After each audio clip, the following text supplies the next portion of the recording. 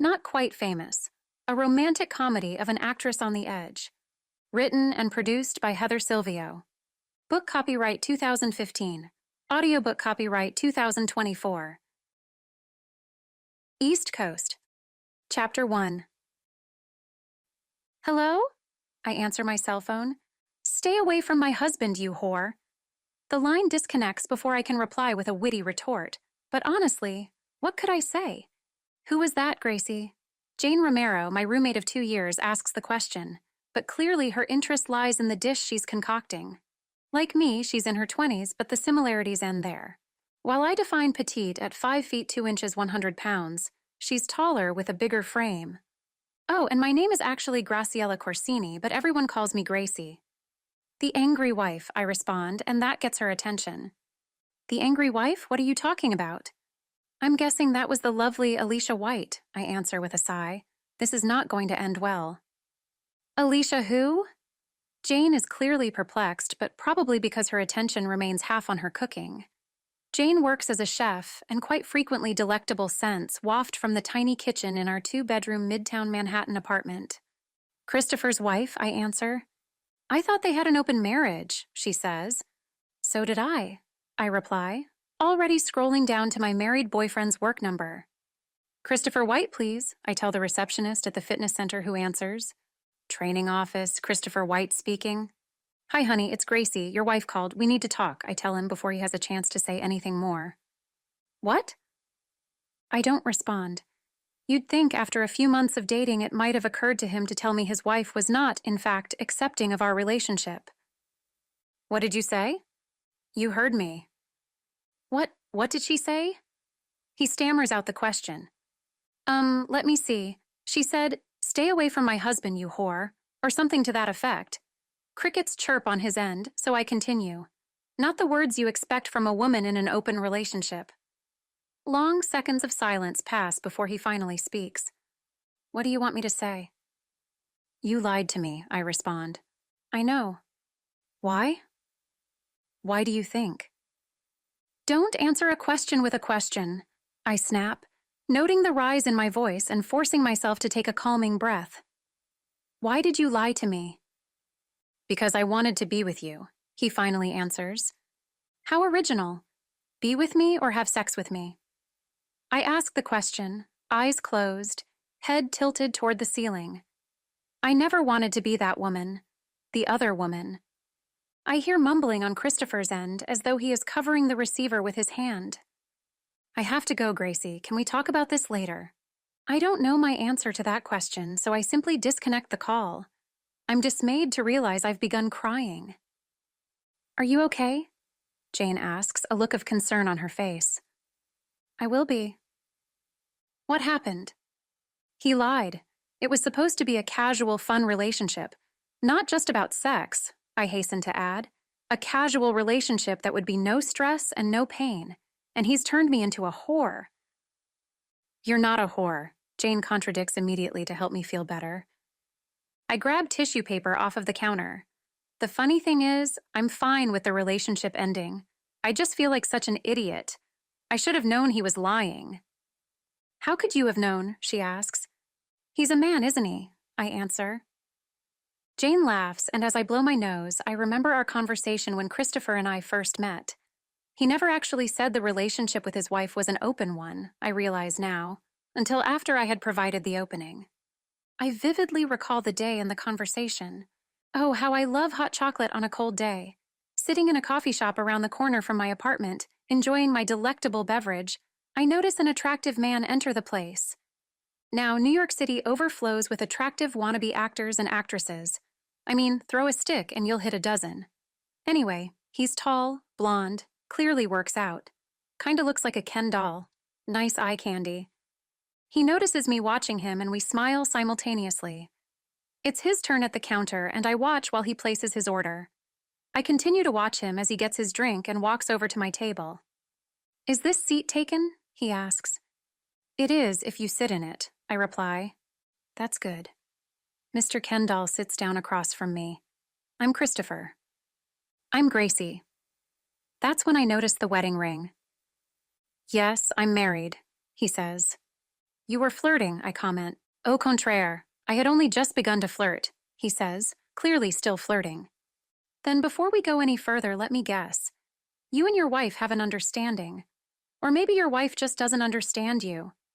I eye him expectantly. Which one of those choices results in our having dinner together? He asks. Seriously, what's the deal? I'm fine with a casual relationship with someone who's already involved, so long as all parties are okay with it. Do you have an open relationship? I ask point blank. Would I be wearing my wedding ring picking up another woman if we didn't? He answers. Trying to pick up another woman, I remind him. Trying to pick up another woman, then, he acknowledges. I guess not, at least I'd hope not, I state. Does that mean you'll have dinner with me? I'd say now, he hurries, but I have a client I need to meet. I give him a quizzical look. I'm a personal trainer. He pauses. It's a date? He asks. Do you know the Thai place 2 blocks up on the corner? I ask. Christopher nods yes. Can you meet me there tomorrow night at 8? I ask. I'll be there with bells on, or maybe I'll leave the bells at home. He smiles and I laugh. I'll see you tomorrow, Gracie. Looking forward to it, Christopher. The cell phone in my hand rings to life, startling Jane and me back in the present. The caller ID reads Christopher at work. Are you going to answer? I don't answer Jane's question. I strive for a neutral tone in my voice when I answer the call. Yes, Christopher? Gracie, please don't hang up on me. I thought you had to go, I say. Gracie, please. You have 3 minutes, I say, with as much coldness in my voice as I can muster. Okay, listen, I am so sorry that Alicia called you and said what she said. She had no right to do that. This is what you want to say to me, I interrupt him. You want to blame your wife for catching you cheating and revealing your lie to me? That's a waste of precious seconds. Silence stretches for so long, I begin to wonder if the call dropped. Can we meet? He asks. Why? I respond. I can't. Christopher stops. I hear a sharp intake of breath. Please, Gracie, can we discuss this in person? I would appreciate it. I know I don't deserve it, he says. No, you don't. I agree. This time the silence is mine. Christopher wisely keeps his mouth shut while I decide what to do. I watch Jane vigorously shaking her head, no, so I know her feelings. I close my eyes again. Tomorrow at 10 at the coffee shop, you know the one. If you're late, I'm leaving. I disconnect the call before he responds. The phone almost immediately starts ringing again, so I turn it off completely. Jane's eyebrows lift in question. I shrug. He can talk to me tomorrow, I say. Are you sure that's a good idea? She asks. No, I answer with a sigh and flop down on the couch, burying my head in a cushion. I hear the freezer door open and know she is getting out the chocolate chip cookie dough ice cream. There is a reason ice cream has become the stereotypical comfort food for women. What can he possibly say? Jane asks, handing me a spoon and placing the tub of ice cream between us. I have no idea, I answer between mouthfuls, but maybe I'll want to say something to him. What would you want to say to him that you didn't just say? I don't know. Maybe I can just get pissed and throw my latte on him, I tell her. Now that's a plan. Jane starts laughing, and it is contagious. Soon we're both laughing, and I pantomime throwing a glass at the liar. What a jerk, she says. Yeah, I agree. We eat a few more mouthfuls in silence. Jane looks apologetic. I know, I begin. You have to get up early. It's okay. I've got the ice cream, I assure her. Thanks, at least it'll be over tomorrow. Jane rinses off her spoon. Anyway, good luck. I wave goodnight to her as she closes her bedroom door. When my alarm goes off the next morning, I'm uncertain at first why I have such a sick feeling in my stomach. Then I remember. The feeling stays with me as I go through my morning routine. It intensifies when I arrive at the coffee shop at 9:55 a.m. and find Christopher already at a table waiting for me. At least he took my warning about being on time seriously. You look terrible, I tell him by way of greeting, as I take the other empty seat at the table and place a hand around a cup of water he had obviously already gotten for me. Thanks. I thought we could try to be civil about this, he says. You're kidding, right? I ask. Of course, what was I thinking? Thinking we could act like mature adults, he says. Mature adults don't cheat on their wives and lie to others they care about, I remind him. He looks chagrined but doesn't respond. I sigh. What did you want to talk about? I ask. I wanted to apologize. I never meant for any of this to happen, he says. I must have quite a look on my face because he hurries to continue. Once I met you, I couldn't think straight. You are everything I imagine my perfect partner to be. Damn, he's good, I think to myself. I'm actually softening a bit toward him. Not that he has a chance of ever touching me again, but I might not throw my drink on him. Let's see where he goes with this. What about your wife? I ask. She and I have been married for 5 years. I didn't lie about that.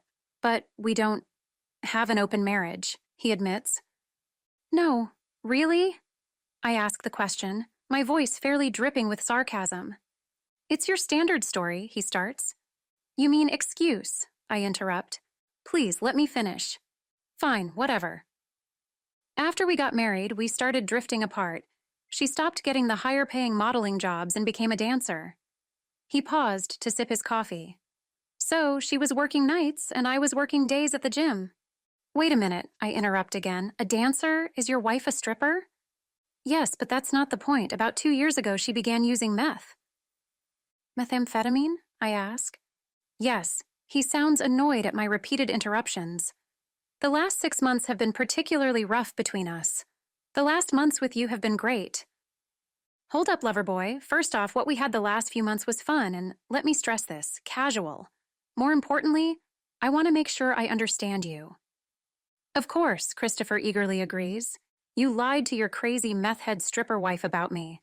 The same wife who has my phone number and may know where I live. I may as well have said, cue the angry wife, because before he has a chance to retort, a blonde-haired, blue-eyed, inflated chest, extremely pissed-off woman appears at our table. She presents quite the contrast to my more ethnic Italian-American appearance. Olive skin, ultra-long curly brown hair, and sparkling, or so I've been told, brown eyes. Oh, God, Christopher gasps, turning deathly pale. You really should have listened to me, Alicia White yells at me. Is that a threat? I ask and stand up to face her squarely. Her stance doesn't adjust in response, and I wonder if she is high right now. Plus, of course, she's way taller than I am. I don't make threats, only promises, she answers. I have a bad habit of laughing at inappropriate times, and this is one of them. Are you kidding? I say with a laugh before turning to Christopher. You didn't tell me she was a B-grade actress. That's a great line. As I turn back to face Alicia, slap, holy crap, the bitch slapped me. I don't care if she was the victim of his philandering or not. Nobody hits me. You need to cool off, I angrily retort with my own B-grade line. I'm staring in her eyes as my fingers blindly grasp for my cup of water and toss it in her face. Watching her anger turn to shock and then back to anger, I have time to register the fact that my water is pretty brown. Yes, I had just thrown Christopher's coffee in her face instead of my water. Thank goodness it had cooled some. Ladies, please, that's enough, Christopher pleads with us. Yes, it is, I agree. Christopher, we're finished. Alicia, your husband lied to us both, and I realize you're pissed. However, if you ever touch me again, I trail off. And that is a threat. Before either can respond, I turn and walk from the restaurant. At least it's finally over. Chapter 2. Don't you look like the cat that ate the canary? Jane comments after I enter our apartment. With her short blonde hair pulled off her face and the most fabulous smell coming from the kitchen, I deduce that she has been experimenting again. This is almost always a good thing. Do I ask. All right, spill, she orders. She takes a seat on the couch and gestures to the other half. Sit, she orders. The television is on in the background and Jane mutes it.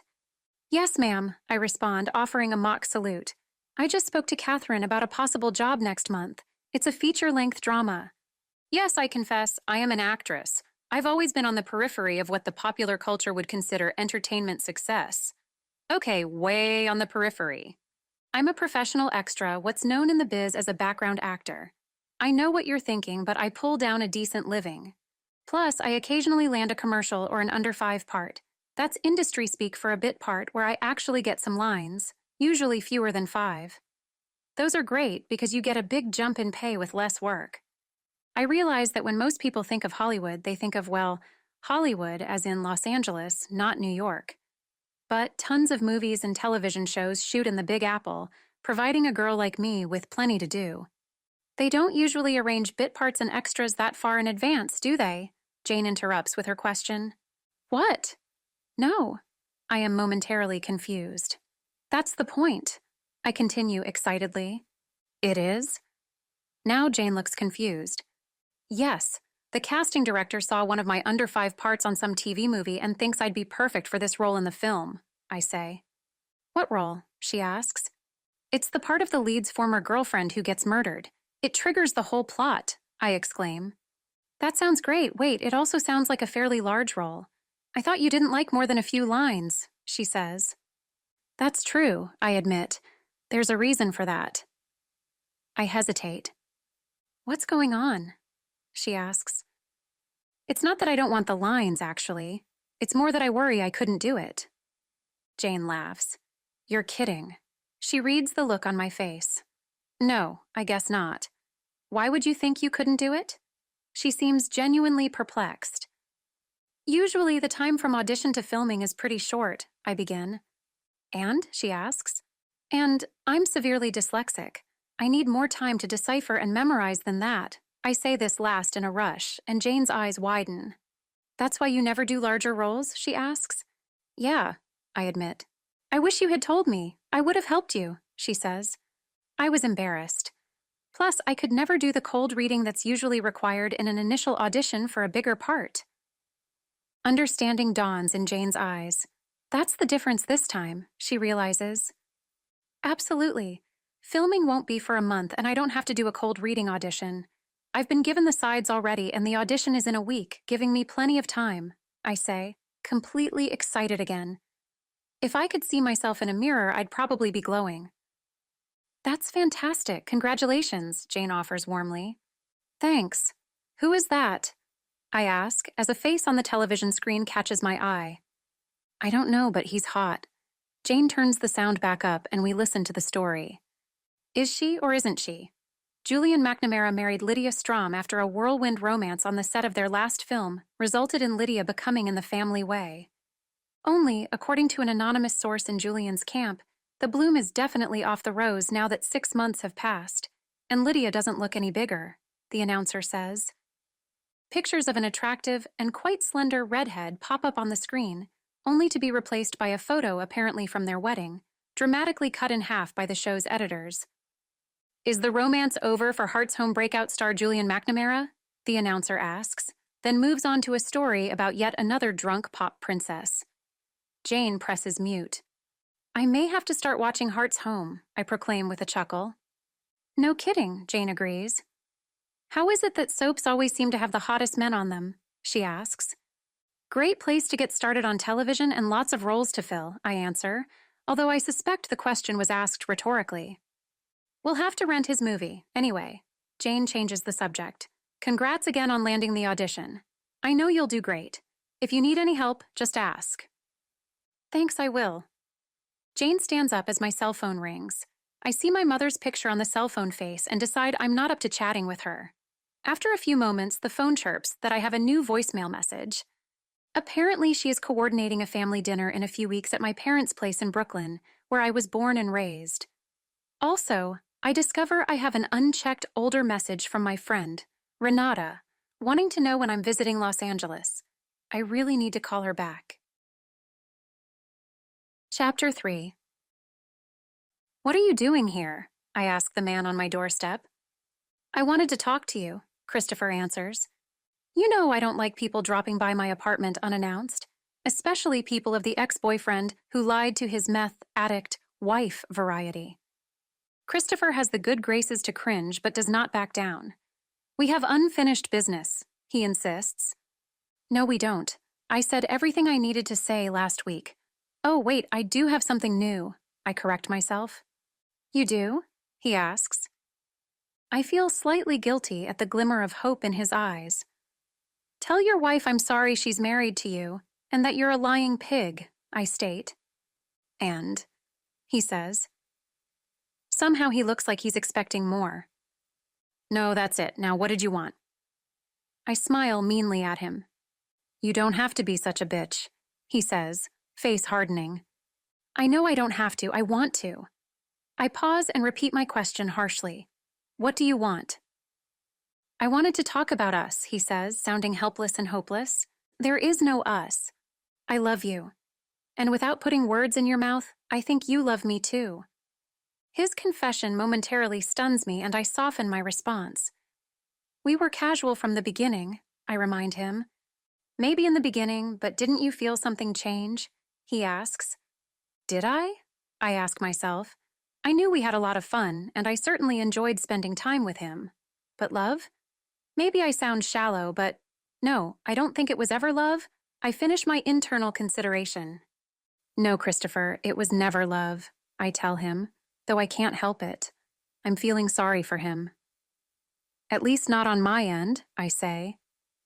You're lying to yourself, he tells me. No, I'm not, I disagree. Have you stopped to think that maybe you're the one lying to yourself? I ask. Why would I do that?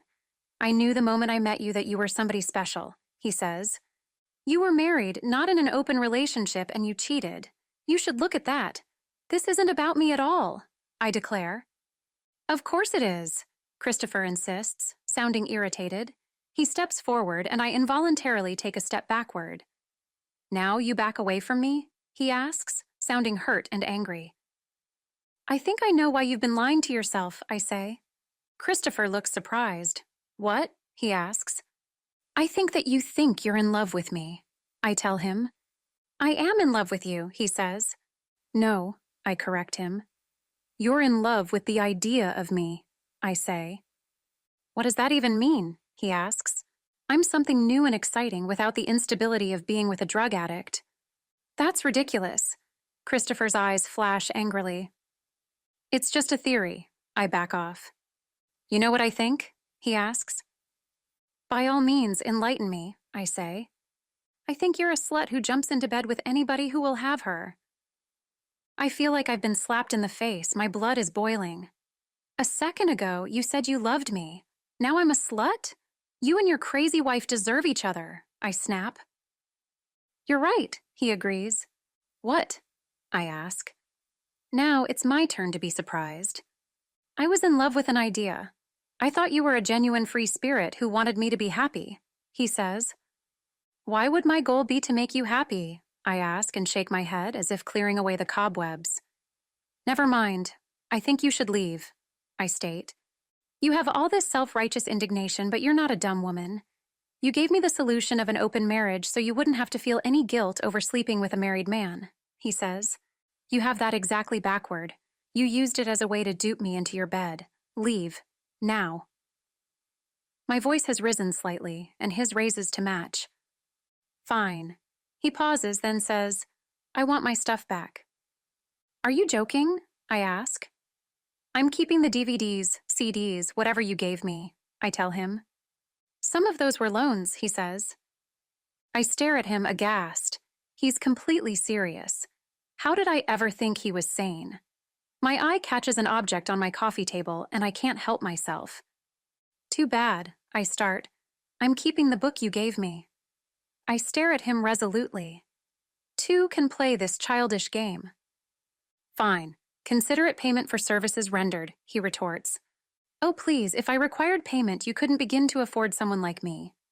My voice has returned to a conversational tone. Now get out before I call the police and report an intruder. Without another word, Christopher storms from the apartment, slamming the door for good measure. I barely make it to the couch before I collapse. I'm shaking. I didn't realize how much his odd behavior scared me. Maybe his wife isn't the only meth head. The door opens again and I immediately tense, wondering if Christopher is returning. Tension turns to relief just as fast. Are you okay? I could hear yelling and Christopher nearly ran me down trying to leave. Jane's barrage of words flows effortlessly as she comes to my side. I'm fine. It was just spooky. I've never seen anybody get that angry and irrational. Are you sure you're okay? She asks again.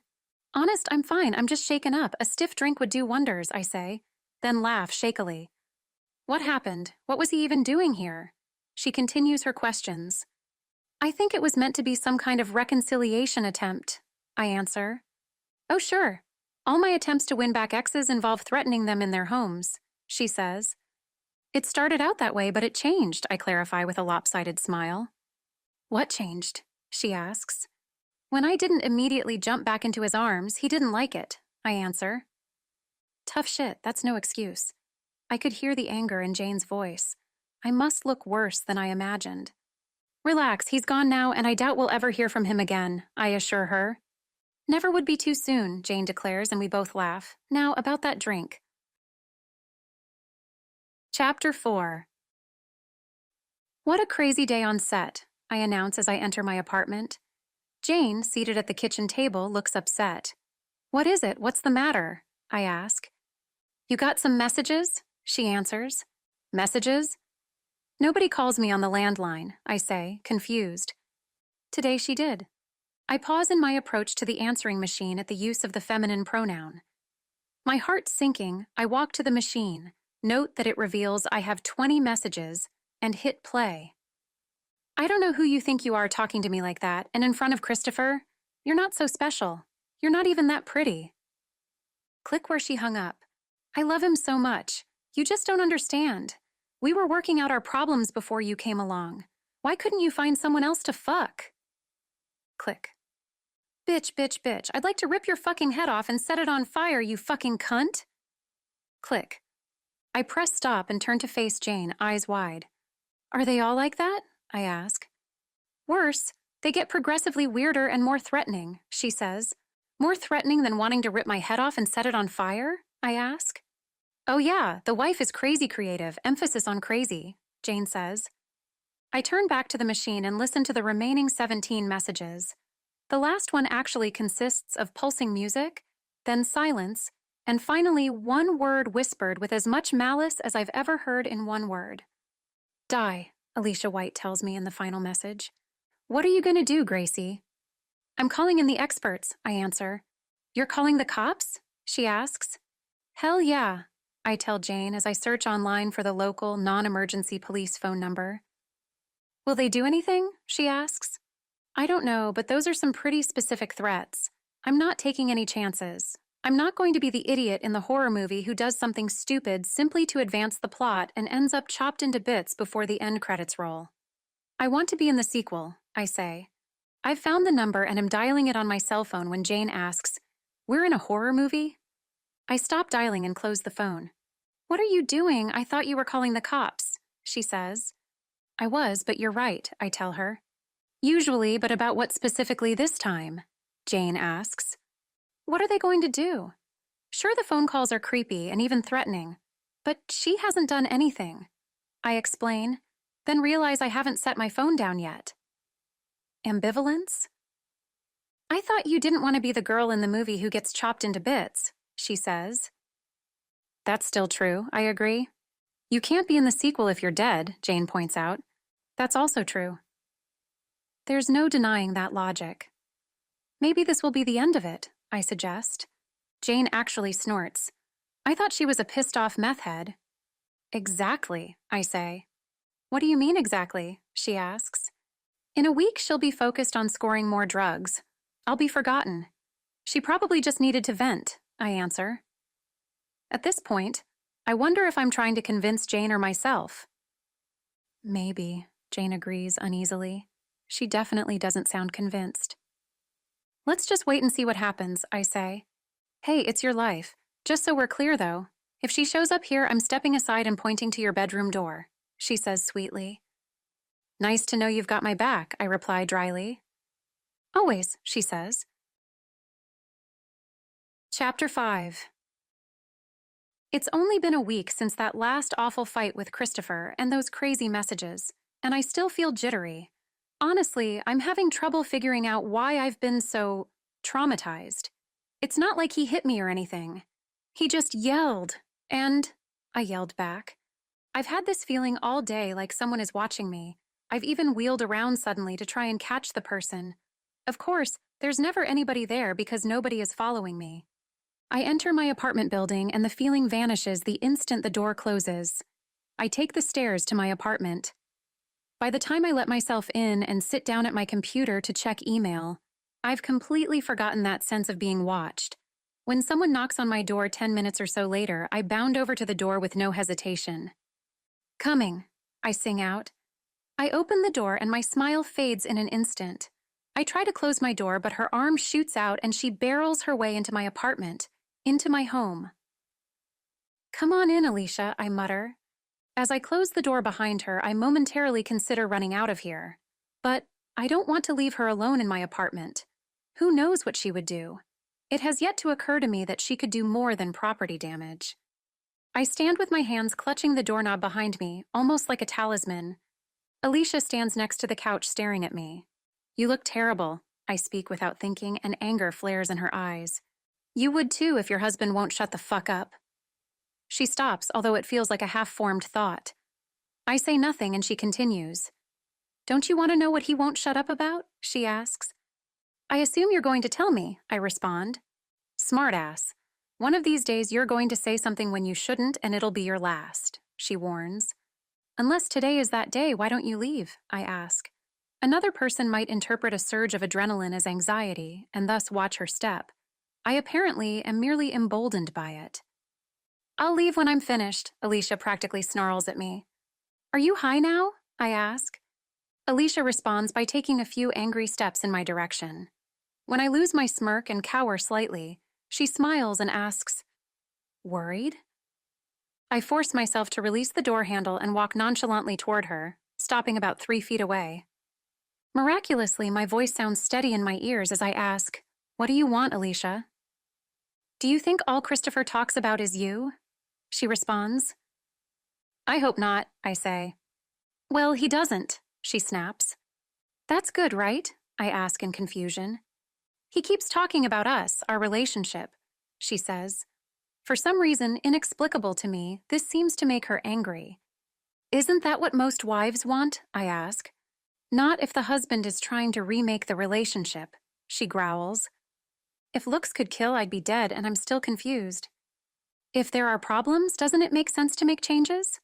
I ask the question as delicately as I can, sensing I can never be delicate enough. "Not if the model for the wife role is his whore of a mistress," Alicia hisses at me. I take a step back. A wave of fear moves through me. "Look, I am sorry about all of this," I hurry to say before she can continue. "I've already told you that Christopher said he had an open marriage." "He lied." "I know that now," I say in exasperation. "But I didn't know that then. I don't understand why you're still mad at me. I'm not in love with him. It was only a casual relationship. He's the one you should be talking to," I say. "You poor thing," Alicia says, her voice dripping with pity. "I'm sorry?" I ask.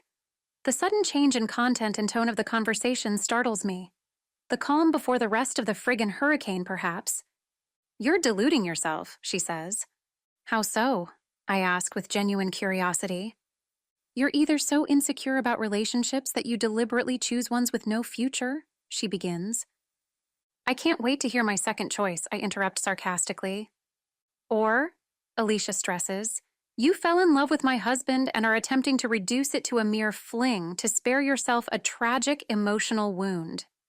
Pretty good for a meth head, I think, but wisely for once, don't say. I remain silent. "Either way, you're pathetic," she concludes. I tense as she walks past me, but she simply goes to the door. Opening it, she turns back to deliver a parting shot before leaving. "If you come near my husband again, I'll kill you." She smiles viciously and is gone. "Holy shit," I exclaim to the empty room.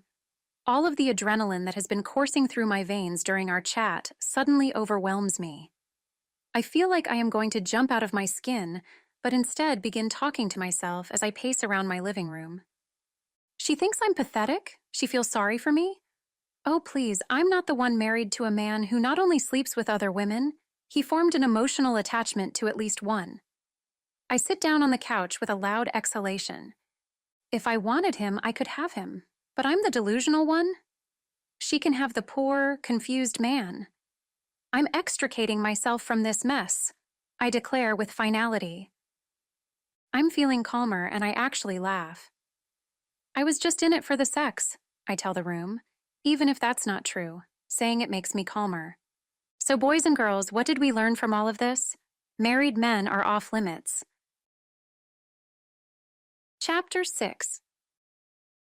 I'm so nervous I can barely stay seated in the metal folding chair on which I perch.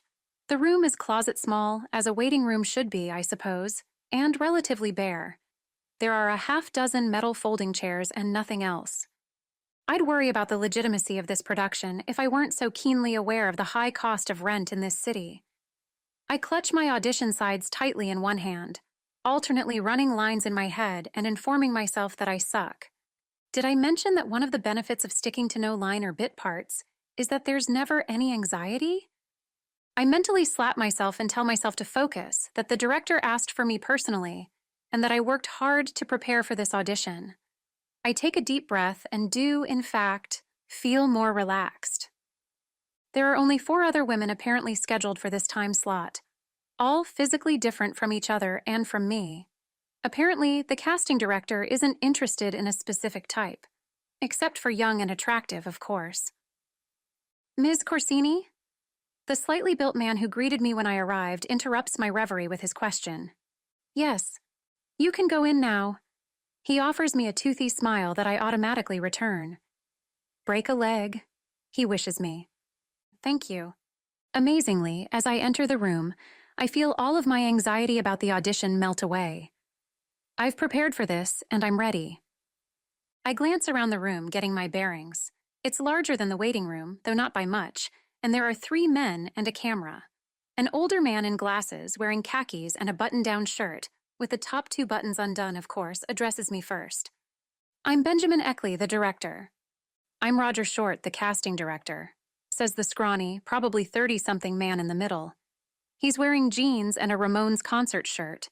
His Converse-clad feet seem to tap to a beat only he can hear. I remember that he's the one who called Catherine about me as he continues talking. I saw you in a 2-minute scene playing the teacher of the abused boy and stopping the pain. I thought you were beautiful and riveting. Thank you very much, I managed to say, thinking that it was barely a scene. I can't believe I was that memorable. I've been waiting for a larger part to better showcase your talent, Roger continues. I'm glad to be here auditioning, I respond with a wide smile. Roger turns to the 3rd guy, indicating that he should introduce himself. I'm Sam Starling, the DP. Although the name didn't sound it, this guy looks like an Irish stereotype with red hair, freckles, and blue eyes. He has fine lines around his eyes, but otherwise his face seems young, almost babyish. The director, casting director, and director of photography are all here, is what I'm thinking, as Benjamin goes through the standard audition spiel. Roger will read Damien, the male character's lines, so look at him and nod in the camera after you slate, he instructs me. I nod, and he tells me to begin. Hello, I'm Graciella Corsini. My agent is Catherine Rodham. Her number is 917-555-2942. I slate, before taking a breath and shifting my gaze to Roger. I produce the dialogue effortlessly, the words falling from my lips as though I was Becky, the character for whom I am auditioning. Apparently, the guys agree. That was perfect, Benjamin states. Normally, I like to give notes after a first read and make adjustments, but I don't know what I would say. That's exactly how I hear her in my head. You did a wonderful job, Roger agrees. What is your availability? Benjamin asks. I'm available whenever you need me, I immediately answer. Great, Benjamin says. We still have a handful of actresses to audition. Normally we'd do callbacks to see chemistry with the actor cast as Damien. He's wrapping a project in Vegas, though, so we can't. We'll be casting without. We should have a final decision within a week at the latest, he finishes. That sounds great, I say and smile. I look forward to hearing from you when you make the decision. And then it's over. Chapter 7. What's the matter? I ask Jane this question before I can tell her how fabulously well the audition went. She is standing next to the couch and gestures toward the coffee table. These arrived for you, she says. What? Someone sent me flowers? I ask. There's something wrong with the flowers, so I walk closer. They're black. I stupidly state the obvious. Yep. Jane agrees. They're not dead, though, I say as I peer at a few petals. Are they spray painted? I ask. Yep, she repeats. Someone sent me flowers spray painted black, I summarize. Yep, she says again. The monosyllabic answers are tiresome, so I ask a question that can't be answered yes or no. Who delivered them? They weren't delivered, Jane sighs and sits on the couch. How'd they get here, I ask. They were left on our doorstep, she says. Why'd you bring them in, I ask. I wasn't about to leave creepy black flowers on the doorstep for the entire floor to see, she snaps. You could have thrown them away, I tell her. No, I thought I'd leave them for you, she says. Right. A question occurs to me. How do you know they aren't for you? Jane gives me an incredulous look. Was there a card? I ask. As a matter of fact, Jane begins to my surprise, there was. She holds out a tiny white florist's envelope. I take it and join her on the couch. For that bitch, Gracie, I read aloud. Guess they are for me. I sigh dramatically. Let me give you some advice, Jane. What? Don't ever date the husband of a meth head. Jane laughs. Shouldn't be a problem. Hey, you never know, I say with a tone of warning. If you had told me a few months ago that this would have happened, I would have laughed too. Now I get threatening phone calls and black roses. She's charming, Jane snorts. No wonder her husband strayed. Besides, I'm irresistible, I exclaim. Modest too, Jane says, then becomes serious again. Do you think we should do something? Like what? I still think she's run out of steam and this will end, I answer. I hope you're right, though you said the same thing after the phone messages. Just remember your horror movie analogy, she reminds me. I know, I remember. I promise I'm not going to end up chopped into little pieces because I ignored all the warning signs of the psycho and didn't call the police, I assure her. If you think so. I do, I say emphatically, though inwardly I think, don't I? That little voice inside wonders if I'm underestimating the depth of Alicia's rage. I choose to ignore that voice. I realize that I've overlooked something. Hey, I'm sorry that this is impacting you too, I say to Jane. What? She appears surprised by the apology. You weren't involved in my indiscretion, but because you live with me, I could be putting you in danger. Just saying those words aloud makes the situation feel all the more real and dire. Hey, Jane says softly, this isn't your fault. You don't have to apologize. And while I certainly appreciate your concern for my well-being, I wish you had more concern for your own. Toss the flowers in the garbage, I say. Let me tell you about my fabulous audition. I deftly change the subject. Chapter 8. I finally capitulated to my mother's demands for a family dinner and am on my way to Brooklyn. It's Saturday evening and I enjoy people watching on the subway as I travel to my parents' brownstone. I'm running late, which is never a good thing when it comes to my mother, and I can hear the noise from the packed house even before I open the door to let myself in. Hey everybody, I sing out, sorry I'm late. My mother, Annabella, is in the kitchen, putting the finishing touches on the lasagna, and heavenly smells waft from the room. My mother stands about 5 feet tall and has just in the past few years begun thickening in the middle. You can't eat spaghetti and gelato forever without eventually paying the price. She has beautiful brown eyes and curly brown hair like mine, although she almost always has it pulled back in a bun. She rarely cuts it, but she complains that it gets in her eyes when she's cooking or sewing. She works as a neighborhood seamstress because she loves working with her hands. Why can't you ever be on time, Graciella? She asks. Oh yeah, my mother absolutely refuses to call me Gracie like everybody else. My given name is Graciella, and by God, that's what she intends to call me. What would you have to complain about if I were on time, Mama? I tease her good-naturedly as I cross to her side and give her a quick hug. She chuckles softly, and I take the 2 steps to the kitchen table. My brother and sister are seated at the table with my father, and everybody has a glass of wine. I pour myself a glass and join them. My sister and my father are arguing about, what else, college. My little sister is 18 years old and a sophomore at New York University. She got some strange genes from somewhere in the family and is 5 feet 10 inches tall. About 110 pounds, with beautiful olive skin and straight, raven black hair. Over the past year, she has been modeling on a fairly regular basis and wants to drop out of college. You've heard the expression, over my dead body? Yeah, that about sums up my father's views on the subject. My father, Thomas, is your stereotypical Italian father. He came over from the old country in his teens with nothing but the shirt on his back and has worked his way up, doing something for the city. What that is? I couldn't tell you. Believe it or not, he's shorter than I am, stocky, and although approaching 60 years old, has a shockingly full head of dark brown hair. How many times must we talk about this, Maria? He says now. As many times until you can understand that this is what I want, she answers. You are in one of the top schools in the country, on a scholarship, and you want to throw it all away. But it's my life. Besides, Gracie doesn't even use her degree. Hey now, don't drag me into your argument, I protest. Well, it's true. What does an English degree have to do with acting? Maria asks. Absolutely nothing, I acknowledge. Sometimes agreeing is the easiest way to be dismissed from a disagreement. See, Maria defiantly states to our father, Gracie's degree has nothing to do with her career. She finished school and so will you, my father says, completely ignoring my sister's attempt to make a point. And so it goes, but I tune them out. I sip at my glass of Chianti and just enjoy the company of my family. Eventually, the conversation ends, as always, with no resolution.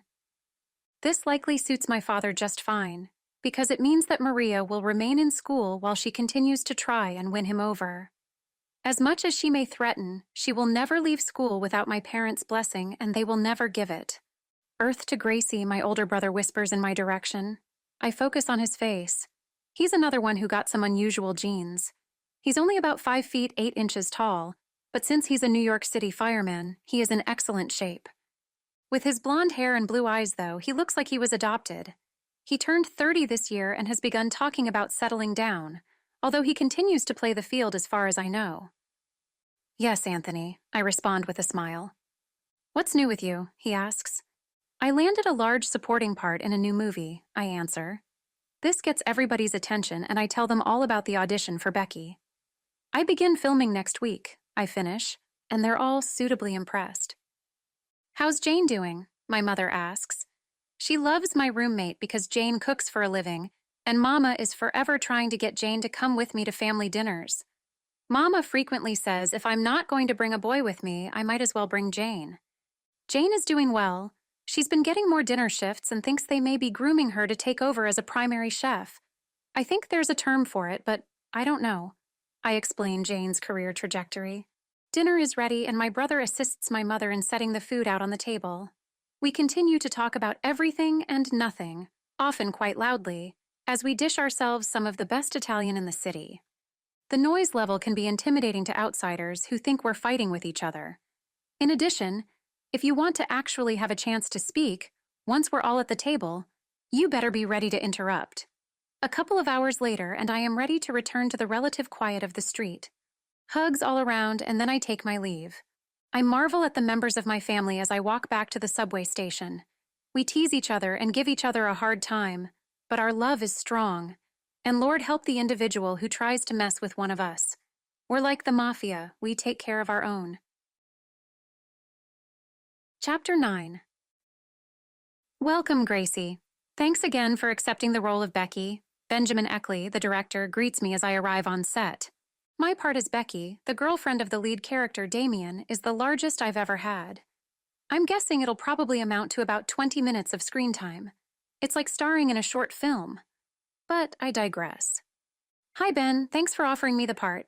I'm excited to play such a pivotal role, I respond. Good, great. I assume you got the shooting schedule for the day, Ben says. Of course, I'm ready to go, I assure him. Come with me then. Ben leads me through the restaurant in which we'll be filming several scenes today. It looks like an authentic, family-owned Italian restaurant. And, since we're in Little Italy, it probably is. Ben's comments to me as we walk through the kitchen prep area answer my unspoken questions. This restaurant is over 50 years old, he says, established by the children of Italian immigrants. Now it's owned by one of the siblings' sons, the brother of a guy I went to school with back in the day. That's why they're letting us use the place for the restaurant scene, and also why we need to be done by 4 p.m. On Sundays, they only do dinner. On Mondays, they're closed, so we'll do most of the filming then, he explains. That's cool, it's a beautiful place. If the food is half as good as the decor, it'd be amazing, I say. You might be thinking I'm laying on the flattery a little thick, but I'm honestly blown away. Instead of the stereotypical still life with fruit artwork and red and white checkerboard tablecloths, the walls are decorated with reproductions of the work of Italian masters, and the tablecloths look like white linen. That's just for starters. We've arrived at our destination, however, so I'm forced to focus. We're still waiting for Adam. He's playing Damien. While we're waiting, Melissa will work with you. Okay? Okay. Ben is gone before I can respond. I turn to Melissa, a woman of somewhat indeterminate age, with her blonde hair pulled back in a loose ponytail. I'm in your hands, I say. Melissa's brown eyes glint and she rubs her hands together in mock devilish glee while I laugh. She has a rack of clothing behind her and has arranged the chairs in what I can only imagine is a back office, facing each other in front of a large but portable mirror that I assume is hers. These are your outfits for the scenes today, Melissa indicates 3 outfits hanging together on the rack. I trust the sizes you gave Ben were accurate. Normally, I like to have fittings, but I was wrapping another film, she explains. No worries, I promise I gave Ben my true sizes. Do you really do all this? Hair, makeup, and wardrobe? I ask, as I'm quite amazed. Yes, I do. I started out doing hair and makeup only before realizing I have an eye for clothing as well. I don't sew terribly well, though. I usually find stuff. Plus, I do have a seamstress if I need anything more complicated done than fixing a button or raising a hem, she answers. Nobody's perfect, I respond, and Melissa laughs. We get down to business. When Ben knocks on the door, we're sitting across from each other, gabbing away as if we'd known each other all our lives. Ready? He asks. Whenever you are, I answer, already rising out of my seat. Come on out and let Adam get ready. Adam enters the room, around Ben, hand outstretched. Nice to finally meet you, Gracie. You too, Adam. I'm pleased to note that Adam is attractive. After all, if you're going to pretend you're a couple, it seems it would be helpful to find each other attractive. Looks like it's my turn to get pretty. See you on set in a few. I leave with Ben and we walk back into the dining area. Several table and chair sets have been pushed around to make room for multiple lights, as well as the cameras and equipment. One table and chair set is clearly intended for our first scene. Although my character's death triggers the primary plot of the movie, we have several scenes first, intended to establish our relationship. When Adam is ready, we commence filming. But let me jump ahead to the end of the day on my second day of filming when things really get interesting. In fact, it isn't even connected to filming. Or so I think at the time anyway. Filming wraps after the second day and we say our goodbyes. Yesterday, Adam had walked with me to the subway station, but today is a different story. Are you ready to head out? I ask after I gather up my belongings. Actually, I'm going to help Ben and Sam pack everything up before I go, Adam says. Oh, do you want some more help? I wouldn't mind staying, I offer. That's okay, Gracie, we've got it covered, Adam insists. If you're sure, I respond uncertainly. It's fine. We'll see you next Sunday. The day of my untimely death, I sigh with mock sadness. Adam smiles. I'm already sad thinking about it. Yeah, I can tell, I retort. Adam laughs. See you next week, Gracie. See you, bye Ben, bye Sam, I call out to them in the back. Bye, Gracie, I hear in stereo from the guys. With a final wave to Adam, I leave the restaurant and begin walking toward the station. Not 2 blocks later, however, I pass the proverbial dark alley. Now it's only early evening, so it's not pitch black, but with the sun setting behind buildings, there are lots of dark shadows. It certainly looks sinister enough to me, especially when I become cognizant of the evident exchange between the alley's 2 equally shadowy occupants. Instead of continuing to walk on like a good, oblivious New Yorker, I stop to watch. The man on the left, a skinny guy, probably about my age, is wearing baggy pants and a Knicks shirt with a baseball cap on backwards. Do people still wear ball caps backwards? Skinny guy hands a wad of cash to a taller man of average build, also appearing to be in his 20s. Average guy tucks the money away inside his jacket and extracts a baggie of white powder. Not a small bag, but not hefty either. Okay, so I guess it isn't that shadowy after all, at least not physically. But those are certainly some nefarious goings-on. My curious mind is wondering what's in the bag. Cocaine, heroin, and who the guys are. Supplier, mid-level distributor, when both men simultaneously become aware of my presence in the street and turn in my direction. Skinny guy palms the bag and immediately takes off in the opposite direction. Average guy puts on a fake solicitous smile and begins walking toward me. Toward me? Logic dictates that I run. Somehow my brain is unable to send the signal to my feet. Adrenaline coursing through me that is supposed to signal fight or flight surely cannot be expecting me to fight. Flight, damn it, that's the correct response. Can I help you, miss? Average guy stops about 5 feet from my position and asks this question in a voice of solicitude as fake as his smile. I mirror the smile and hope my voice doesn't squeak when I speak. Not at all. I didn't even see you there. I do that sometimes. That's a good lie, I think to myself. Go with that. What? He asks. What? Oh, stop randomly on the sidewalk when I'm lost in thought, I say, though I'm now thinking this sounds lame. But average guy only nods. Of course, I'll be on my way then. And he is. He walks away from me in the direction of the restaurant. Thank you for asking, I call after him, then resolutely continue walking toward the subway station. It takes everything in me not to turn around to check if he's watching. I don't breathe again until the subway doors close and he is not on the train with me. Are you insane? I've finished telling Jane my story, and this is her response. Thanks, that's helpful, I reply drolly. I'm not trying to be helpful. You could have been killed. She seems genuinely quite frightened on my behalf. I, on the other hand, having made it out alive, am now acting as though it meant absolutely nothing. False bravado? Maybe. By a low-level drug dealer, I doubt it, I say with utter confidence. A low level? Do you hear yourself? Jane sounds exasperated, a tone frequently employed by people in conversation with me. What? Her reaction genuinely perplexes me. I'm okay. I got out of there alive, I say. This time, Jane responds and bites at her lower lip, confirming her anxiety. There's not going to be a next time, I try to soothe her. You don't know that, she retorts. It's not like I run around looking for people in the act of committing crimes, I say. You just need to be more careful, she insists. That's enough, Jane. My story would never upset you this much. What's really going on? Jane looks near tears. Nothing. I'm becoming alarmed. Don't tell me nothing. You're about to burst into tears. What happened? Nothing, she insists as she stares at her feet, unable to meet my gaze. Did something happen? Is everyone we know okay? You're starting to freak me out here. Jane rises from the couch and walks toward the door. Come with me, she says. I do. She leads me down the stairs to the building's garbage cans. As usual, they're filled to capacity. She reaches for a shoebox sitting on top of the pile of refuse. I get a sick feeling in the pit of my stomach. I didn't want to show you this since you insisted, she says, and her eyes are red when she looks at me. I can't open it again, she says. I take the box from her. With one deep, shuddering breath, I steel myself for what I may be about to see. I open the top with one quick motion and stare in abject horror at the contents.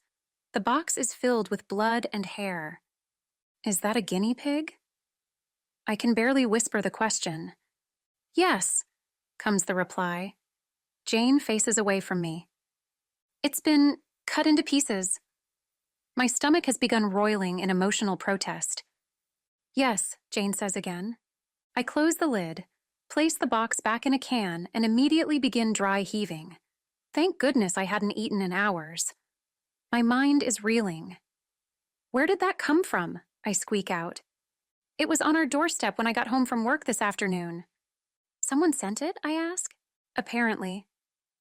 Who could do something like that? I stutter my question. Like a thief in the night, a name sneaks into my head. By the look on Jane's face, the name has already occurred to her.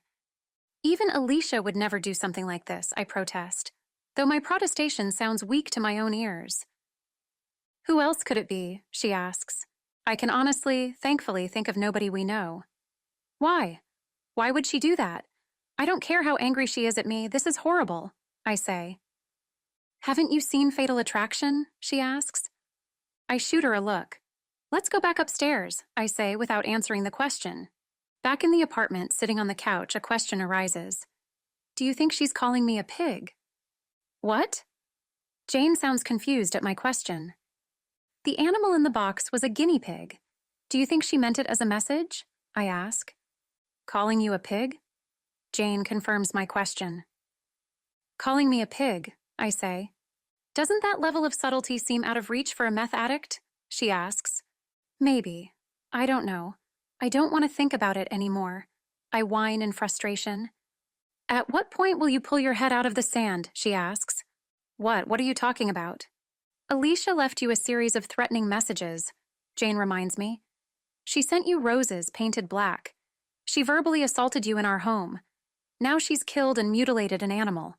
At what point do you admit she's out of control and you might be in danger? You weren't even going to tell me about the guinea pig. How can you be angry at my reaction? I ask. Well, now you know, she says, sounding tired. We don't know Alicia did this, I say. You're kidding, right? Jane asks. I sigh. You're right. Let me call Christopher and ask him to speak with her. If it doesn't stop, I'll call the police. How does that sound? You'll call the police if she does one more thing, no matter how small, Jane asks. Yes, I promise, I assure her. Good. Jane? What? She sounds peevish. I'm so sorry it hasn't stopped. I know you are, Jane says, sounding less peevish. I'll fix it, I promise, I say. I know you will, Gracie. That was the end of that until I met with Christopher later in the week. Thank you for meeting me, Christopher. Of course. You sounded so upset on the phone, Gracie. After the way things ended, I wasn't sure you'd come. This isn't something to discuss over the phone, I say. What is it? What's going on? He asks. I hear the worry in his voice, and I'm glad. I hope it means he'll listen with an open mind. It started several weeks ago, I begin. Around the time of our fight? He fills in. Yes. Things started happening, I continue, knowing I'm dancing around the issue. How do you tell a man his crazy wife seems to be stalking you? What things? He asks. First, it was a dozen threatening messages in one day. I answer. Threatening how? He asks. They started vague and then were pretty clear, I say, hearing the hesitation in my voice. What did they say exactly? Christopher tries to sound matter-of-fact with his question. Just threats. Anyway, I hurry on. A week or so later, roses spray-painted black arrived. Who sent them? Christopher asks, past worried and clearly alarmed.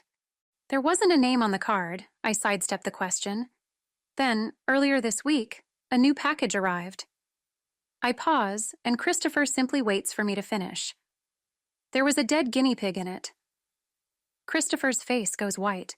It had been sliced apart. When I finish, my voice is barely a whisper, and Christopher is even whiter. Who? He asks. You know who, I answer. She couldn't.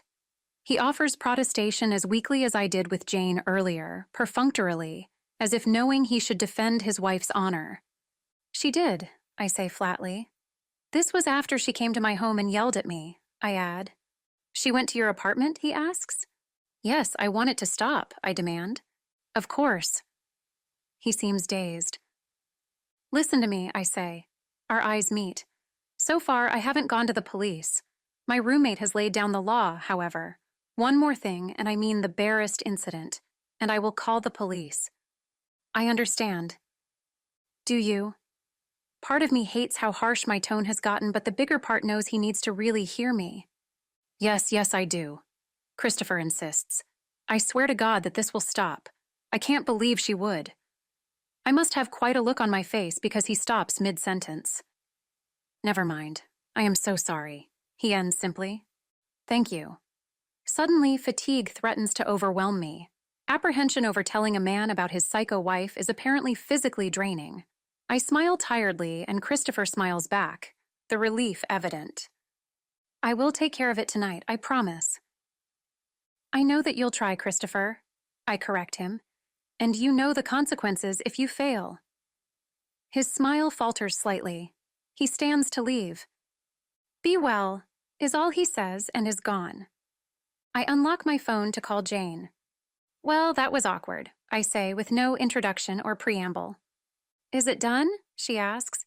It's done, I confirm. Good. See you at home? See you soon, I reply and snap the phone shut. I drink my espresso and wait for the caffeine rush. Not that I need it. Chapter 10. Life is wonderful. Christopher must have spoken to his wife by now, and yet there's been no crazy retaliatory action in the days since. The sun is shining, and it's a beautiful day. I wrap filming on my first semi-major film role on Sunday. And more importantly, I am on my way to an audition for a recurring role on Heart's Home. I bombed 3 auditions in the past week, maybe due to nervousness about the whole Christopher and Alicia debacle. I don't know. Either way, I'm ready for a reversal of fortune. Catherine called me this morning to see if I was free. Free? To audition for the hottest daytime soap ever? Like she even had to ask? Even better, for the initial audition, the casting director is letting me use a prepared monologue rather than do a cold reading. According to Catherine, she has a son with dyslexia and was sympathetic to my plight. Yes, I finally told Catherine my dyslexia issue. As I step through the doors into the studio building, the butterflies in my stomach settle and I'm ready to roll. I breeze through security and head for the reception desk. Hello, Graciella Corsini, here to see Meg Ashton. Go through the double doors behind me, turn to the right, it's the second office on the left. I thank her and walk to the office. This is obviously not a cattle call kind of situation. There's no way she'd audition more than a few women in her private office. I arrive and knock on the partially open door. Yes, comes a voice from inside. Ms. Ashton, I ask. Yes. What can I do for you? She responds. You can cast me is on the tip of my tongue, but I only identify myself as I slightly push the door open further. Oh, hi, come in, come in. I hear the casting director's voice as well as the sound of her chair moving. The door suddenly opens wide and Meg Ashton stands before me. I am momentarily stunned. Normally, you don't think of what a behind-the-scenes person looks like, but she is gorgeous. She's wearing a muted red jacket over jeans, the color perfectly complementing her shiny jet black hair and caramel coloring. The shape of her eyes has me suspecting both black and Asian ancestry. Please call me Meg, she insists, walking back to her desk and indicating a plush chair in which I should sit. Thank you for seeing me, Meg, and for allowing me to use a monologue, I say. No problem, Meg replies, waving her recently manicured nails at me. My 9-year-old is also dyslexic, so I know how hard it can be to read unfamiliar material. I appreciate it. She smiles, revealing perfectly white and straight teeth, and I smile in return. You're welcome, Gracie. Are you ready? Absolutely. Great. I'd like you to do your monologue to me as if we're having a conversation. I don't want it to feel like acting or staged in anyway. Okay? I nod and she signals to begin. I recite that monologue exactly as if we're having a conversation. I nail it beautifully. I can feel it, and I can read it on Meg's face when I finish. That was fabulous, she enthuses. Thanks, I say. As I'm sure you're aware, normally the casting director acts enigmatic about the audition. Maybe you get a call later for a callback or to be offered a part. Maybe you don't.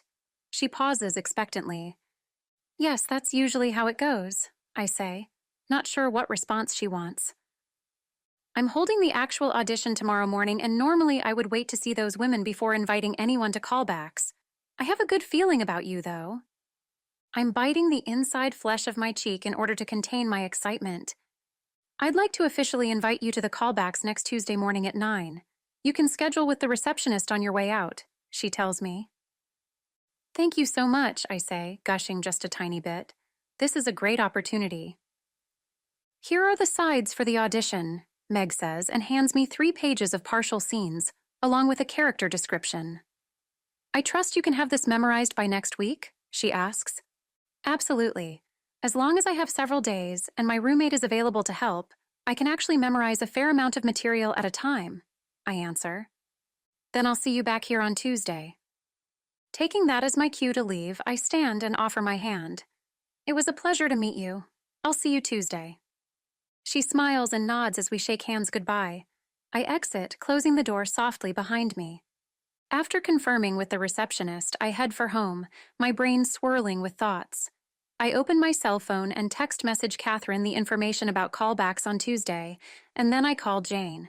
She answers on the first ring. So? She asks. It went great, I tell her. Yay, Jane exclaims.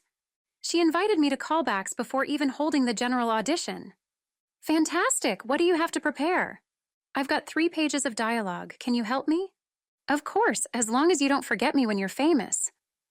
Never, I chuckle. When are the callbacks? She asks. Next Tuesday morning.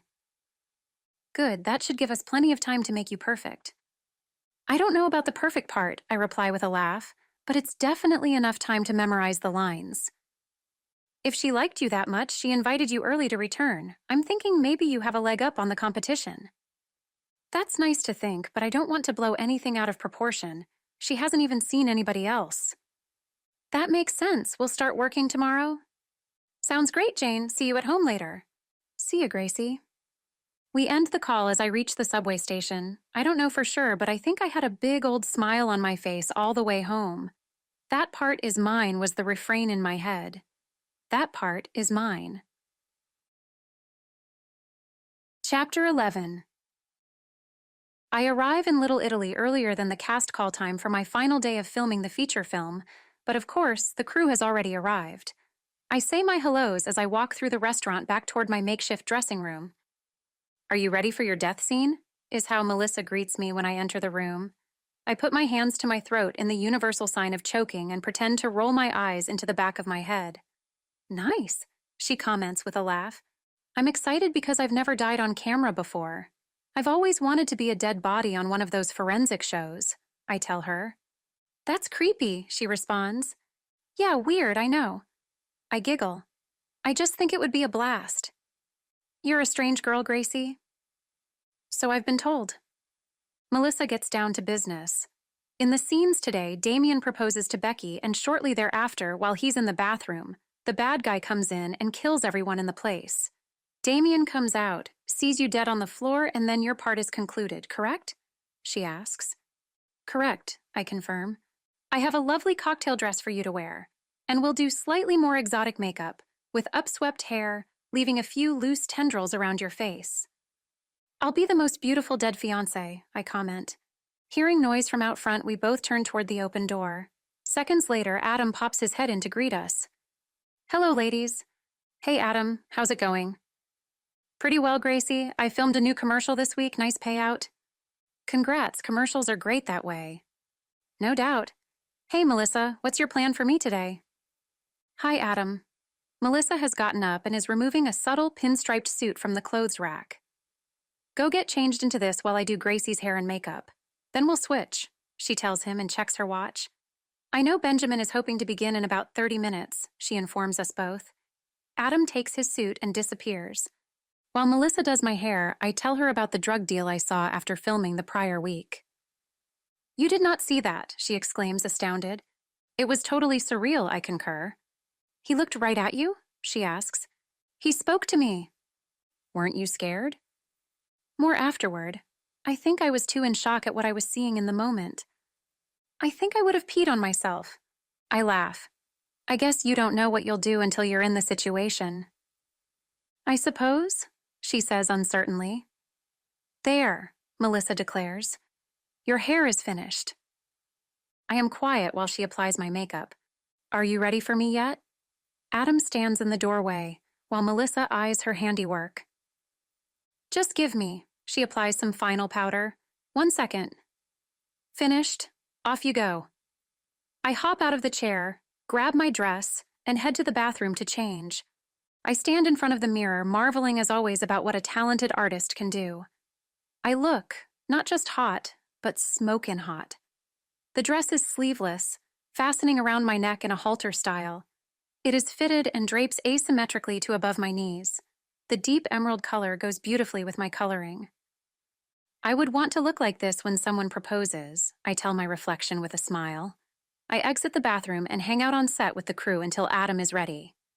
"Oh boy, don't you two make a picture?" the director of photography comments when Adam appears. "Thanks, man," Adam replies. "That comment included you too, beautiful," Sam says to me. "Thank you very much, of course," I reply. Sam's right. Adam and I look great together. We take our seats at the table and chat softly while the lighting is set.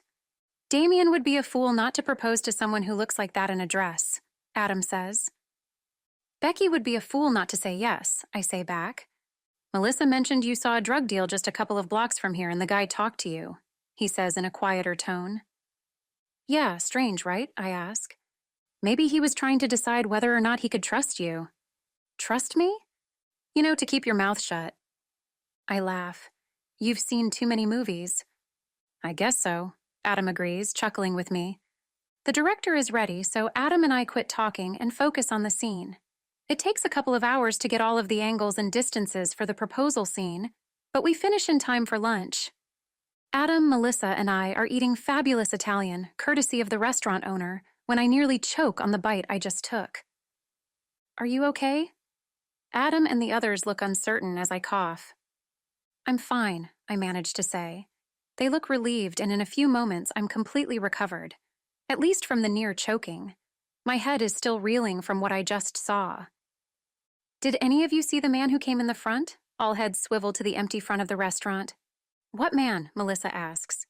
"The man Ben walked back outside with moments ago," I explain. They respond in the negative. "You're never going to believe this," I begin, not quite believing what I had just seen myself. "What is it?" Melissa is about to fall out of her seat. "I swear that the man Ben just walked outside with was the drug dealer I saw the other night." "No way," Adam immediately says. "Are you sure?" Melissa looks unsure as she asks this question. "I am positive that the man is the drug dealer I saw last week." "What are you going to do?" Melissa asks. "I don't know. What can I do?" Our heads swivel toward the front door when we hear it open. "I think you're about to get a chance to do something," Adam says, his voice barely above a whisper. We watch Ben and the stranger walk toward us. The closer they get, the more certain I am that the stranger is the drug dealer. My certainty is all but confirmed as I see a subtle change on the stranger's face when he recognizes me. My furtive glance to Melissa tells me she saw the recognition too. "This is Tommy Pullman," Ben introduces average guy from the other night. "This is Melissa Fullerton, our artistic genius, Adam Gafferty, our lead actor, and Gracie Corsini, our pivotal supporting actress." Ben looks briefly around, and Sam's probably out at the truck. Everyone dutifully shakes hands with Tommy, who, unless it is in my fevered imagination, lingers over my hand and name. "Gracie Corsini, it's nice to meet you," Tommy says formally. "It's nice to meet you too, Tommy Pullman," I respond the same, hoping I sound as nonchalant as I definitely do not feel. "That's a beautiful name for a beautiful lady," Tommy continues. "Thank you very much," I say with an almost genuine smile. Compliments are compliments, even when coming from drug dealers. Adam arches an eyebrow at the saccharine flattery. "Tommy is an associate of one of the major financial backers of this film," Ben says. If I had been drinking when Ben made this comment, it would have come out my nose. As it is, I make a small, strangled noise in my throat. Nobody reacts.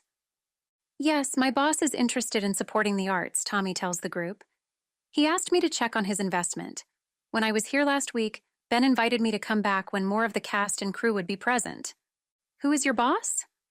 I try to look as innocent as I can while asking this question. Tommy looks blandly at me. "EKG Enterprises. It's a boring investment firm." "Oh," is all I can think to say. Thankfully, Sam's return saves me from more inanity. His noise breaks the silence. "We'd better get back to filming. We've only got a couple of hours left," Ben explains to Tommy as he walks the drug dealer financial backer to the front door. Their conversation becomes inaudible. "I can't believe you asked him who his boss is," Melissa says as soon as the men are out of earshot. "That was pretty ballsy," Adam agrees. "Do you think so?" A note of uncertainty enters into my voice. I wasn't trying to get myself in trouble. I sigh. I'm too nosy for my own good. I wouldn't worry about it, Melissa offers, trying to assuage my sudden fears. I'm sure he won't be waiting for you when we finish filming today, Adam teases. Thanks, that's helpful, I say, my voice dripping with sarcasm. Ben returns at that moment. Everybody ready. It's time for Becky to die. Ben laughs and heads for his camera. Although he's obviously speaking of the character, I exchange uneasy glances with Melissa and Adam before following Ben. Despite my gesture of strangulation to Melissa that morning, in actual fact in the script, Becky dies from a gunshot wound. While Damien's in the bathroom after proposing, a man comes in, shoots all the people in the restaurant, and leaves. There are no witnesses to the crime and no apparent motive. Becky's death launches the rest of Damien's life in ways that frankly I don't care about, since I'm not in the rest of the film. The point is that after we film Damien leaving for the bathroom, the focus is on the death scene, meaning me.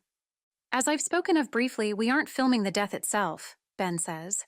The movie is from Damien's perspective, so there are no shots without his presence. Therefore, bang, bang, you've been shot, Gracie. Melissa... Ben pauses. Yes, Benjamin.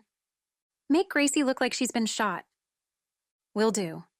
2 hours later, after lying still on the floor in a blood-stained dress as a corpse, I am ready to be finished.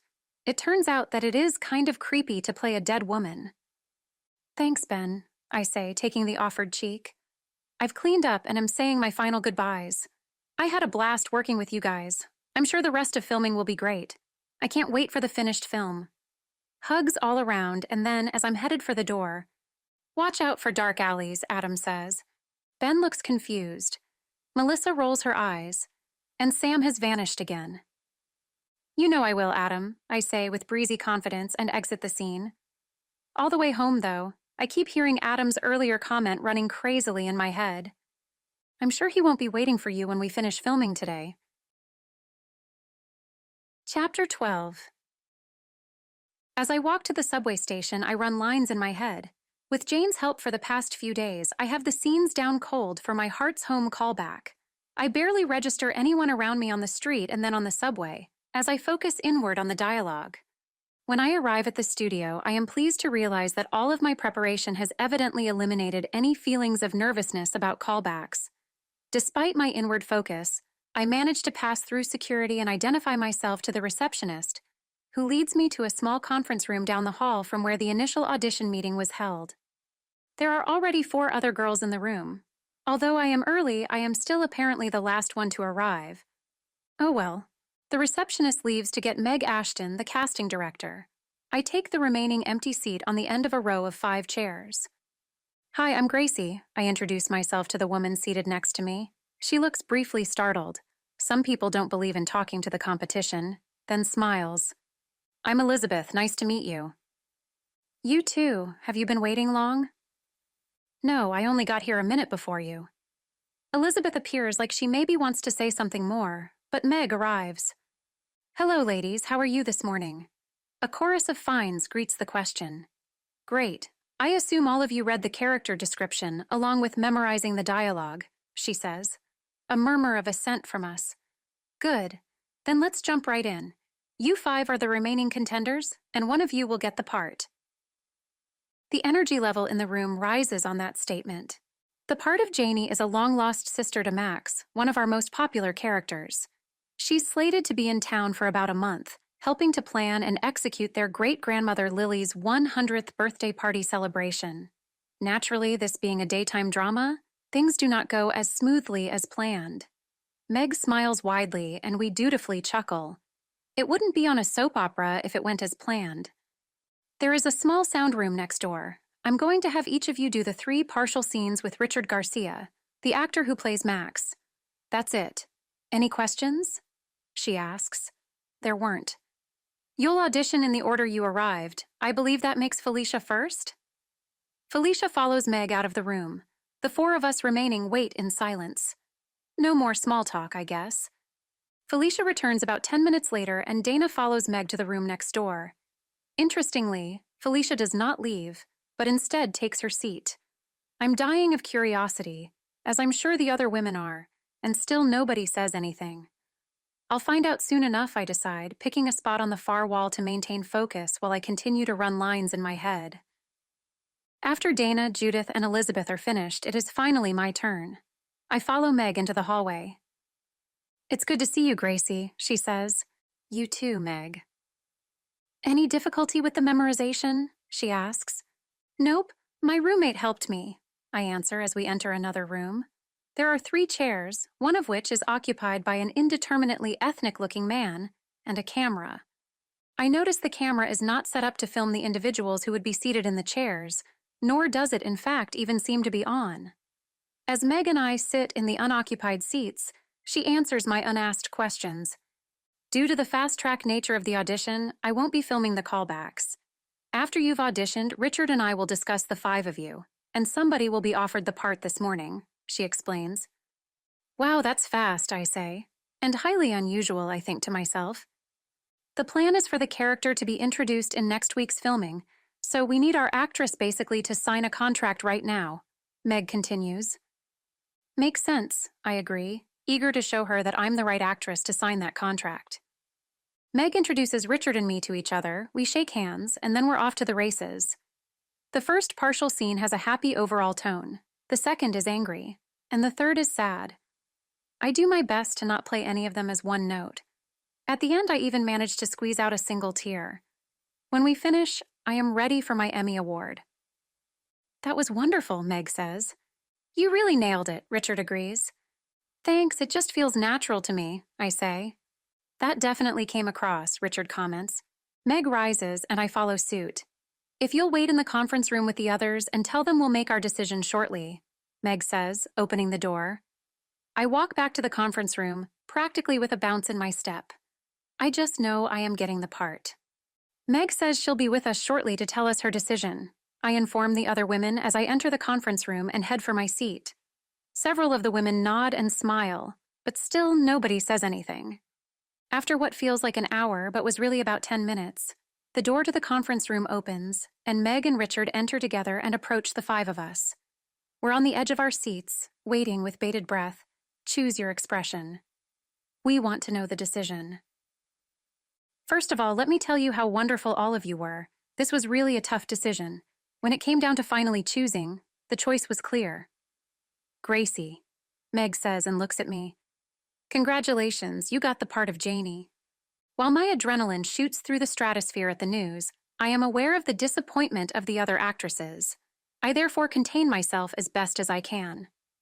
Thank you so much, I enthuse to Meg and Richard as the other women thank Meg for the opportunity to audition and leave the room. After the other women have gone, I become the sole focus in the room. Congratulations again, Meg tells me. You really were the clear choice, sis, Richard says with a smile before leaving. Thanks, I call after him. Now that the fun and games are over, let's get down to business, Meg says. What do you need from me, I ask. We've got contracts to sign and I have a script for you to memorize. Sounds wonderful.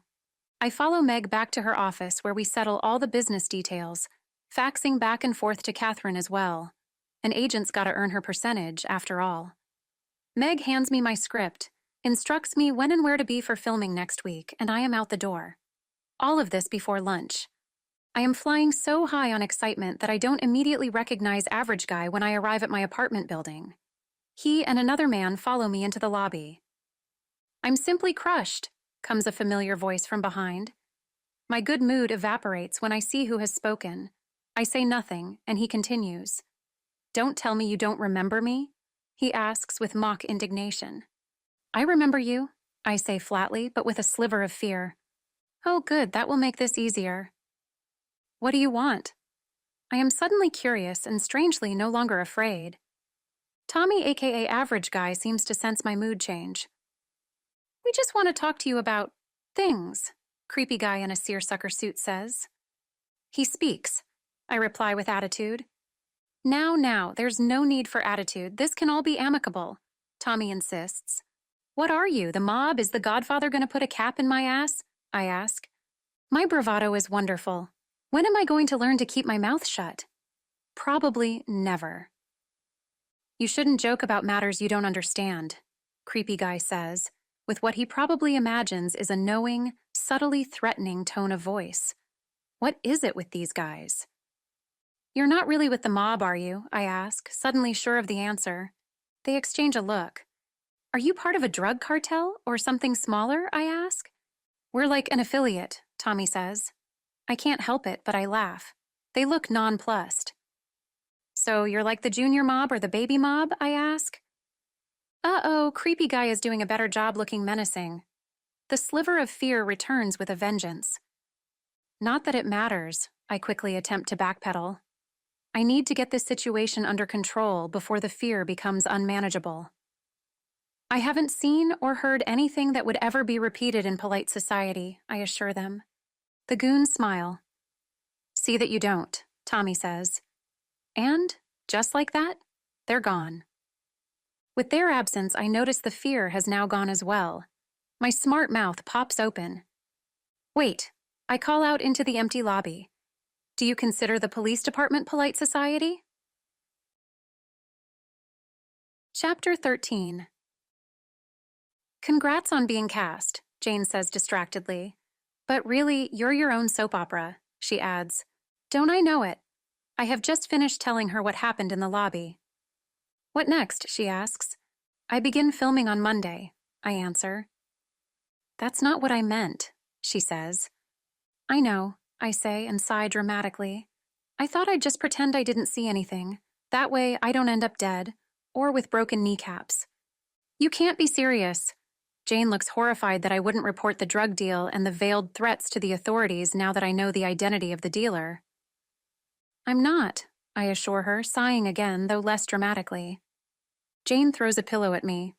"I've spent the last few hours deciding what to say and figuring out where I should go," I explain. "Yeah?" she asks. "Yeah, there's a local police station just a few blocks from here. I figure I'll walk in tomorrow morning and ask to speak to someone about drugs and possibly organized crime," I tell her. "What do you think the dealer will do?" Jane asks, looking nervous now. "I'm hoping that the cops will be able to handle it in such a way that he can't conclusively prove it was me," I answer. You do know he can kill you without conclusive proof, right?" she asks. "Of course. My hope is that he won't be too eager to engage in murder if he isn't certain I spoke," I explain. "Why would he care one way or the other?" Jane asks. "He's a dealer, not a killer," I say. "You know this how?" she asks. "I don't, for sure.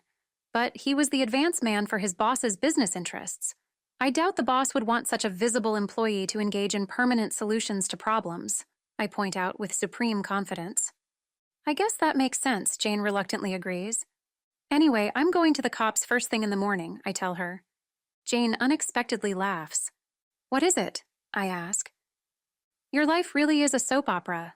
Affair with a married man. Crazy, drug addict, jealous wife. Threatening, drug-dealing goon. Your life has it all," she summarizes. "Never a dull moment," I agree with a smile. Chapter 14. I feel like I could jump out of my skin while walking to the police station. Why, you may wonder? Perhaps it's because I'm about to report a man for illegal activities. A man, and his goon friend, who may just want to kill me, or at least hurt me for the effort. It's natural to be nervous under these circumstances, one would think. The blocks pass without notice or incident. I've stopped and am urging my legs to move, but my brain is ineffectual. I'm across the street from the police station.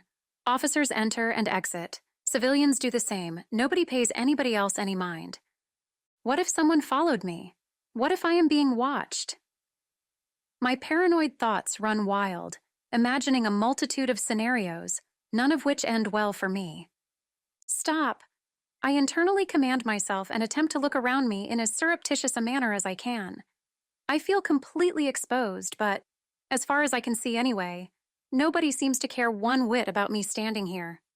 I try again to convince my legs to move forward, and miracle of miracles, they do. I walk with much more confidence than I honestly feel. I arrive at the door to the police station. It magically opens, as though issuing me an invitation to enter. Okay, so it wasn't really magic. "Thank you," I say with a smile to the uniformed officer who opened the door for me. "You're welcome, miss," he replies, smiling in return. In this instant, I know I am doing the right thing, and I stop him in the doorway. Where do I go to report a crime? I ask.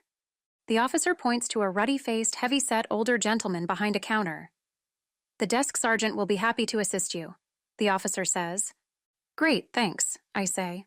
With a final smile, I enter the station. I walk with purpose toward the desk sergeant. How can I help you? He asks. I'd like to report a crime, possibly 2 crimes, I answer, my mind silently adding the question, is a veiled death threat a crime in this state? Focus, Gracie. Tell me what happened, the sergeant encourages me. I witnessed what looked like a drug deal and wasn't going to say anything, but then, by chance, I ran into the guy while I was working. I'm an actress, and he recognized me too. He and another guy came to my home and in not so many words threatened me if I went to the authorities, which I decided to do anyway. I finish with determination. I've said all of this in one breath and now abruptly stop for the sergeant's response. That's quite a story, is all he says while he picks up his phone and dials a number. You busy? He directs this question to the phone. I have someone here who should talk to you. He listens for a moment and hangs up. Vincent King will be up here in a minute. He's a narcotics detective, he explains before I can ask. Thank you very much. Where should I wait? The sergeant directs me vaguely down the length of the room just as a youngish Italian-looking man in blue jeans and a black t-shirt steps through a door. Our eyes meet. He strides purposefully to me. I do the same. Vincent King, he introduces himself. Are you the person I'm looking for? He asks. Absolutely. I'm Gracie Corsini and I have information about drugs and baby mobsters. Detective King had already turned to go back through the door, but he pauses in the doorway. Baby mobsters? He asks, his eyes questioning my word choice. Oh, sorry. That'll make more sense after I tell you my story, I assure him, and we continue through the door. The detective and I wind our way through a veritable maze of desks and cubicles. The level of activity around us is incredible. We arrive at a desk that appears to be his. Please have a seat, he says, unfailingly polite as he indicates the chair opposite his desk. I take the offered seat and am inexplicably nervous again as I prepare to tell my story to an actual professional crime fighter. What if he laughs me out of the station? Detective King is watching me, and I wonder how my emotions must be playing out across my face. Why don't you start at the beginning? He encourages me. He has a pad of paper and pen at the ready to record all pertinent information.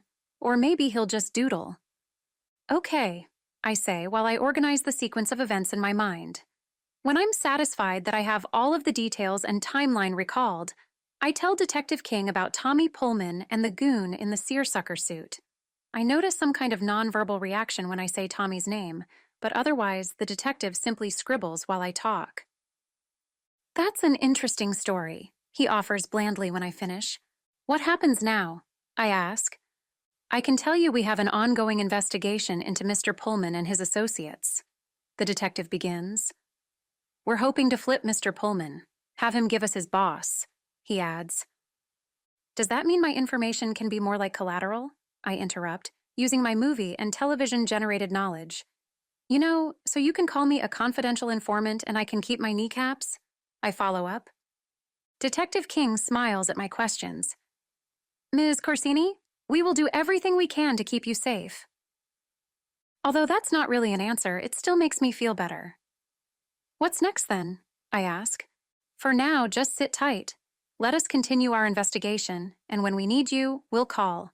Most likely, the most we'll want is for you to come back and make a formal statement regarding the events that occurred. Right now, however, we'll just put your information in the context of what information we've been gathering in our investigation to date. Most of that sounds like double-speak to me, but I figure I'm not going to get anything else. I stand up to leave. Thank you very much for taking the time to listen to me, I say.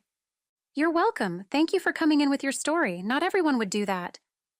I smile and with a nod turn to leave, glad that he chose not to highlight the fact that I didn't come in after witnessing the drug deal, but rather waited until my own personal safety was threatened.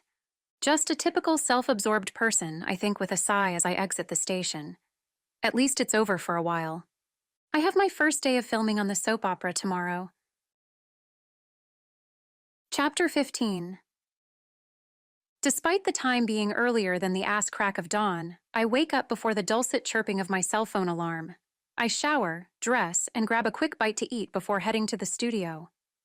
I'm feeling great until I hit security. Why is my heart suddenly racing? I place my backpack on the conveyor belt through the scanner and walk through the metal detector. I get through security without incident, and George, the security guard, congratulates me on being cast and points where I should go. I cannot believe how nervous I am. I've been completely fine until this point. I arrive at a dressing room I'll be sharing with a couple of other recurring characters, and seeing my name on the door relaxes me. "You can do this," I say aloud. "Of course you can," comes the response behind me. I feel my face flush with embarrassment as I turn around. "Hi, Meg, just giving myself a little pep talk," I tell her. "That's only natural," Meg insists, laughing off my embarrassment. "Everyone gets nervous, but if they prepared, they do fine." I nod, and she continues. "Was your roommate able to run lines with you again?" she asks. "Yes, she's been great. She says she's having fun doing it, so she's promised to continue throughout the time I'm on the show," I say. "Wonderful. Don't forget my offer, though," she says. "I won't," I promise. "I can easily have an intern or PA read lines with you," she reminds me. "It would almost be like having an assistant," Meg jokes. "Thanks for the offer. I'll definitely take you up on it if Jane can't do it, if it becomes any kind of problem or burden," I assure Meg. She nods and quickly walks away. Now that's a woman who knows where she's going. I enter the dressing room and take a seat at a mirror. The absence of knickknacks or other territorial announcements informs me this section is unoccupied. One thing I've learned is that women can be quite competitive about mirror space. I set my backpack down and survey my surroundings. There are 5 other chairs, lots of scattered belongings, and 2 racks of clothing at the far end of the room. I decide to find my wardrobe. My scenes today basically involve my introduction as a character, including meeting a few Soaptown notables. There's a section of one clothing rack labeled with my name, and I see a number of different pieces. As I paw through, I note jeans with a red t-shirt and a khaki skirt with a pink button down top. At that moment, a production assistant pops into the room. "They need you at hair and makeup. Come with me, I can take you," she says. "Thanks, first day," I explain. "Yeah, I know. That's why I offered to show you," the production assistant says. Her expression is inscrutable. "Oh, right, well, thanks." I follow the unnamed woman with her ice blonde hair and flat attitude to hair and makeup, wondering if maybe really she's an unhappy, unpaid intern. My first scene takes place at the home of my brother and his family, shortly after I've stepped off the plane. Hair and makeup are kept quite simple. There's some talk amongst the crew, but everything seems tense and like barely controlled chaos. Back in the dressing room, changing into the jeans and t-shirt, I reflect on how different the feel of this set is from anything I've ever done before. I decide finally to say screw it and run lines in my head until I'm called to the set. I can't remember walking there, but I am standing on set watching the crew work and wondering where the hell the other actors are. "Hey, Gracie," says a familiar male voice behind me. "Hi, Richard." I'm already replying as I turn around. Finally, a familiar, friendly face. "It's good to see you," he says. "It's good to see you too. I was beginning to wonder if I'd gotten the date of filming wrong," I joke. "Yeah, it is kind of quiet today. We're the only ones in the first scene, but a whole bunch more people will be arriving in." He checks his watch. "About an hour or so for the later scenes. We try to stagger call times as much as we can, so we don't have actors wandering around bored any more than we have to," Richard explains. "That makes sense," I comment, feeling like an idiot that it hadn't occurred to me. Guess I'm still nervous. Richard and I chat for maybe another 15 minutes before a harried-looking woman heads in our direction. "Hi, Richard. You, I assume, are Graciella," the woman addresses us. "Yes, I'm Gracie." "Hi, Miranda," Richard greets the woman. "Gracie, I'm the director, Miranda Borden. Are you ready to begin?" she asks. "Absolutely," I answer. "For this scene, I want the 2 of you seated on the couch to start," Miranda begins. "You've just gotten in from the airport, and you and your brother are catching up. As you move through the dialogue, be as expressive as you think Janie would be, but remain seated for this first run-through. Okay?" Got it. My mind swirls with the possibilities for the scene. "Richard?" she asks. "I'm ready," he tells her. Miranda has us run through the scene several times, once sitting down, once standing up, and once as a combination. Then we do a couple of mid, short, and close-ups, and we're done. That was great, guys, Miranda comments as we wrap the scene. By the way, Gracie, welcome aboard. She smiles. Thanks, I'm glad to be here, I reply, mirroring her smile. Take 30 while we set for the dinner scene, the director instructs. She's off to work out logistics, and I turn to Richard. That was fast, I say in amazement. When you have to get out 5 hours of show every week, you don't tend to spend much time on any one scene, he explains. No kidding. It's so different from the double-digit numbers of takes in film, I say. You seem to have adapted well, Richard compliments me. Thanks, I reply. It's even more important on a soap set than any other to really know your lines solid and to hit your mark every time, he states. Of course, I agree. You did that just fine for your first scene. I could tell that Miranda was pleased. Oh, good. There's always a slight worry that a new actor will underestimate the challenge of working in daytime, Richard says. I could see that happening. I just hope I can do as well in the next scene. Richard puts his hand on my shoulder in a comforting gesture. You'll do fine, he assures me. Thanks, I better go change into my new outfit. With that, we head off in opposite directions. Arriving in my dressing room, there are now 3 other women in varying stages of readiness. You must be Janie, a redhead with blue eyes and freckles addresses me immediately. Yep, I say with a chuckle. You can call me Gracie. I'm Danielle playing Chrissy. I'm Chris. A blonde struggling into a crazy tight skirt introduces herself. I play Bella. And I'm Megan. The final woman in the room, also blonde, introduces herself. I play Robin. It's nice to meet all of you, I say. The women echo that sentiment as I walk over to my clothing so I can change for the next scene. How's it going so far? Danielle asks. My first day jitters have settled and Richard said the first scene went well. I answer. I'm off to the set, Megan announces to the room as she exits. Richard's a great guy, honest too. If he says it went well, you can trust that, Danielle assures me. That's good to know, I say. Having removed the jeans and t-shirt, I place them on their hangers. We're off to the set too, Danielle says as she and Chris rise to leave. It was nice to meet you, Gracie, Chris says again as they depart. As I slip into the khakis and button-down top, I'm feeling great. The first scene went well. I met some of the other actresses and they seem nice. Let's bring it home, I tell my reflection before heading to the set myself. Arriving on set, the makeup artist immediately descends upon me to both darken and freshen my makeup from the earlier scene. Then, the hairstylist magically appears, pulling various strands of hair around my face. Satisfied with the result, she melts away. The previous scene was set in a house, so the set looked like a standard living room. This next scene occurs in a restaurant and, except for the missing ceiling, I could be standing in your average family dining establishment. There are already people seated around some of the tables. Not being familiar with the show, I have no idea initially who are the extras and who are in the main cast. All I know is that it is during this scene that my brother introduces me to others in town. Gracie, I'd like you to sit here.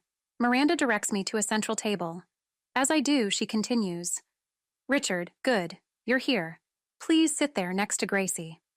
I crane my head around to see Richard striding toward the table. He takes his seat. You ready, Gracie?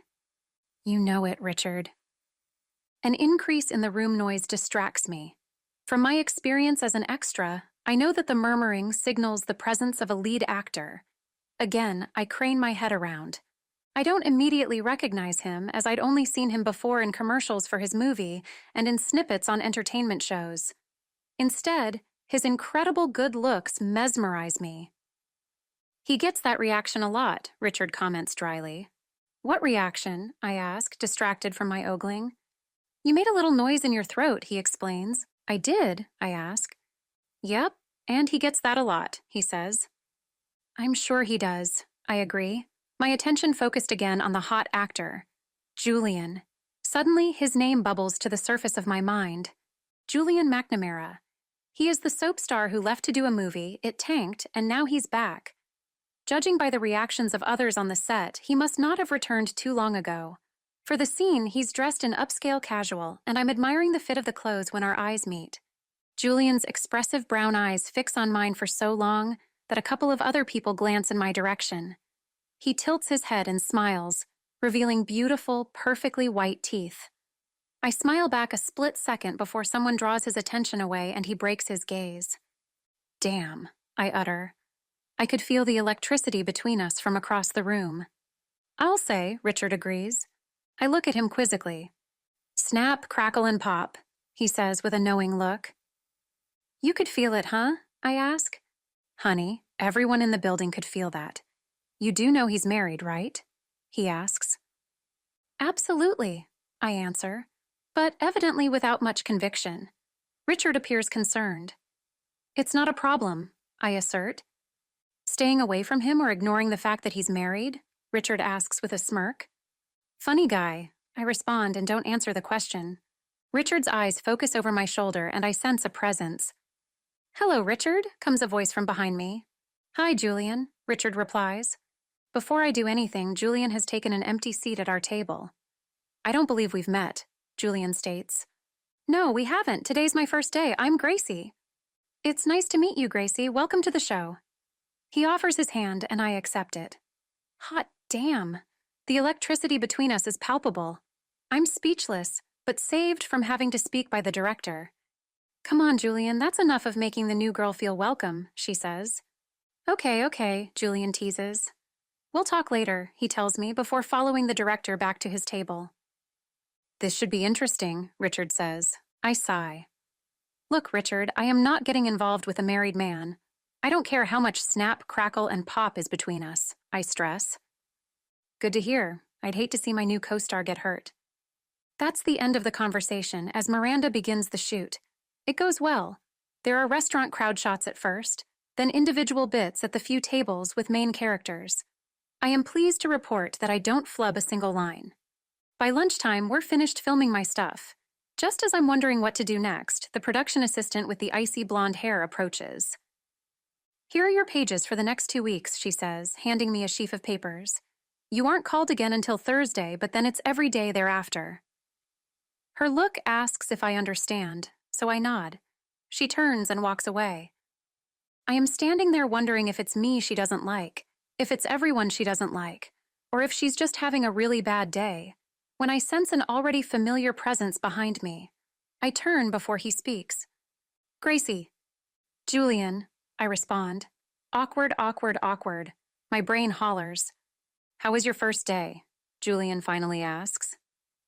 It was great, I answer, too enthusiastically. The man makes me so nervous. Everyone's been nice and welcoming, I say, then stop abruptly. That's good, we're a friendly bunch, so I would expect nothing less, he says. Are you filming the rest of the day? I ask, not sure what to say to this man. I absolutely do not want him to think I'm flirting, but the attraction between us is distracting. Yes, ever since I came back, they've been working me to the bone, Julian says with a laugh. That just means they like you. I certainly hope so, he agrees. When do you come back? He asks.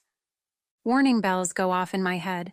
His question seems like a veiled, when can I see you again? Thursday, I answer. Besides, doesn't he have a script? Maybe we'll bump into each other between scenes since we don't have any together, he says. Maybe, I respond slowly. I should get going. You don't want to waste your whole lunch break talking to me, I add. It wouldn't be a waste, he says with a smile, and I smile automatically in return. Okay, see you Thursday. With that, I turn away from Julian and begin walking toward the dressing room. I can feel his eyes on me. I practically collapse in my chair in the dressing room. Filming for the next month is going to be interesting. I know I can stay strong and not succumb to his charms, but I also know it may be akin to torture. The instant I exit the building, I dial my phone. You busy?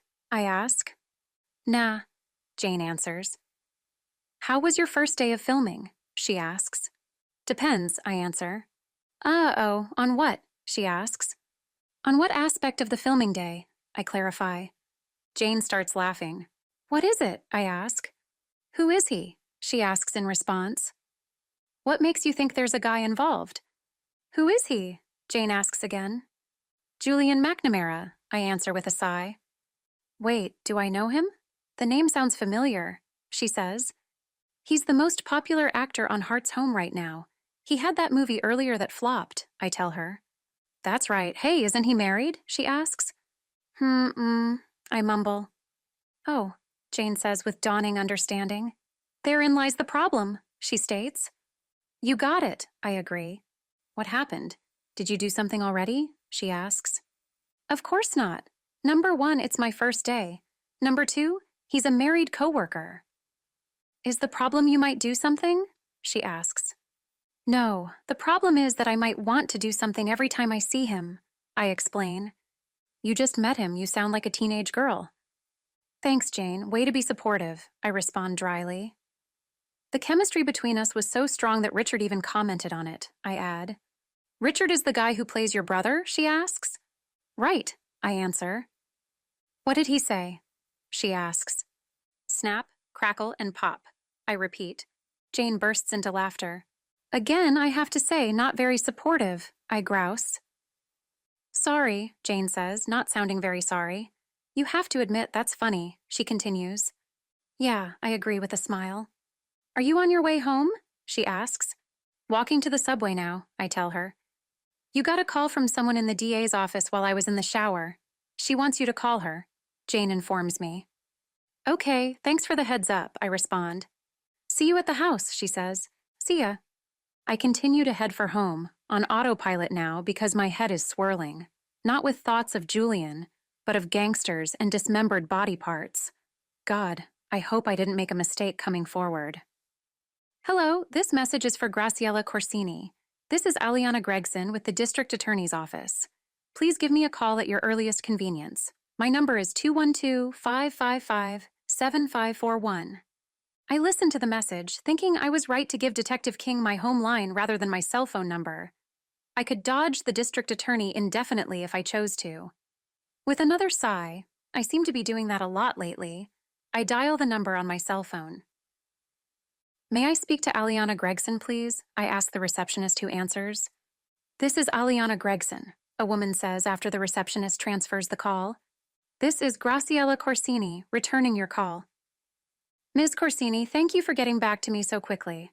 I was calling regarding information you provided to Detective Vincent King. Yes? I ask.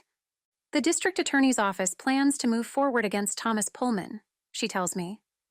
Detective King gave me the impression that Tommy was going to be, flipped, to testify against his boss, and my involvement would cease. I stress that last sentence. Mr. Pullman declined to cooperate because he does not seem to believe we have a case. He doesn't think our witness in particular will testify against him, she clarifies.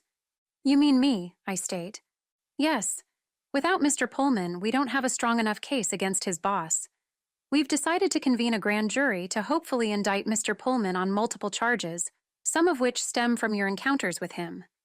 We hope that when he appreciates the severity of the charges against him, he will change his mind about helping us, Ms. Gregson says. If he does, then my involvement ends with the grand jury? I ask. Yes. And if he doesn't, then I'll likely have to testify against Tommy in court? I ask my follow-up. That's correct.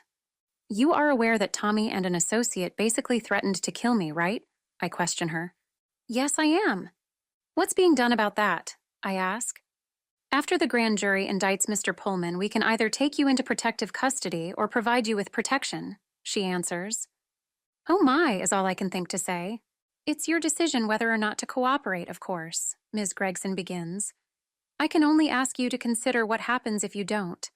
Nothing will change in the organization, and Mr. Pullman still might not leave you alone, she adds. Yeah, I thought about all of that. You don't have to worry. I'm on board. Just tell me when and where I need to be, I say. The grand jury meets tomorrow, she informs me. That's fast, I respond. We don't want to sit on this any longer than necessary, she explains. Works for me, I say. The remainder of the conversation consists of Ms. Gregson telling me the location of the courthouse and my expected time of arrival. When I hang up the phone, I decide I need a movie to put myself in the mood to go to court tomorrow. As I walk the block to the video store, yes, they still exist, I find myself watching every person I pass, occasionally glancing behind me and just generally acting paranoid. Of course, as they say, it's not paranoia if someone is really out to get you. In my vigilance, I see nothing out of the ordinary, and I make it back to my apartment in one piece. I pop the movie, Legally Blonde, into the DVD player and sit back to watch Reese Witherspoon rock the legal world. Jane arrives home from work in time to watch the daughter confess to her father's murder and sits down to watch the last few minutes of the film. That is a great movie, I enthuse when the end credits begin to roll. Yes, it is, Jane agrees. What triggered the rental? She asks. I spoke to the woman in the DA's office and I'm going before the grand jury tomorrow. Jane's eyes widen. I thought you weren't really going to be involved, she says. I recount my conversation with Aliana Gregson. Are you going to take their protection? She asks. Well, I'm certainly not going into protective custody. I just landed the biggest break of my career, I declare. It won't do you much good if you're dead, she points out. True, but that's why I decided I'll take the bodyguard option, I tell her. Do you think he'll be hot? I've seen the movies. Hot bodyguard protects beautiful actress. Sex always follows.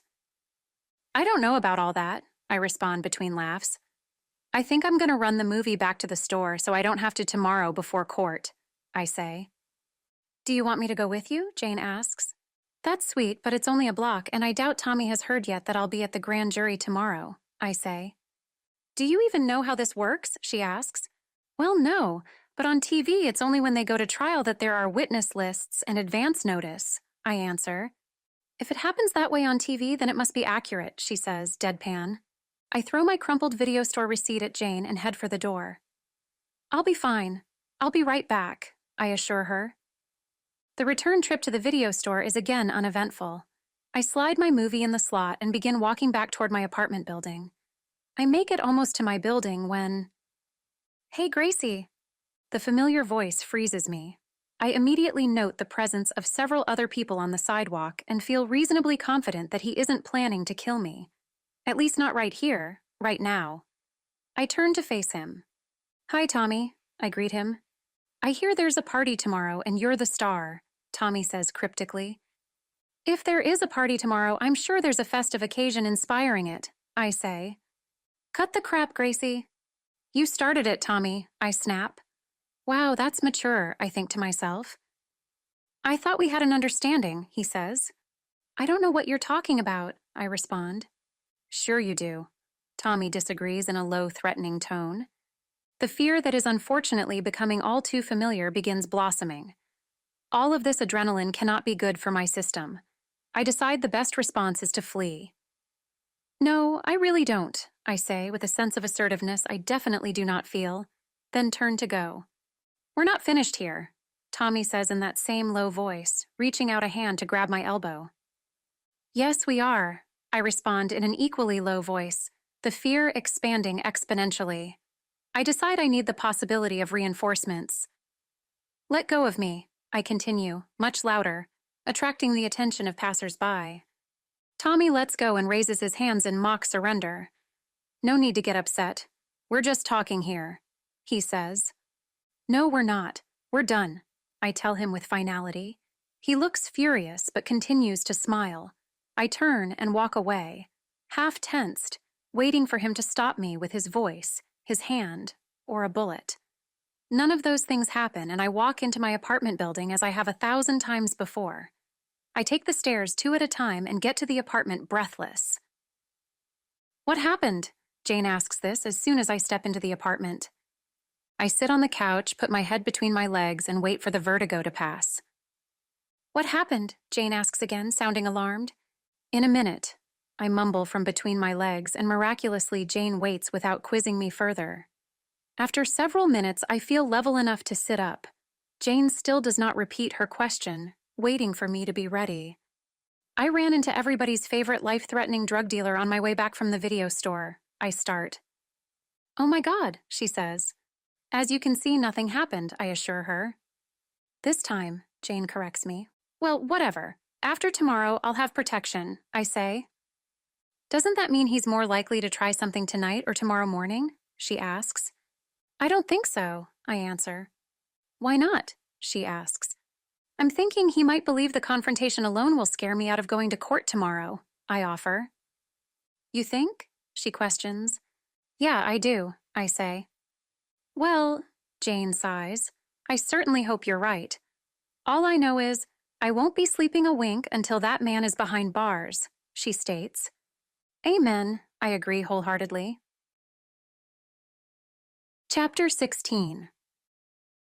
After a sleepless night and several cups of coffee, I feel like I'm having an out-of-body experience. That, or my skin is trying to peel itself off of my skeleton.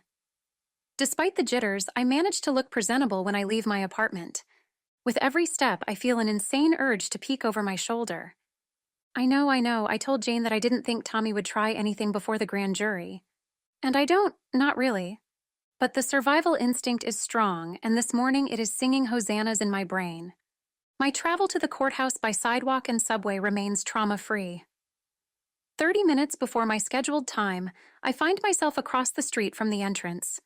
I flash back to the day not so long ago when I found myself in a similar situation before entering the police station. Then, as now, I take a deep breath, and with full confidence in myself and my choice, I start across the street.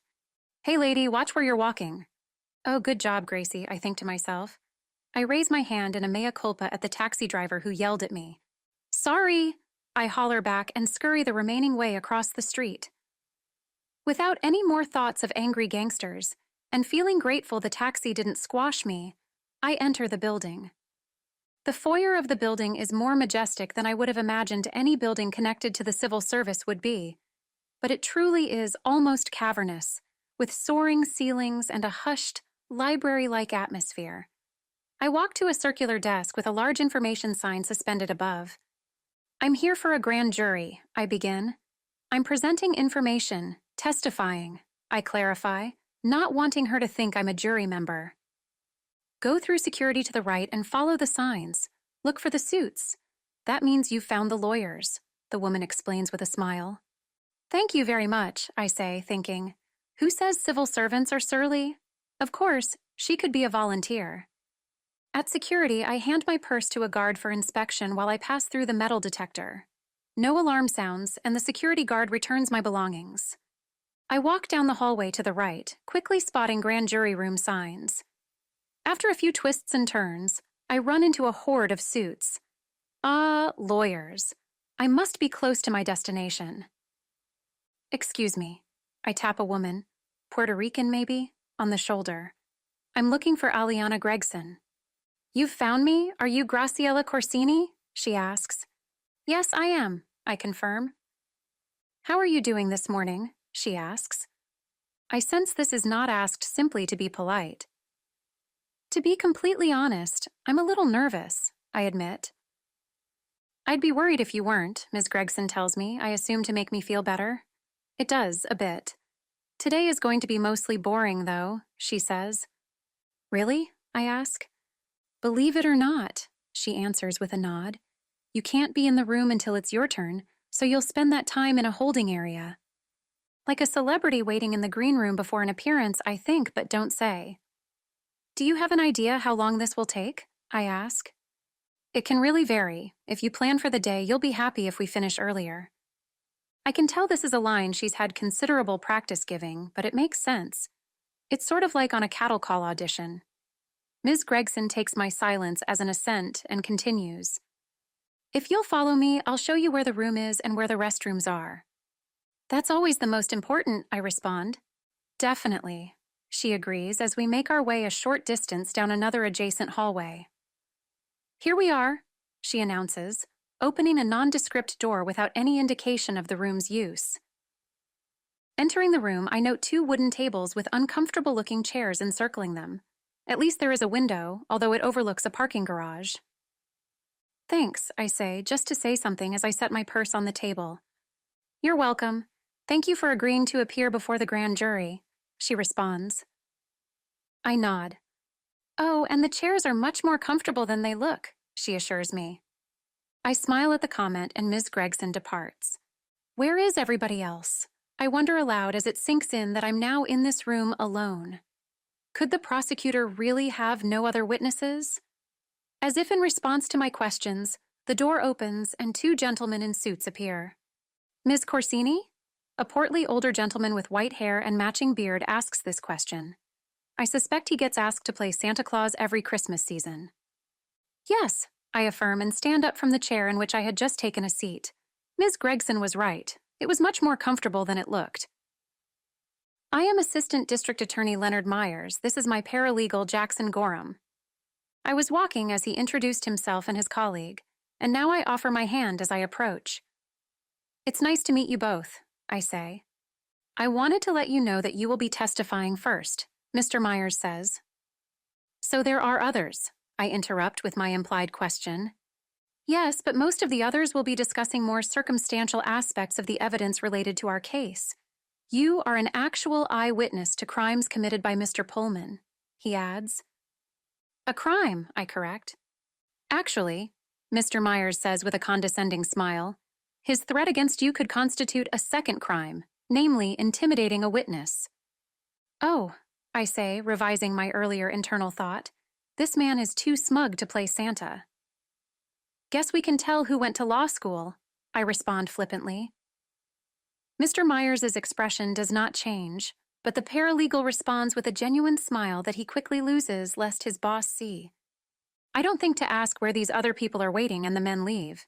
Maybe the others are arriving later, like on the soap set. I play the waiting game, very boring in such a bland, empty room, for only an hour before Ms. Gregson appears in the doorway. Ms. Corsini, they're ready for you. I feel an adrenaline surge as I rise and follow her out of the room, down the hallways, back to the grand jury room door. Ready? She asks. As I'll ever be, I answer. Ms. Gregson opens the door and motions me past her.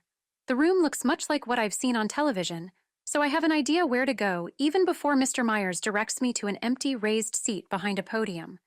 I find myself avoiding the eyes of the grand jury members until I take my seat. When I do look at them, it seems clear they are sizing me up. I imagine the questions I would have if I were in their shoes. Who is she? What does she know? Can I trust her? Would she have a reason to lie? I am suddenly glad that I wore a conservative navy blue suit. I'm feeling confident and I smile at the grand jury members. Mr. Myers jumps right in.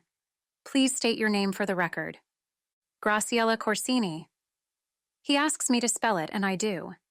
After a few more introductory questions, he asks a series of deeper questions to elicit every detail of the original apparent drug deal that I witnessed and the later veiled threats of Mr. Thomas Pullman and his unnamed associate.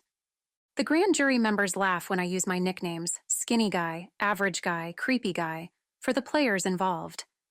And then it's finished. Since this is a grand jury proceeding, there is no defense attorney to cross-examine me. However, the grand jury members can ask questions. After a few softball, clarifying questions, a rather visually forgettable man asks me a question. Ms. Corsini, you stated that you first saw Mr. Pullman the night of the alleged drug deal, he says. That's correct. Where had you been earlier in the day? He asks. I was at work, I answer, thinking, where is he going with this? And when you actually met Mr. Pullman and learned his identity, where were you? He asks. I was at work, I answer, confused as I thought I had already talked about this earlier. What is it that you do? He asks. I'm an actress, I answer. Right. You said earlier that you learned Mr. Pullman's name when he came to your set, he says. Is that a question? I ask, this line of questioning perplexing me. I sense it isn't going to end well, and I don't know why. I was just confirming, he responds. Oh, okay. Are you certain it was Mr. Pullman you saw in the alley? He asks. Yes. And you're certain you never saw him before that meeting? He asks. Yes. Is it possible that, as he later appeared at your work on a business matter, he may have other business in that neighborhood? He asks. I suppose so. Is it possible that you had seen him before that evening? He asks. No. You're absolutely certain that there is no way you could have ever seen him in any other context before that night? He pushes. I hesitate. Not that I recall, I answer. Great. Now I sound wishy-washy, I realize, but don't say. But if you had seen him earlier than that night, isn't it possible that you saw someone who looked similar to Mr. Pullman that evening, and your mind filled in the blanks with someone you had seen but did not know? He asks. No, I answer. What is this guy, a defense attorney? I think to myself. The grand jury member pauses as if gathering his thoughts, and I wait for the next question. What were you filming? He asks. I'm sorry? I ask in response. You said you were an actress and you were at work before you allegedly saw Mr. Pullman and the drug deal. What were you filming? He asks again. Scenes in a movie, I answer. What scenes? He asks. Relationship scenes related to later scenes of a marriage proposal and my character's murder that were to be filmed the following week, I explain. My sneak peek at the ADA shows confusion and concern on his face that I'm sure mirrors my own. Is it possible that filming such emotional material predisposed you to misinterpreting an exchange in a dark alleyway as something sinister? He asks. Anything is possible, I respond with a shrug. It looked like a drug deal to me, I add. Okay, my follow-up is related. Is it possible that after maybe witnessing a drug deal that you thought you found your drug dealer in the first man you saw who might have resembled the man you saw initially? He asks. So, apparently I either mixed him up with someone I saw before or after, but could not have been accurate in the moment? I ask, providing a snappish non-answer. Please answer the question, Ms. Corsini, he says. The answer is no. The grand jury member appears surprised at my assuredness again. You were certain with my earlier question, too. It's not even possible? He asks. No, I repeat. The man looks cranky, and I decide to elaborate without being asked, since I don't want indictments not to follow from this proceeding because the grand jury members think I'm a bitch. As I stated earlier, I continue, the man I saw in the alley that day stood less than a few feet away and spoke to me. When I later introduced myself to Mr. Pullman on set, he looked and sounded exactly like the man I saw. Besides, if it wasn't him, why would he threaten me later? I ask this almost offhand, but it seems to do the trick. Okay, thank you, the grand jury member says and retakes his seat. I'm wondering if he's a plant to taint the deliberations or if he's an everyday citizen who takes his job on the grand jury very seriously. Mr. Myers rises. I have a follow-up question to address the concerns that were just raised. Ms. Corsini, can you tell us explicitly how you know the event you witnessed in the alley was, in fact, a drug deal? He asks. I saw two men standing together. One man handed a baggie full of something to the second man in exchange for a wad of money. And yes, before you ask, I could clearly tell it was money. There's something about a wad of money that's distinctive, you know? I address this last to the grand jury members and exchange smiles with several. Damn, I'll make a good witness if this actually goes to trial. Thank you very much, Ms. Corsini, he says. You're welcome, I respond. The court thanks me for my service, and I leave the grand jury room. Ms. Gregson, seated on a wooden bench in the hallway, rises and approaches. How did it go? She asks. It seemed fine. There were some unusual questions at the end from a member of the grand jury, but I think I made myself clear, I answer. Great. Thank you again for your assistance, she says. Of course, what happens now? I ask. Go on home and wait to hear from me. We have the rest of our evidence to present, and then the grand jury deliberates, just like in a court trial. After they've finished, we'll find out whether or not Mr. Pullman will be indicted, or true-billed, as it's called. If he is, as we hope he will be, since I understand you do not wish to be in protective custody, you will be assigned an officer for protection, pending the outcome of the case, she explains. Is the plan still to use the indictments to get him to flip on his boss? I ask. That is the plan, she confirms. Okay, I guess I'll go back to my apartment and wait to hear something, I say. I'll call you as soon as I know anything, she assures me. Thanks, I say as we shake hands. Oh, wait, I tell her, fishing in my backpack for a scrap piece of paper. I scribble my cell phone number on it. Why duck the woman who might end up responsible for my safety? I hand her the paper. If you don't reach me at home, you may have better luck with my cell, I explain. Thanks, Ms. Gregson replies, placing the paper inside a file she's carrying. I walk down the hallway and back through the cavernous foyer again. I step out into the mid-morning sun, shining brightly between buildings. I eschew taking the subway and instead walk the entire distance. My walk back to the apartment is beautiful. I smile at people I pass, even saying hello to several passers-by. I should go to court more often. I feel like I've been part of something bigger than myself, and it's a great feeling. I decide to check the mail since I forgot yesterday, and I'm not sure if Jane checked. As I approach, I can see the door to our box is slightly ajar. Did Jane check it and not close it securely? Did the postal carrier? The box is empty when I peer in, so I optimistically conclude that Jane must have checked it yesterday. I securely close the mailbox and head for the apartment. After entering, I look briefly for the mail as I cross the living room to my bedroom. I don't see anything. I change out of my suit into boxing shorts and a black tank top. I sit down to review my lines for tomorrow's shoot, and that's what I'm still doing when Jane arrives home. "How was court?" she asks. "Went well. I'm waiting to hear the results, whether or not Tommy is going to be indicted," I say. "When do you think you might hear something?" she asks. "Tomorrow, maybe. The lawyer said I was at the beginning of the case, but I can't imagine there would be that much more since they seem to think I'm critical. In fact, she may have even said that they'd present the rest of their case today," I answer. "Let me know as soon as you hear anything." "Hey," Jane calls out over her shoulder as she heads for her bedroom. "Did we get any mail?" she asks. I make a split-second decision not to mention the ajar mailbox door as the name Alicia comes unbidden to my mind, although it's not out of the realm of possibility that Tommy did something. "Nah, must have been a slow mail day," I say. "Okay, do you need any more help with lines? I have 30 minutes before I'm heading back to the restaurant," she offers.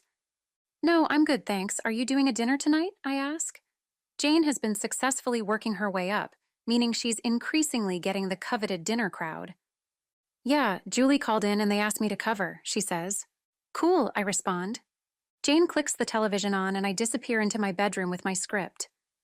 30 minutes later, I hear the front door open and close as Jane leaves for work. After reviewing my dialogue another hour, I decide to relax watching television until I go to bed. I never give the open mailbox another thought. The next evening, I'm in my dressing room, changing out of my wardrobe from the final scene, when there's a knock on the door. "Just a minute," I call out, hurrying to pull a cable-knit top over my head. I walk over to the door and pull it open. "I was changing," I begin, and trail off as I stare up into Julian's smiling brown eyes. "My loss for knocking," he says, and I ignore the comment. I will not flirt with this man. "Good evening, Julian," I say cordially. "Good evening, Graciella." He responds in the same cordial tone. "Call me Gracie," I tell him with an internal sigh. "Good evening, Gracie," he says. "What can I do for you?" I ask. "Besides do you," my traitorous mind adds mischievously. "I just wanted to see how you did on your filming since we somehow missed each other all day today," he says. "I did fine, thanks for checking." I smile warmly up at him. He's so tall, before I can stop myself. He responds with a full, beautiful smile, and I know I'm going to have a problem not falling in love with him if I keep talking to him. "Is it true you'll be with us for only 3 more weeks?" he asks. "Yep, I'm here for a month," I answer. "That's too bad. You're a great addition," he says. I must have a look on my face because Julian hurries to add, "As an actress, of course." "Of course, how's your wife?" I ask. He winces slightly before he can catch himself. I momentarily feel guilty, but I remind myself, he's married. Heavy flirting is a no-no, and helping him to remember he's married is not a bad idea. Anyway, Julian is saved from having to respond at all by the arrival of my dressing room mate, Chris. "Hey, Julian." "Hey, Gracie." She greets us as she scoots past Julian in the doorway into the room. "Hey, Chris," we respond simultaneously. "I'll let you finish changing. I'm sure it's been a long shoot," Julian finally says. "Indeed it has," I agree. "Glad filming is going well, and I'm sure we'll run into each other even if we don't have any scenes together," he says. "Thanks, I appreciate your stopping by," I respond, feeling formal in our conversation, but not knowing what, if anything, I could be doing differently. Julian offers a half wave and then leaves. When I turn around in the doorway, Chris is watching me speculatively. I choose to ignore the look, but she comments anyway. "You do know he's married, right?" she asks.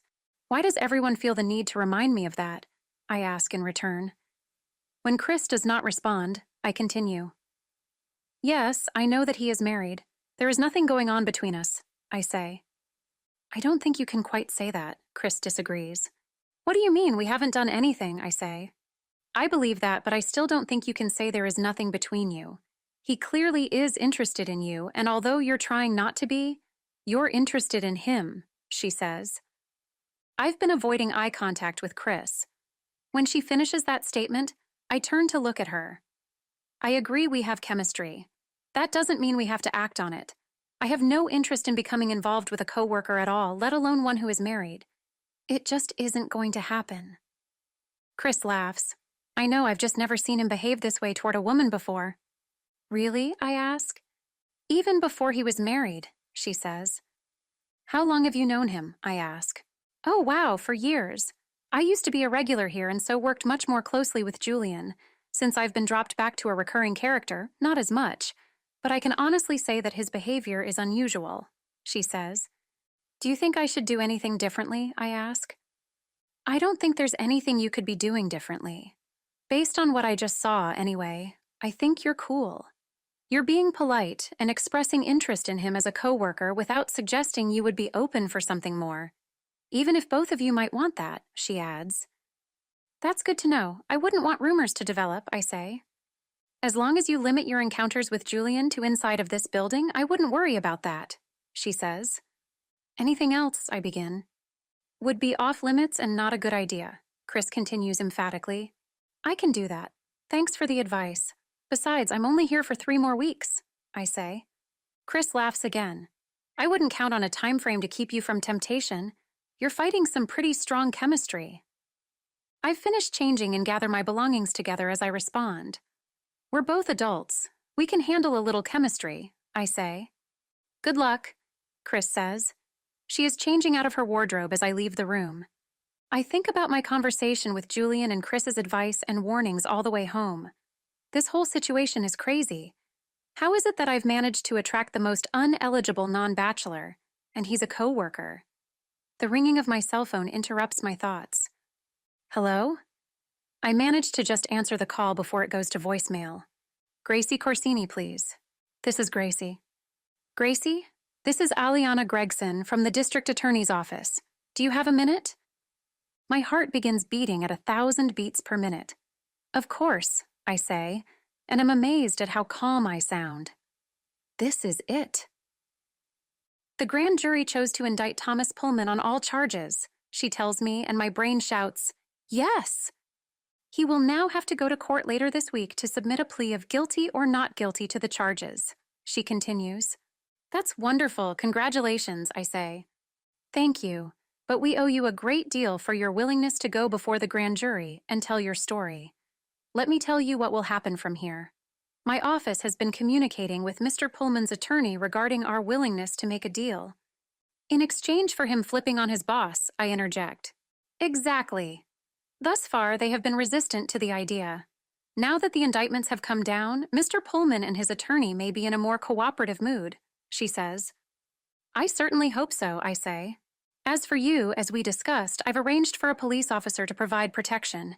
Here's the catch, she says, and I think, uh-oh. The plan to secure Mr. Pullman's cooperation is obviously not guaranteed to work. The city does not have the funds to provide protection for any significant length of time.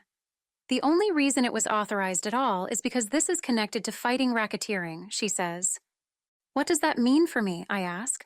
Bottom line, we can provide the protection for at most several weeks. This will hopefully be enough time for Mr. Pullman to recognize that cooperating is in his best interest, she says. And if it's not, I ask, then unfortunately we will have to pull the protection detail and you will be on your own. Oh, goody, I can't help but respond with a bit of sarcasm in my voice. If that's the case, how long until the trial? It would most likely be several months down the road. The wheels of justice turn slowly, she acknowledges. Is Mr. Pullman or his attorney aware of this time constraint on my protection? I mean, couldn't he and his lawyer, in effect, just string you along until the protection time runs out, and then come after me? Would you drop the charges if I wasn't able to testify? I ask, and can feel tendrils of fear spreading along my spine. I shiver involuntarily. Ms. Gregson sighs softly but audibly. No, they are not aware of the specific time constraint. Having said that, Mr. Pullman's attorney is not an idiot, and he likely can deduce on his own that your protection wouldn't last long. My office intends to make it clear, however, that we would move forward on the case, with or without your testimony. That should alleviate much of the concern, she says. I guess that makes sense, I agree, but I'm not sure how much I'm buying what she's selling. At any rate, the fear isn't dissipating. I mean, this is a guy facing jail time, and the state's case seems rather weak without me, at least by my understanding. Let's take this one step at a time, she interrupts my thoughts. Right now, we plan to provide you police protection. I'd like to get that set up as soon as possible. We can deal with the longer-term issues as they arise. I guess I don't have much of a choice, I say, and Ms. Gregson stays silent. How does the police protection work? I ask. Are you available now? She asks back. Sure, I answer. I'll make some phone calls and get everything arranged. If you could head to the police precinct where you originally made your report, I'll have your bodyguard waiting. He can explain how this kind of detail works. How does that sound? She asks. That sounds good. I'll head over there now, I tell her. Good. I'll talk to you later, she says, and the connection ceases. Why hadn't I thought out all of the possibilities?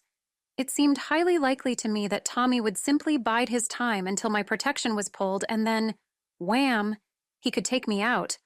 Or whatever gangsta phrase is appropriate. I sigh. Oh well, just one more chapter in my ongoing soap opera life. As I make the now familiar walk to the police station, the action finally does dissipate the fear, and I consider all of the implications of what Ms. Gregson told me on the telephone. Really, this whole business has become much more complicated than it needed to be. Why couldn't Tommy have conducted his drug sale in another dark alley? This rather unproductive line of thinking stops when I find myself once again outside the police station.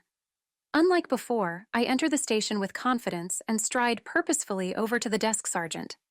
Hello, my name is Graciella Corsini. Assistant District Attorney Alicia Gregson should have called about me. I state this last as more of a question. The sergeant consults a sheaf of papers before answering. Yep, here you are. If you'll have a seat, he says, indicating some wooden benches I had missed on my earlier visit to the station. The officer will be with you shortly.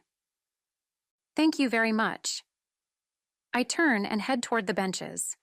Sitting down, I note that these are not the most comfortable benches in the world. Thankfully, I don't have to sit on them long before a young man in jeans and a long-sleeved t-shirt approaches. Graciella Corsini? The young man appears to be in his mid-20s with highly chiseled features, and the body under his shirt clearly indicates a significant amount of time spent at the gym. But he doesn't look like an overdeveloped gym rat. His curly blonde hair seems in need of a haircut, and when he smiles, his slightly skewed lower teeth lend him a boyish innocence. Yes? I ask, thinking, is this my bodyguard? Or my bodyguard's assistant? I'm Officer Robert Sanders. Hello, Officer Sanders. Please, call me Bobby. After all, we'll be working rather closely together for a while. You're my police protection, Bobby? The day person, anyway. I furrow my brow in confusion. Day person? Bobby glances around the waiting area. Why don't you come on back and I can explain how all of this is going to work? That would be fantastic. I rise from the bench and follow Bobby as he heads to the back offices. To my surprise, rather than go to his office, or more likely, cubicle, Bobby leads us to what appears to be a break room. I thought this would be more comfortable than sitting in the noisy squad room, he says, and we sit in plastic seats at what I swear is a plastic table. Guess they have to save the money for expenses like protective service somewhere. Who'd have thought a break room would be quieter than the office area? I ask this with a smile. No kidding. Anyway, as I started to say out front, I'm the day shift person. Basically, there are 2 approximately 12-hour shifts, and I have the day shift. One of my colleagues will take the night shift, and actually, that person will likely change every couple of days. I, on the other hand, will remain the day shift person the entire time you have police protection, he explains. Am I going to have a bunch of random police officers in my apartment? I ask, feeling like maybe I missed something. No, sorry, I probably should have explained how that worked first. When you enter a building, I will go in ahead of you just to check things out. When I'm comfortable that there's nothing to be concerned about, I will take up a post outside the building and keep watch until I see you exit, he says. You'll be monitoring the perimeter? I ask. It seems like I've heard that phrase before on television. Bobby smiles. More or less. You'll then walk with me anywhere I go until the end of the day when someone else takes over, I conclude. Exactly. Whenever you're in for the night, I'll head home to get some sleep, and another officer will set up outside your apartment to make sure things are okay, he says. Does that mean I'll have to be in by a certain time? I'm an actress, and sometimes filming can run pretty late, I explain, for some reason not wanting him to think it's my party animal ways that could be a problem. We expect that your schedule may sometimes be erratic. That's why I set approximately 12-hour shifts. If I need to stay on a little longer, that's okay, he assures me. While I am certainly appreciative of all of this, I can't imagine this is a plum assignment for you, I say, starting to feel bad about how boring this must seem to him. Bobby smiles again. Don't even worry about it. I don't mind assignments like this now and then, especially when I get to protect such a lovely woman. Thanks, I respond with a smile. By the way, how long have you been a cop? I ask. 3 years, and before you ask, I love it. I laugh. This might actually be fun, having a personal bodyguard. I suppose we should get going. I don't have much planned for the remainder of the day, but I'd like to introduce you to my roommate, Jane, I say. Let's roll then, Bobby says, and we stand up in unison. We detour through the cubicles so that he can grab his jacket to go over his shoulder holster and gun. Then we wind our way back through to the front lobby and out into the beginning dusk. I note with interest how Bobby scans the crowds as we walk, apparently constantly aware of our surroundings, though I suspect the average person wouldn't even notice what he is doing. This is my apartment building, I announce needlessly as we come to a halt outside the front door. True to his word, after scanning briefly behind us, Bobby enters the building before I do. His quick check of the lobby area does not turn up any bad guys intent on any dastardly deeds. Bobby beckons me in, and I walk past him to check the mail. After collecting the meager items, mostly bills, bleck, we head toward the elevator. We're silent on the ride to my floor, and Bobby exits the elevator before I do. But the hallway is so small that this only delays me about a nanosecond. We can hear a voice coming through my apartment door as we approach. I note that Jane does not sound happy, although I cannot understand specific words through the door. That noise you hear would be my roommate, Jane, I explain as I unlock, "Hey, this is New York," and open the door. Jane barely acknowledges our presence. How many times am I going to have to explain this? My statement never arrived, so I was unaware that my due date changed. Since it was not my fault, I want the late fee and finance charges removed from my total, Jane demands. Then listens to the individual on the other end of the line before speaking again. I understand that's the general policy, but you changed my due date without notifying me first, so this is as much your fault as it is mine or the post office, she says. They better just agree with her and remove the charges, I whisper to Bobby as we walk to the couch and have a seat. She'll never let this go, I tell him. I'd like to speak to a supervisor, please, Jane finally says, without sounding overly irritated. While she's on hold waiting, she turns to us. Hey, Gracie and new guy. Give me a minute and this will all be taken care of. She switches focus back to the phone. Hello, Sharon. Thank you for assisting me with this, she greets the supervisor. Hey, let me give you a quick tour of the apartment while she's on the phone, I say to Bobby in another stage whisper. Okay, he whispers back as we rise and head toward the bedroom. We can hear Jane as she discusses the issue with the supervisor. As I tried to explain to the customer service representative, I understand that it's my responsibility if I make a late payment due to not receiving my statement on time, or at all. However, I still would have been on time if the due date hadn't been changed, if I had known about the change, she reminds them. This is my bedroom, I say with a gesture into the room, and then we walk past. As you can see on my account, I paid online 2 days before the payment normally would have been due. When I realized my statement had gotten lost or something, I popped on the computer to pay it anyway. Imagine my surprise when I see that I was already late because of the date change. Jane listens to Sharon, the customer service representative supervisor, say supervisor-type things. Whatever she's saying, I can see from Jane's visible relaxing that it's in her favor. Thank you very much for handling this matter, Jane concludes the call, then hangs up the phone and turns to us with a sigh. This is the bathroom. I gesture to the tiny room. Bobby and I continue to make the circuit of the apartment. Jane joins us, explaining the call we walked in on. You wouldn't think that issue would be so difficult to understand. You can't expect me to know about a change I've never been notified about. Right? She asks. Absolutely, I immediately agree. At least it sounds like it worked out well. I turn my attention to Bobby. This is Jane's bedroom, and that's obviously the kitchen. Yeah, once I got past the duck who answered the phone, she says. Tour complete, Bobby and I return to sit on the couch. By the way, the duck comment will only make sense if you're aware of the Ducks and Eagles inspirational speech that Pat Riley used to give when he gave those speeches. My brother heard it once, years ago, and told it to me. If you don't know it, look it up online. You'll love it. Oh, hey, let me introduce you to Officer Robert Sanders, I say, realizing that I haven't introduced the two of them because Jane was handling her business. He's my police protection, I add. That means Tommy was indicted, Jane states her question. Yep, Bobby will be hanging out with me for a couple of weeks, I say.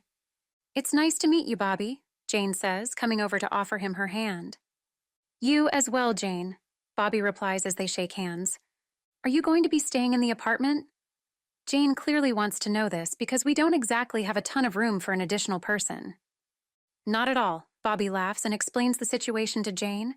After completing that explanation, he turns to me. By the way, one thing I didn't mention is that it's your choice, when we're out, how obvious or not you want me to be about the protection. You mean announcing your presence or wearing shades or something, I joke? Sort of.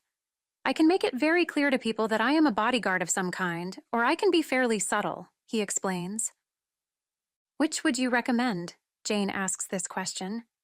I'd go with subtlety because being obvious will clearly draw attention to you, and, honestly, we don't want to draw a lot of attention, he answers.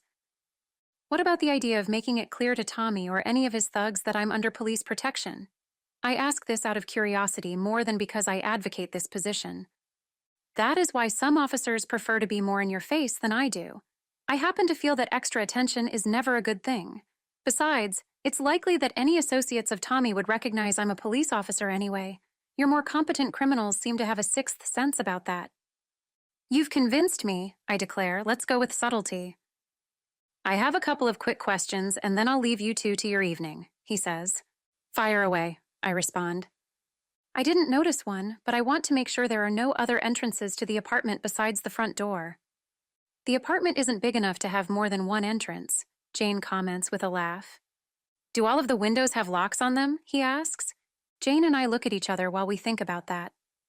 Yes, I finally say. They definitely do. In fact, I remember my father double-checking that when we moved in because he wanted to make sure I'd be safe. Good. Make sure you keep the windows shut and locked at all times. Since it's still fairly cool out, I don't imagine that will be a problem, he says. Not at all, I say. In that case, I'll leave now. Bobby glances at his watch. It's almost 6. Do you have plans to go out to dinner or anything? He asks. No, I'm worn out from the day, I tell him. Okay, I'll call the night shift person to take over and I will see you in the morning, he says. We synchronize our watches for the morning, and then Bobby leaves. He seems nice and competent, Jane comments after Bobby has left. I think so too, I agree. Can you believe those people at the credit card company? Jane asks, switching topics. How am I supposed to know the date was changed? Sheesh. It's unfortunate that this is the month my statement seems to have gotten lost in the mail, she says. No kidding, I say, but there is an idea gnawing its way to consciousness. At least it got taken care of, I add. True, Jane says. What is it? She asks, noticing a look on my face, apparently. What is what? I respond back with this because what has just bubbled to the surface is a memory of the day our mailbox was open. Could someone have really stolen our mail? I wonder. You have a look on your face, she says. I always have some kind of look, I say dismissively. Should I be worried about the police protection? Jane asks, switching topics again. Well, no, that's the point of having the protection, I answer with a smile. I know that, smartass, you know what I mean, she says. According to the assistant district attorney, we'll have Bobby for a few weeks while they try to get Tommy to roll over on his boss, I tell her. And if he doesn't, Jane says. If he doesn't, I hesitate. Eventually, I won't have the protection, I admit. Even though he'll still be out there knowing you're testifying against him, she concludes. I know it's not the ideal situation, but why don't we wait and see what happens in the next couple of weeks? I say, suppressing a chuckle as I think to myself, listen to me. The voice of reason and calm. That's a switch. I'll try. You know me, I have a tendency to worry. She admits. You? No, of course not, I comment with a touch of good-natured sarcasm. Jane smiles and rolls her eyes at me. Chapter 17. People have to go through security, including a metal detector, to get past the lobby, I explained to Bobby after we reached the studio. We are standing outside the door, beginning to argue. I told you part of my job is to check out where you'll be to make sure that the area is safe and secure. Then I can leave and watch the outside, he explains again. Even though there's a security guard and everything? I ask. Even though.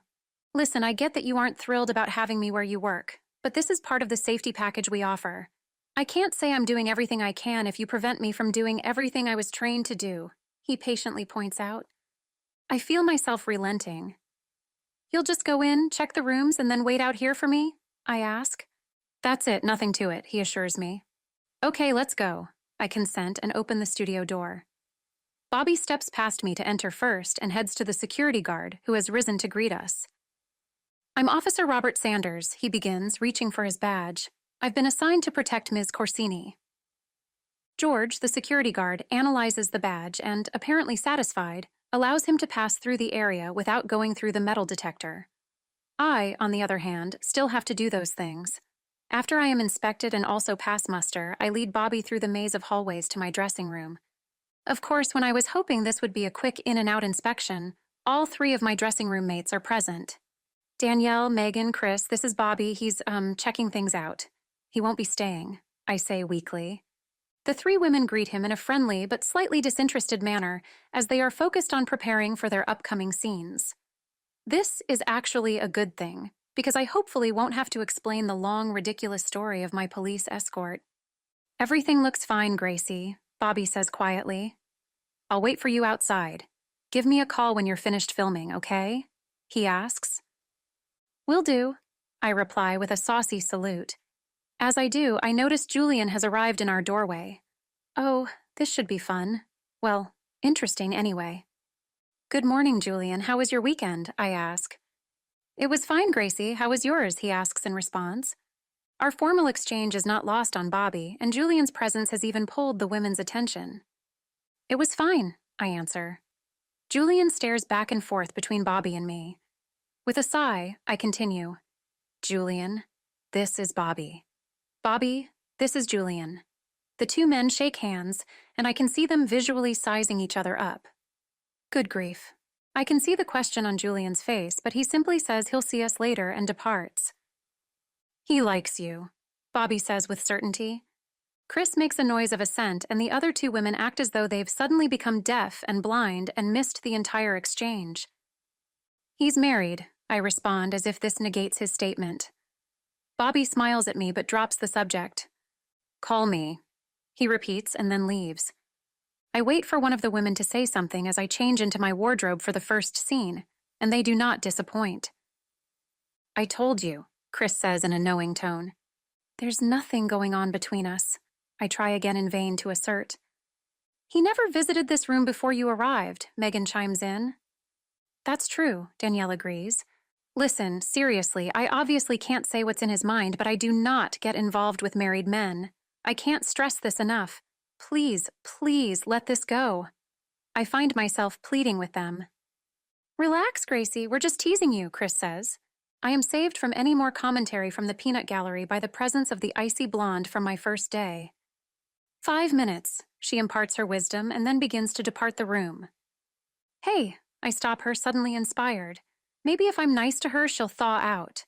I just don't like it when people don't seem to like me, especially when I haven't done anything to them. Thanks, I say with a smile. The blonde looks impassively at me, then turns and leaves. Wow. I don't know what to make of that, but I'm glad that the others in the room missed the exchange. I'm not actually in the first scene of the day, but Chris and Megan are, so they head for the set. Neither of you may plan to do anything, but the rumors are already flying about his obvious interest in you, Danielle says quickly, as though our conversation had not been interrupted by the presence of the blonde PA or the departure of Chris and Megan. Really? I ask. A few of the guys even have bets going on how long it will take for the two of you to sleep together, she adds. Oh, that's just great, I say, thinking sarcastically how much I love being the subject of gossip. You know what? She says. What? I ask. I wouldn't worry about it at all. If you truly don't plan to have an affair with him, and I think you've made it pretty clear that you don't, then do whatever you want, she tells me. Thanks, I say. Danielle smiles encouragingly at me and then exits the room. I briefly sit there with my thoughts before deciding to head to hair and makeup. The rest of the day on set goes by in a blur, and then I'm back in the dressing room changing when someone knocks on the door. I pull my shirt on over my head and call out, "Come in." The door slowly pushes in and Julian's head peeks around hesitantly. "Come on in," I say with a smile. I don't bite. Julian smiles less hesitantly and enters the room. He leaves the door open, so no wild imaginations can be triggered, no doubt, and sits in Megan's chair. "Can we talk?" he asks. "Sure," I say, though think, oh no, that's never good. "I feel like things are awkward between us and I don't understand why," he starts. "You don't understand why," I echo. "No, I don't," he insists. He looks so confused that I try for complete honesty. "Well, the whole cast and crew can tell we're attracted to each other and you're married. I think that sums it up," I say. "We haven't done anything," he protests, sounding like me earlier. "I know that, and so do they actually, but that's not the point," I say. "It isn't?" he asks. "Generally, when a man and a woman are attracted to each other, the more time they spend together, the more likely they are to—" I trail off. "You don't believe a man and a woman can be friends?" he asks. "Of course I do. It can just be much more difficult if there's an attraction, especially mutual attraction, thrown into the mix," I answer. "I admit I'm attracted to you, but I'd also like a chance to get to know you. I'd like us to try to be friends," he says. "Do you believe you can just be friends with me?" I ask. "Yes," he answers. "Yeah, right, I think, but say, okay then. Let's have lunch." "Yeah?" he asks. "We can try. You can never have too many friends," I say with a laugh. "Definitely," Julian agrees. "What about a late lunch right now?" he asks. "You don't have any more filming today?" I ask back. "Nope, what do you say?" he asks. "Let's do it. Give me a few minutes to change into my jeans and we'll head out." Julian agrees and closes the door behind him to allow me to change. I call Bobby to let him know I'm finished and that we're getting lunch. Bobby's eyebrows rise in a knowing arch when I exit the building with Julian, and I choose to ignore the unspoken comment. He and Julian nod at each other as we meet up. "We've decided to have lunch in the park," I say brightly. "We're going to grab sandwiches at a deli around the corner Julian knows and then walk over there. Maybe have lunch by the fountain?" I ask Julian. "That sounds good to me," Julian agrees. "Is that okay?" I ask Bobby, uncertain about the safety implications of being in such a wide-open space. "It's not ideal, of course, but we can make it happen," Bobby responds. "Great," I enthuse, and we begin walking toward the sandwich shop. Julian looks as though he wants to say something, probably ask why I checked with Bobby, but stays silent. "I know that must seem weird, but it's complicated. I'll explain later." I answer his unasked question. He stares for a second at Bobby before smiling at me. "No worries, Gracie." Julian and I chatter mindlessly while Bobby stays alert a step or so behind us. I think I'm going to like this just friends relationship with Julian. If I just think of him like one of my gay male friends, then I can't think of him as having any romantic potential, despite still finding him wildly attractive. After collecting our sandwiches, we walk to the fountain I had been thinking of and sit on a low concrete bench. Bobby takes up sentry some distance away. "This looks great," I say as I unwrap my mozzarella and tomato with basil panini. "Yep," Julian mumbles, having already taken a bite of his. "It is. You can't go wrong with tomato and mozzarella." "Definitely not," I agree. I take a bite and a soft moan of pleasure escapes when the flavors mingle in my mouth. "Especially being a vegetarian, it's an option almost always available at delis and such," Julian comments, before taking another large bite. "You're a vegetarian?" I ask this, almost not wanting him to confirm what he just said. Yep, I guess you didn't know that, he says. No, I didn't. I'm a vegetarian too, I tell him. He's talented, attractive, nice, and he's a vegetarian. This is such torment. Julian looks surprised. Oh, I didn't know that. Although I don't know why I should be surprised. I could sense your gentle soul when we first met, he says. I laugh at that. My gentle soul, I ask. He colors slightly at my response. Never mind. Now I feel embarrassed. I'm sorry. You were complimenting me and I react by poking fun. Thank you for the compliment. I like to believe I'm a nice person. I just never thought about having a gentle soul, I say. Well, you're welcome, he says. Julian and I are silent for a few minutes while we eat our sandwiches in earnest. I close my eyes while I chew my last bite and tilt my face toward the sky, feeling the warmth of the sun. When I open my eyes again, I find Julian staring at me. He quickly averts his gaze. I choose not to comment. We're just friends, right? It is such a beautiful day. You know what would be fun today, I ask instead? What? He asks. To go sailing. Can you imagine sitting on a boat tooling around the harbor, or the bay, or wherever? I can practically smell the salt as I imagine the scene I'm setting. That sounds wonderful. Too bad we don't have a boat. Besides, I don't know how to sail, Julian admits. Neither do I. You know what we do have, though, I say. What do we have? He asks. Paddle boats, I answer. Perfect, Julian agrees enthusiastically. Really? Most people think they're childish, I say. Not at all. Plus, they don't require any skills whatsoever, he points out. Exactly, I agree. And I have an idea to get us ready to head out on the water, he says. Yeah? I ask. Julian stands up, reaches over to take my balled-up sandwich wrapper. I follow him as he walks to the nearest garbage receptacle. I notice Bobby has reacted to our movement and is prepared to follow my lead. Hop on my back, he says. What did you say? I ask with a laugh, uncertain if he is serious. Hop on my back, Julian repeats. Why? I ask. Just do it, Gracie. Fine, I say with a smile and jump on Julian's back. He is now carrying me piggyback style, something I haven't done since I was a kid. Ready? He asks. I guess so, I answer. As soon as he begins moving, I know where he's headed. Wait! I try to intervene, but it is too late. Julian takes us straight into the path of the water spouting out of the fountain. I involuntarily shriek as the first cold droplets of water begin to fall on us. Julian runs in and out of the fountain's path, so to speak, such that we never get drenched, but only slightly damp. After several minutes of this, he moves completely out of the span of the falling water, and I slide off of his back. Are you ready to go paddle boating now? He asks. Yes, I say, laughing. But explain to me how getting wet prepares us for going on the boat. It's not like paddle boats create monstrous waves or anything, I say. That's true. I guess it doesn't really prepare us for anything. It just seemed like a good idea. I laugh at his explanation and we begin making our way toward the paddle boat rental area. I see in my peripheral vision that Bobby is following, a discreet distance behind. After Julian pays a rather exorbitant amount of money to ride on a paddle boat, he and I paddle fervently away from the shore. There's a companionable silence as we concentrate on paddling. When we are more or less in the middle of the lake, Julian slows and then stops the motion of his legs. Have we arrived? I ask with a smile. Can I ask you something? He asks. Uh-oh, I think, but say, sure. Who is Bobby? I'm not an idiot. He seems to be protecting you, but you're really not famous. Julian says this last in an attempt at levity. What do you mean I'm not famous? I ask in mock surprise.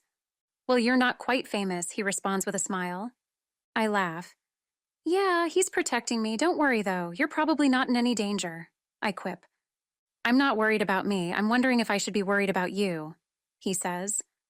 Let me tell you a little story, I begin, and then explain the entire lovely situation to him. That doesn't seem like a good resolution to me, Julian asserts when I finish.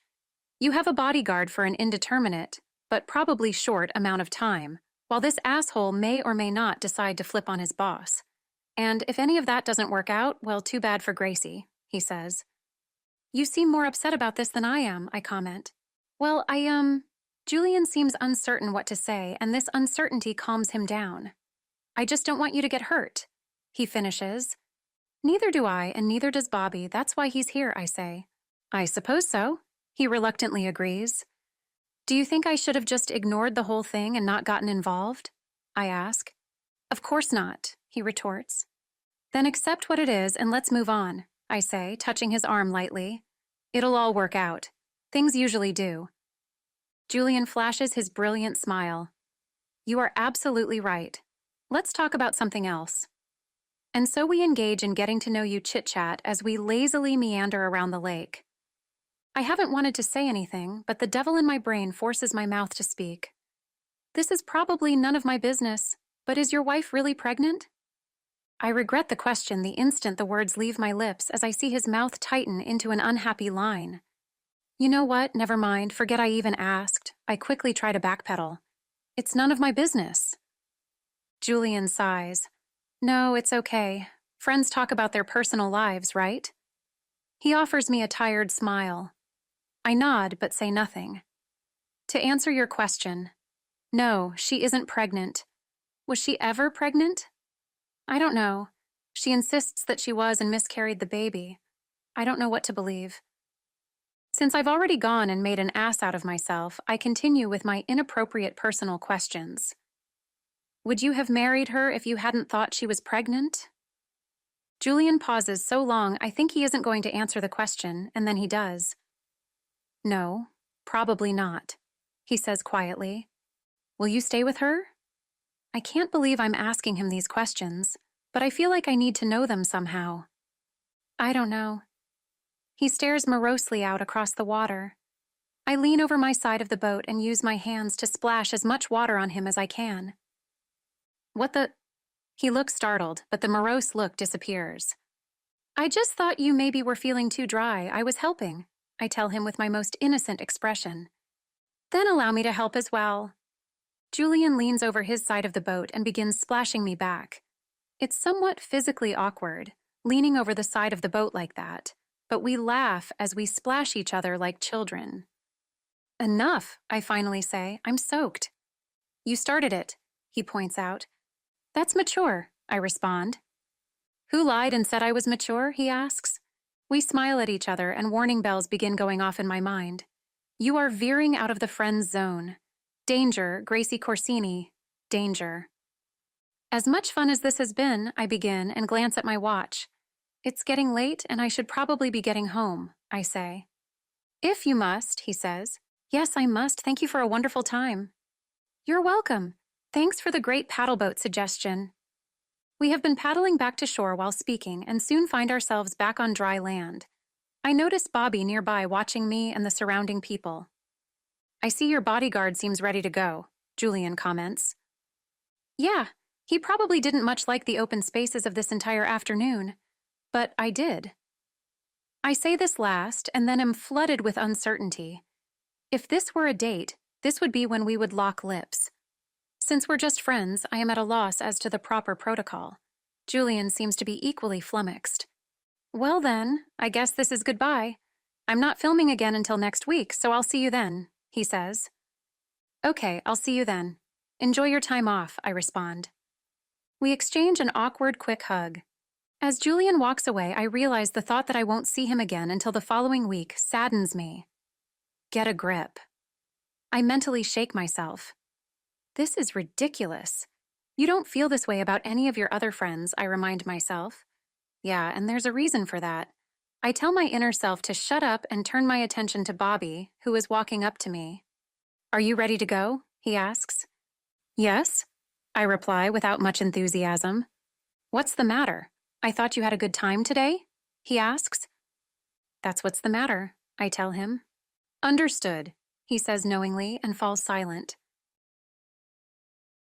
Chapter 18. Jane, we're so glad you came, my mother gushes to my roommate. Apparently I'm chopped liver. Oh well, if it makes my mother happy. Of course, little does my mother know that the real reason Jane came with me to family dinner is not because she's been invited about a zillion times, but because she didn't want to stay in the apartment alone. But whatever the reason, her presence makes my mother happy. They head off to the kitchen, and I hear the words recipe and chef float out of the air. Then Bobby steps into view behind me, and the activity in the house ceases. Even my mother senses the change and turns from her conversation with Jane. Everyone, this is Bobby. He's a friend of mine, not a boyfriend. I quickly clarify, so that there will be absolutely no confusion on the subject. With my family, subtlety is a lost art form. My brother is the closest, so he introduces himself first. Hey Bobby, I'm Anthony, Gracie's older brother. The two men shake hands. I'm Maria. My sister calls from the couch without bothering to get up. She does at least wave. She looks pissed, and I wonder how the conversation had been going before we arrived. My father had risen when he first saw Bobby and now approaches. I'm Thomas, Graciella's father. She has never mentioned you before, he says with a pointed look toward me. Do not be rude to our guest, my mother admonishes my father as she hurries over to give Bobby a hug. I'm Annabella, Graciella's mother. It's nice to meet all of you, Bobby replies, appearing slightly overwhelmed by the shaking and hugging. I suppose I could have warned him, but this is much more fun. Everyone quit crowding in the doorway and have a seat in the living room, my mother encourages, as she and Jane continue toward the kitchen. I've established that Bobby is not a potential husband, so my mother is more interested in talking cooking with Jane. After we all have taken seats, my father and sister resume the discussion, argument, they had been having before we arrived. I'm tired of having this discussion, my sister grumbles. Then quit bringing it up, my father suggests. Maria gives him a watered-down version of our mother's evil eye. It's my life, she continues anyway, and you can do whatever you want after you finish college, my father says with finality and turns away from Maria. She actually crosses her arms in front of her chest. I can't believe she's sulking. What is she, 9? So, Bobby, how do you know Graciella? He asks. I sigh and decide to just tell them the truth. I've had a busy few weeks since I was last here, I begin. Bobby is a police officer. He's my bodyguard. I pause at the expected peppering of questions. He's a what? Maria asks. What do you need a bodyguard for? My father immediately questions. Did I hear the word bodyguard? My mother calls this from the kitchen before appearing in the doorway. Police officer. This final question is from my brother. Are you all finished? I ask. They remain silent. Good. Then I can continue. I quickly tell them the story of Average Guy and the drug deal, the vague and not so vague threats on my life, and the district attorney's recommendation that I have a bodyguard in the interim. If I'm understanding you correctly, this is a very temporary situation, my brother states.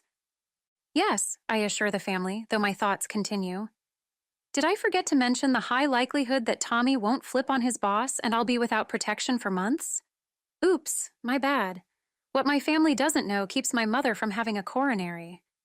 The family asks a few more questions and then miraculously drops the subject. My mother and Jane decide to join us and squeeze in on the available furniture. How's the soap opera going? My sister asks this question, in part out of curiosity, but also in part to remind my father that I have a job unrelated to my college degree. It's going great, I answer enthusiastically. It's only been 2 weeks, but I feel like they're my second family. Everyone has been so nice and welcoming. A certain someone in particular, Jane says in a sing-song voice. What is it? What is she talking about? My mother, who has radar for these sorts of things, senses a man in this story. Thanks, Jane, I say. No problem. She smiles sweetly in my direction and I roll my eyes. There's this guy, I begin. Is he hot? My sister can always be counted on for the important angles. Is he single? My mother wants me to get married and give her grandbabies. Is he an actor or does he have a real job? My father has never been too fond of my acting, since it's not a real job. My brother stays silent, and when I look in his direction to see if he has anything to add, he simply shakes his head and chuckles softly. To answer your questions, yes, Julian is hot, and yes, he is an actor, which is a real job, Papa. And no, Mama, he's not single. My mother looks crestfallen.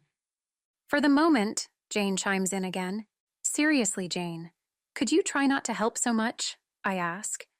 If looks could kill, she'd be seriously maimed. She smiles again. What does Jane mean? Are you having an affair with a married man? My mother looks to heaven as though God can help her with her wayward child. No, I am not having an affair. We're just friends. He is in an unhappy marriage, but I have made it clear that we would only be friends. I clarify for the family.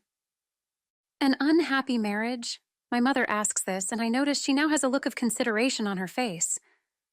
Yeah, apparently. You may have seen something about it on one of the entertainment shows, I say. Wait a minute, my sister says and sits up abruptly. You don't mean Julian McNamara, do you? She asks. Yes, I do, I confirm. Oh, wow, he is definitely a hottie.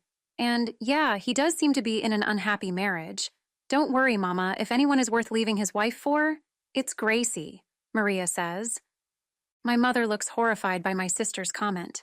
Marriage is sacrosanct in this household. Okay, sorry, that didn't come out exactly right, Maria says sheepishly. I have had enough of this conversation. Okay, that's my life right now. What about you, Anthony? How are things at the station? Have you met anyone? I ask. Thankfully, the family's focus swivels to Anthony, who still manages to shoot me a look before answering their questions. The rest of the evening goes quite smoothly. Jane and my mother exchange several recipes. The food tastes delicious. Of course, it always does. And my father and sister did not resume their argument. All in all, a successful family dinner. We stay later than I planned, but it is worth it. I relax the rest of the weekend and am raring to go Monday morning when I'm due back at the studio. Who knew how much that rest and relaxation would come in handy in the next few weeks? Chapter 19. Good morning, Gracie. Bobby greets me the moment I step outside my apartment building. Morning, Bobby. Steve tells me it was another quiet night, he says. Yep, nobody tried to kill me. That's always a good thing, I say. Is anything wrong? He asks. Why? What makes you ask? I ask back like I don't know. Maybe it's my bitchy tone this morning. I actually don't know what's wrong with me. You just seem a little tense, he says. I'm just tired. Or maybe I woke up on the wrong side of the bed, I offer as my non-explanation. Okay, if you say so. Bobby looks like he wants to say something else, reconsiders it, and remains silent. Our walk to the studio is uncharacteristically quiet as I wallow in my unusual state of malaise. Morning, George. Bobby greets the security guard after we've entered the studio building. All quiet? He asks. No problems here, officer. Great, Bobby says, then turns to me. Have a good day shooting, and I'll see you when you're finished.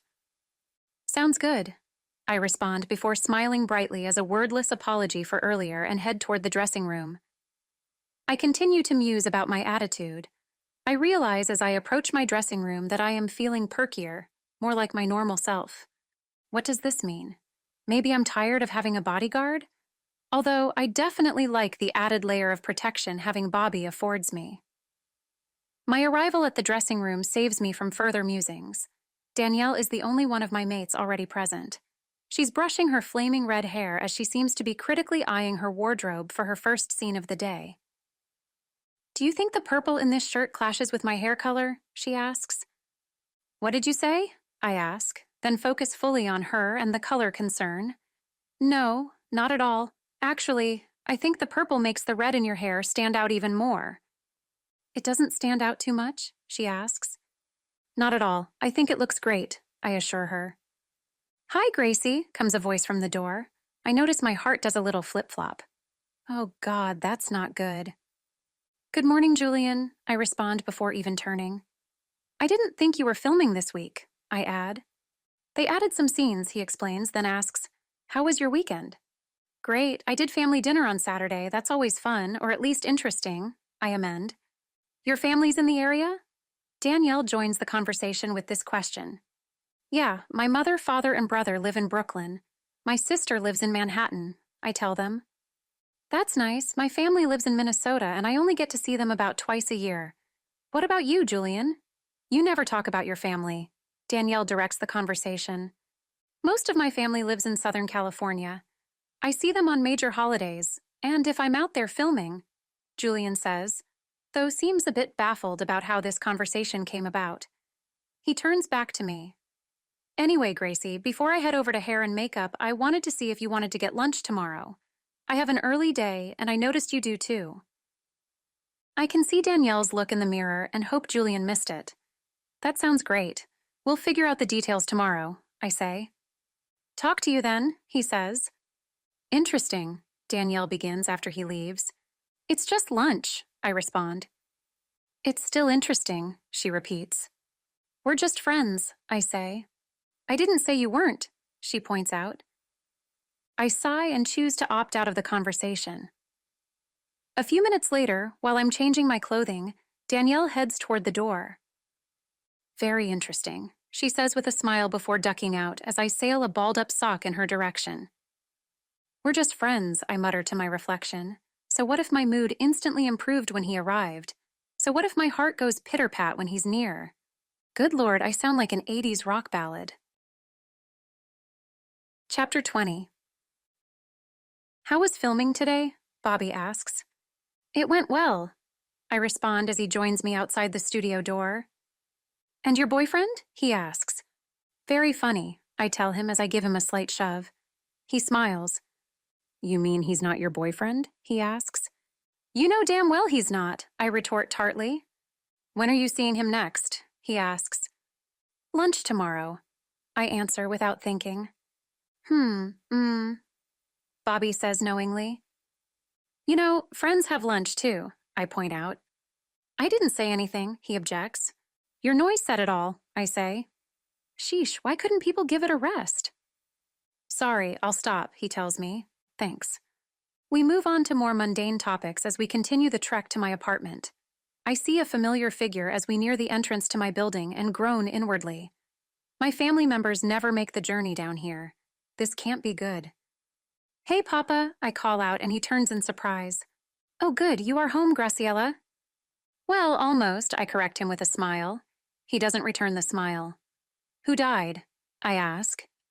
Your sister dropped out of NYU, he says without preamble, and my heart sinks. I can't believe she actually did it. What happened? I ask.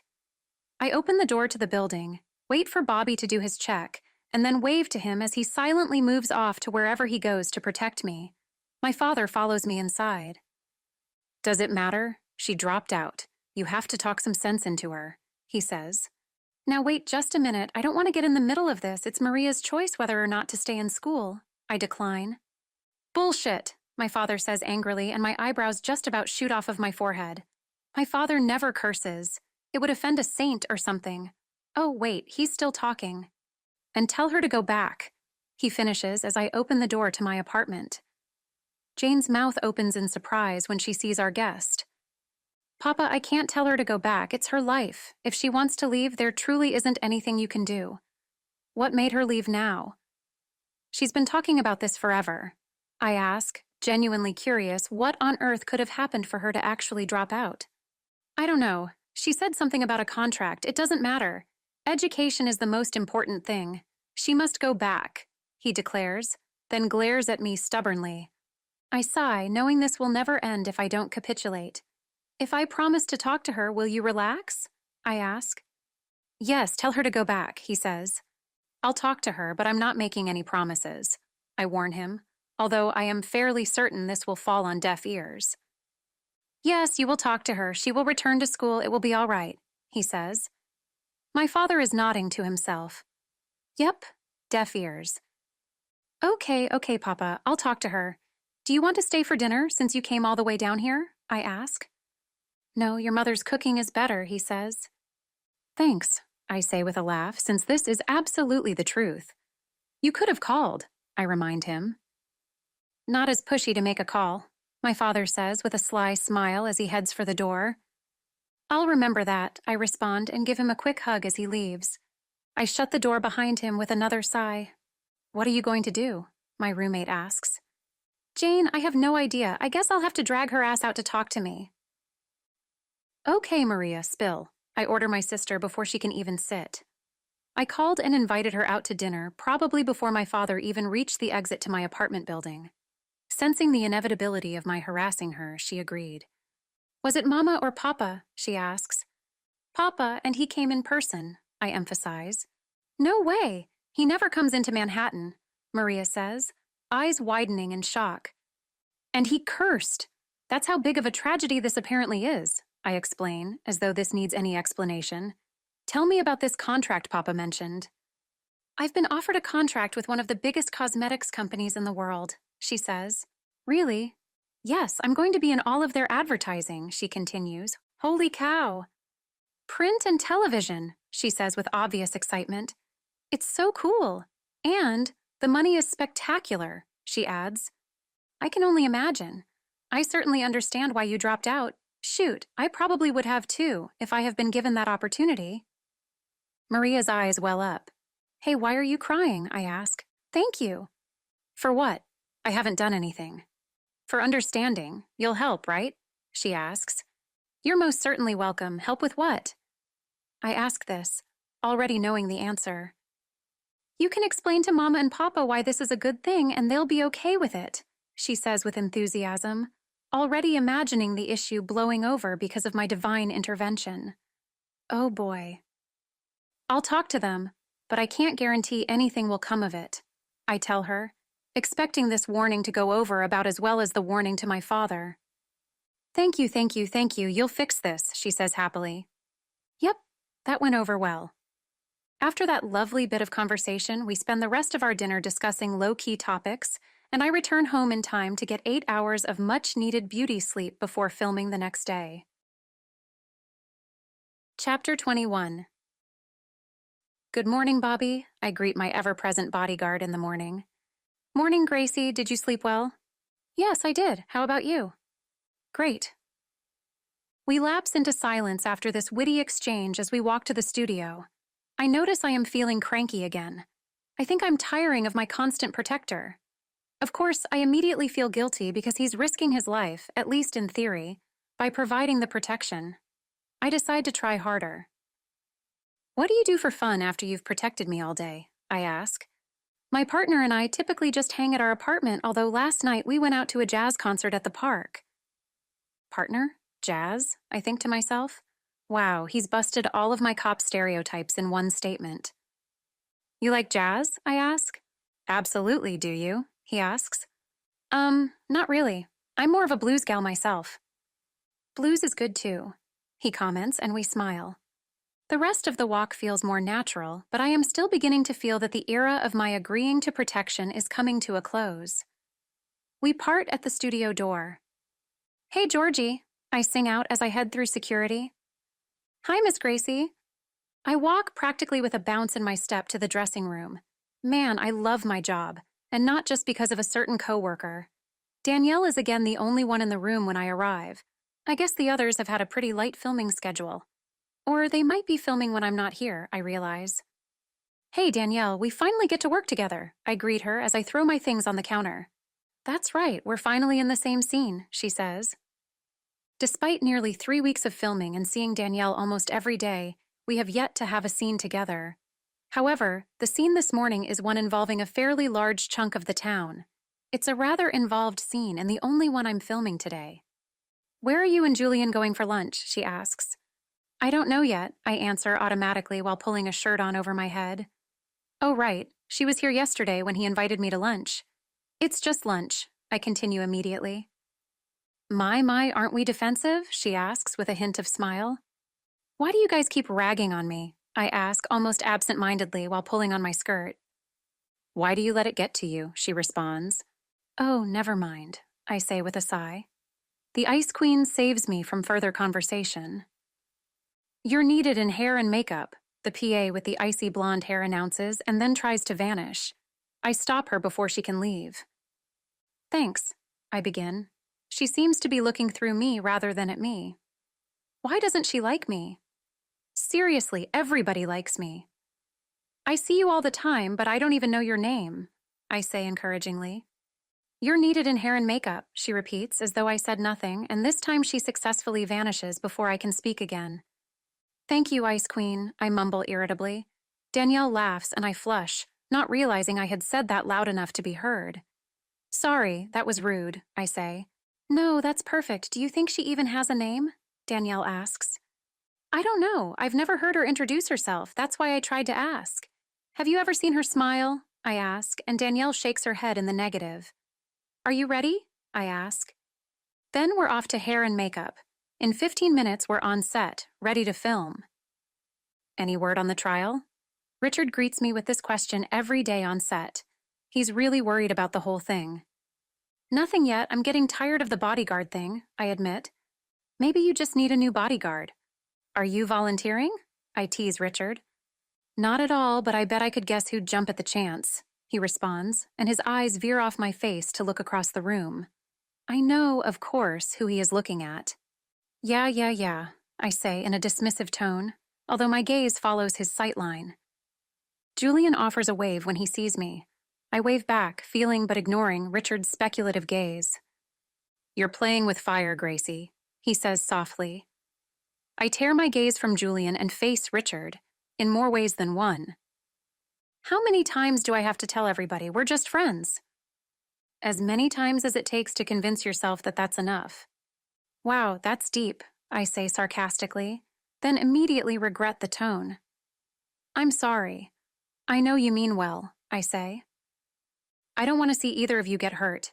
Julian's really confused right now, and seeing you isn't helping him. My wife and I went through a rough patch years ago, and I shudder to think what might have happened if she had met someone the way Julian has met you, he tells me. Richard, I had no idea, I say, feeling like an idiot. Why would you? It's okay. We worked through our issues, and our marriage is even stronger than before the troubles. I really want what's best for you and Julian. I don't know what that is. Have you thought about it? He asks. I am saved by the bell, metaphorically speaking, as Miranda commands our attention and sets about directing this scene. We're filming a dream sequence of one character, resulting in unusual configurations of actors, but shooting goes well and soon we're finished. Excellent job, everybody, Miranda congratulates the group. Let's break for lunch. Those of you who still have scenes this afternoon, you know when to be back. With that, she strides away, presumably toward her office. Julian is already heading in my direction. Richard from across the room notices this and manages to give me a look. Are we still on for lunch? Julian asks. Of course, I say. Screw everybody and their warnings. A man and a woman, even if they're attracted to each other, can be platonic friends. Although, as some wit once said, denial ain't just a river in Egypt. How about Angelica's on 12th Street, he suggests. That's one of my favorite vegetarian restaurants in the city, I respond enthusiastically. Excellent. Meet out front in 15 minutes? Sounds great, I say. I head off to the dressing room to remove my makeup and change back into my street clothes. Maybe I am deluding myself about Julian, but until something happens, I'm not going to worry about it. After changing and gathering up my belongings, I meet Julian and, of course, Bobby, out front, and the three of us walk to the restaurant. To be fair, Bobby does walk a bit behind us so as to be less intrusive. I'll wait out front, Bobby says after inspecting Angelica's kitchen for people out to harm me. Do you want us to bring you out anything? I ask. I feel kind of bad that he has to just sit and wait, although I suppose that is what the job entails. Nope, I'm good. Thanks for the offer, though. Sure, see you in a bit. Julian and I catch the waitress's eye and are led to our seats. We make random idle chit-chat until after we finish eating our food. I had the fabulous Kinpira salad, appetizer size, of course, and Julian went all out ordering the norimaki. That's vegetarian sushi for those of you who have never been to Angelica's. Despite my infamous sweet tooth, we opt to skip the dessert today, and I am beginning to feel nervous. Julian has a very intense look on his face, and I'm wondering if my thoughts from earlier, about being friends until something happens to question that, are about to prove prophetic. I decide to just jump in with both feet. You look like you've got something on your mind, I say, with only the slightest bit of trepidation. Yes, I do, he responds, and then he is silent, just staring. Would you like to share? I ask. I'm trying to decide what I should say and how I should say it, he says slowly. Don't overthink it, I reply breezily. Just say it. I hope I don't regret that bit of encouragement. I know we've only known each other a few weeks, Julian begins, and I can feel my heart begin to beat feverishly in my chest. But From the moment I saw you, I have felt drawn to you. Oh, that's just lust, I say in a failed attempt at levity. Actually, yes, the physical attraction was the start of it. Talking to you and spending time with you just intensified that initial attraction and increased it far beyond anything strictly physical. I am speechless for possibly the first time in my life. He waits patiently for me to have some kind of reaction, so I continue to try for honesty. I have those same feelings, but what about your wife? I ask. I hate bringing her into this, but to not do so would be like ignoring the elephant in the room. A shadow flickers in his eyes. I don't know, he says. I wait to see if he will elaborate on this statement, but he does not. What do you want? I ask. You, he says simply. Then he sighs. I laugh, startling him. What was the laugh for? He asks. I'm usually the one with the dramatic sighs, I tell him, and he chuckles. Impossible relationships, I say with a shake of my head. What did you say? He asks. I'm reminded of Pretty Woman when Richard Gere's character says his specialty is impossible relationships. I explain. That's how I feel right now.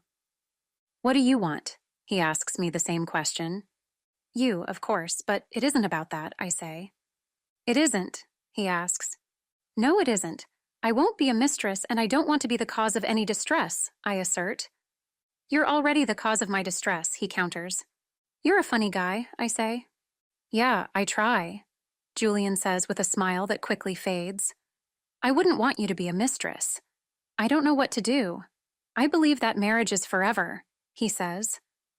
Then doesn't that end this conversation? I ask. Not if the marriage was based on a lie, he says. The pregnancy, I fill in. Yes. I don't know how I truly feel about my wife separate from her being pregnant, and knowing that she might not have been pregnant and lied to me leaves me wondering if I can ever trust her again, he says. It sounds like you have a lot to work out between you, I begin, without the distraction of my presence. No, he disagrees, looking worried. Yes, I can't see you again until you decide what to do. I decide. We can still be friends, Julian insists, though I can see in his eyes he doesn't believe his own words. No, we can't, I reply sadly. The feelings are too intense, and whatever the reason for your marriage, you are married. Those issues need to be resolved before you and I can address any of these other issues. We can't see each other at all? He asks. I'm only on the show one more week, and after that, I'll be out of your life. That has to be the way things end, I say. That won't work for me, he argues. You don't have a choice, I tell him and stand up. I smile crookedly, needing to end this conversation before I start crying in public. Good luck, Julian. Goodbye. I turn and leave before he has a chance to respond. As I hurry from the restaurant, I can feel the hot tears I tried and failed to suppress begin dripping down my face. Within seconds, Bobby is at my side. What's the matter? Did something happen? Are you okay? The rapid-fire questions are too much, and I snap. No, I'm not okay. I'm tired of it. I'm tired of everything. I have a man I loathe who probably wants to see me at the bottom of the river, wearing cement shoes. And I have a man I maybe could love telling me that he has intense feelings for me but doesn't know what to do about his wife. How do you think I'm doing? I am practically race-walking down the street, although Bobby easily matches my pace. I'm sorry, I didn't mean to upset you, he says. I slam to a halt, and Bobby actually takes a few more steps past me. I know. I'm sorry I blew up at you. I start and wipe the tears from my cheeks. I just can't do it anymore. What do you mean? He asks. This, I say with a wide arm gesture. I need you to not be here. I need to feel safe again. Are you sure now is the time to make this decision? You know, when you're not feeling yourself, he says. Now is as good a time as any, I say resignedly. Bobby, you have been great since the indictment, but I can't do it anymore. I am ready to take a chance on protecting myself, I declare. Even if that chance means you end up hurt or dead, Bobby says gently. Yes, even if it means that. I start walking again, albeit at a slower pace. Why don't you call Ms. Gregson? He asks. I realize that Bobby isn't going to go away until someone official tells him to. Fine, I'll call her right now. I whip out my cell phone and find the assistant district attorney in my phone book. Naturally, I get her voicemail. Hi, Ms. Gregson. This is Gracie Corsini. You don't need to call me back. I just wanted to let you know that I am no longer in need of Officer Sanders's protective services. He has been exemplary, of course. He smiles at this. But I need to get back to my normal life. If you could let his superiors know so that they can reassign him and his services will be put to better use. Thank you very much for everything. I disconnect the call and replace the phone in my bag. There, it's all taken care of. Thank you very much for everything, I say with finality, holding out my hand. You're most certainly welcome, Gracie, but if it's all the same to you, I'll hang around outside your building until I get the word that I should leave. I smile, expecting nothing less. I kind of thought you would. We maintain a companionable silence the rest of the way home. I give him a half wave at the door, saddened by the knowledge that he wouldn't be there in the morning, but also glad to lose my shadow. Jane, are you here? I call out my question while walking through the door. Boy, do we have a lot to talk about. Yeah, I'm in the bathroom. She pokes her head around the bathroom door, and I can see her hair is wrapped in a towel. Give me 5 minutes to finish up. The door closes behind her. Okay, I respond needlessly before heading to my room to throw down my backpack. I am sitting on the couch eating chocolate chip cookie dough ice cream straight from the half-gallon container when Jane enters the living room a few minutes later. Uh-oh, you didn't even bother with a bowl. This can't be good, she says, eyeing the ice cream.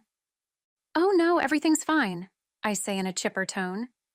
Jane retreats to the kitchen and returns with a spoon of her own. What's up? She asks, already digging her spoon into the container I'm still clutching like a safety raft. Where to begin? I fired Bobby. I suppose I can start there, I say listlessly. You fired Bobby. Can you even do that? What about Tommy? She asks. Of course I can do that. It's my life, and if I don't want protection, it can't be forced on me, I insist. Sure, I guess, she agrees, sounding uncertain. Why would you want to make yourself a target? She asks. I'm already a target, I point out. True, but now you're an unprotected one, she says. It'll be fine, I respond, then think, yum, this ice cream is good. I'm still confused, Jane continues. Why did you actually fire him? On some kind of principle? She asks. I'd been thinking about it for a couple of days. The timing just seemed right today, I explain vaguely. Something must have happened. What haven't you told me? She asks. Perceptive woman, my roommate. I had lunch with Julian today, I tell her. Uh-huh, I knew it. Knew what? That there was more to the story. What happened at lunch? She asks. Same old, same old. Julian said he had feelings for me, but believes marriage is forever, I say. I am really going to town on the ice cream, talking between mouthfuls, most of the time anyway. He finally said it. Tell me you weren't really surprised by any of that, Jane says. Well, I falter. Oh, come on, Gracie, you're smarter than that. Everyone knows the two of you are at least physically attracted to each other. How can you be surprised it became more? Jane sounds exasperated. All right, already, you're right. I had my suspicions. I guess I was hoping. I don't know what I was hoping for. I finish with a sigh and dig out a heaping spoonful of the delectable ice cream. Good grief, tell me exactly what was said, Jane demands, and I comply. When I finish, it is Jane's turn to sigh. So, after that conversation, you got upset, ran into Bobby, and fired him, right? More or less, I admit. Ugh, maybe I've had enough ice cream. I push it toward Jane, who spoons herself some more before replacing the lid. Gracie, what are you doing? She asks. As Jane is bringing the ice cream to the kitchen, I cannot see her face, but that exasperated tone is still present. Digesting ice cream, I answer. Smart ass, you want to try again? I don't know what I'm doing, I admit. I thought I was protecting myself by having Bobby and being just friends with Julian. Jane actually laughs at my statement, though not meanly. This is how you protect yourself? You fire your bodyguard and you utterly fail at being just friends with Julian, she says. Thanks for the summary, I retort, then bury my face in a couch cushion. What should I do? I mumble my question. I wouldn't worry too much about Bobby, she unexpectedly says. I raise my head. No? Wasn't he only going to be able to stay for a few weeks anyway? She asks. Good point. And Julian? I ask. I think it's clear the two of you can't be just friends. Indeed, I comment, eyes closed, head tilted back. You were right to tell him you couldn't see him anymore, she says. Then why doesn't it feel right? I ask this and immediately feel my face flush and my eyes moisten. Oh crap, I'm going to cry again. This does not go unnoticed by Jane, whose tone noticeably softens when she continues. Because you like him as more than a friend. As a lot more than a friend, I'm guessing, she says. Yeah, I guess that's it, I agree. The urge to cry is passing. It's so weird, though, I say. What is? She asks.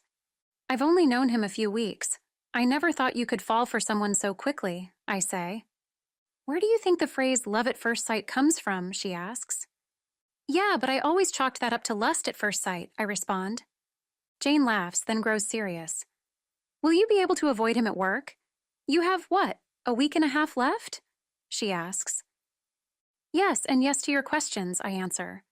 We rarely have scenes together, and unless he seeks me out, I don't usually run into him, even when we have overlapping call times, I explain. That's good.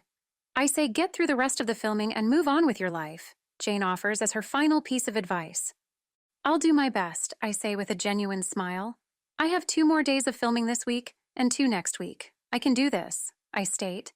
Yes, you can, Jane exclaims. She's such a great cheerleader. I do feel better, but why do I still feel so unsure? Chapter 22. When I leave my apartment building the next day, I instinctively look for Bobby. Then I remember I fired him. I feel sadness and a pang of regret for an instant. Honestly, his services are better used somewhere else. The walk to the studio is quieter without Bobby, and I find myself missing the companionship. Forget it, I tell myself as I reach the studio. I breeze through security, and am in the dressing room changing when Danielle and Chris arrive. How was lunch? It was fine, Danielle. How are you today? I ask, keeping my tone light, but hoping that my pointed reply will not go unnoticed. It doesn't. I'm doing fabulous. Today is going to be a great day, right, Chris? Definitely. Luckily, Chris apparently missed the pointed quality in my and Danielle's exchange. Since I am a naturally happy person, I find that the funk from the past 24 hours is lifting and the women's good mood is contagious.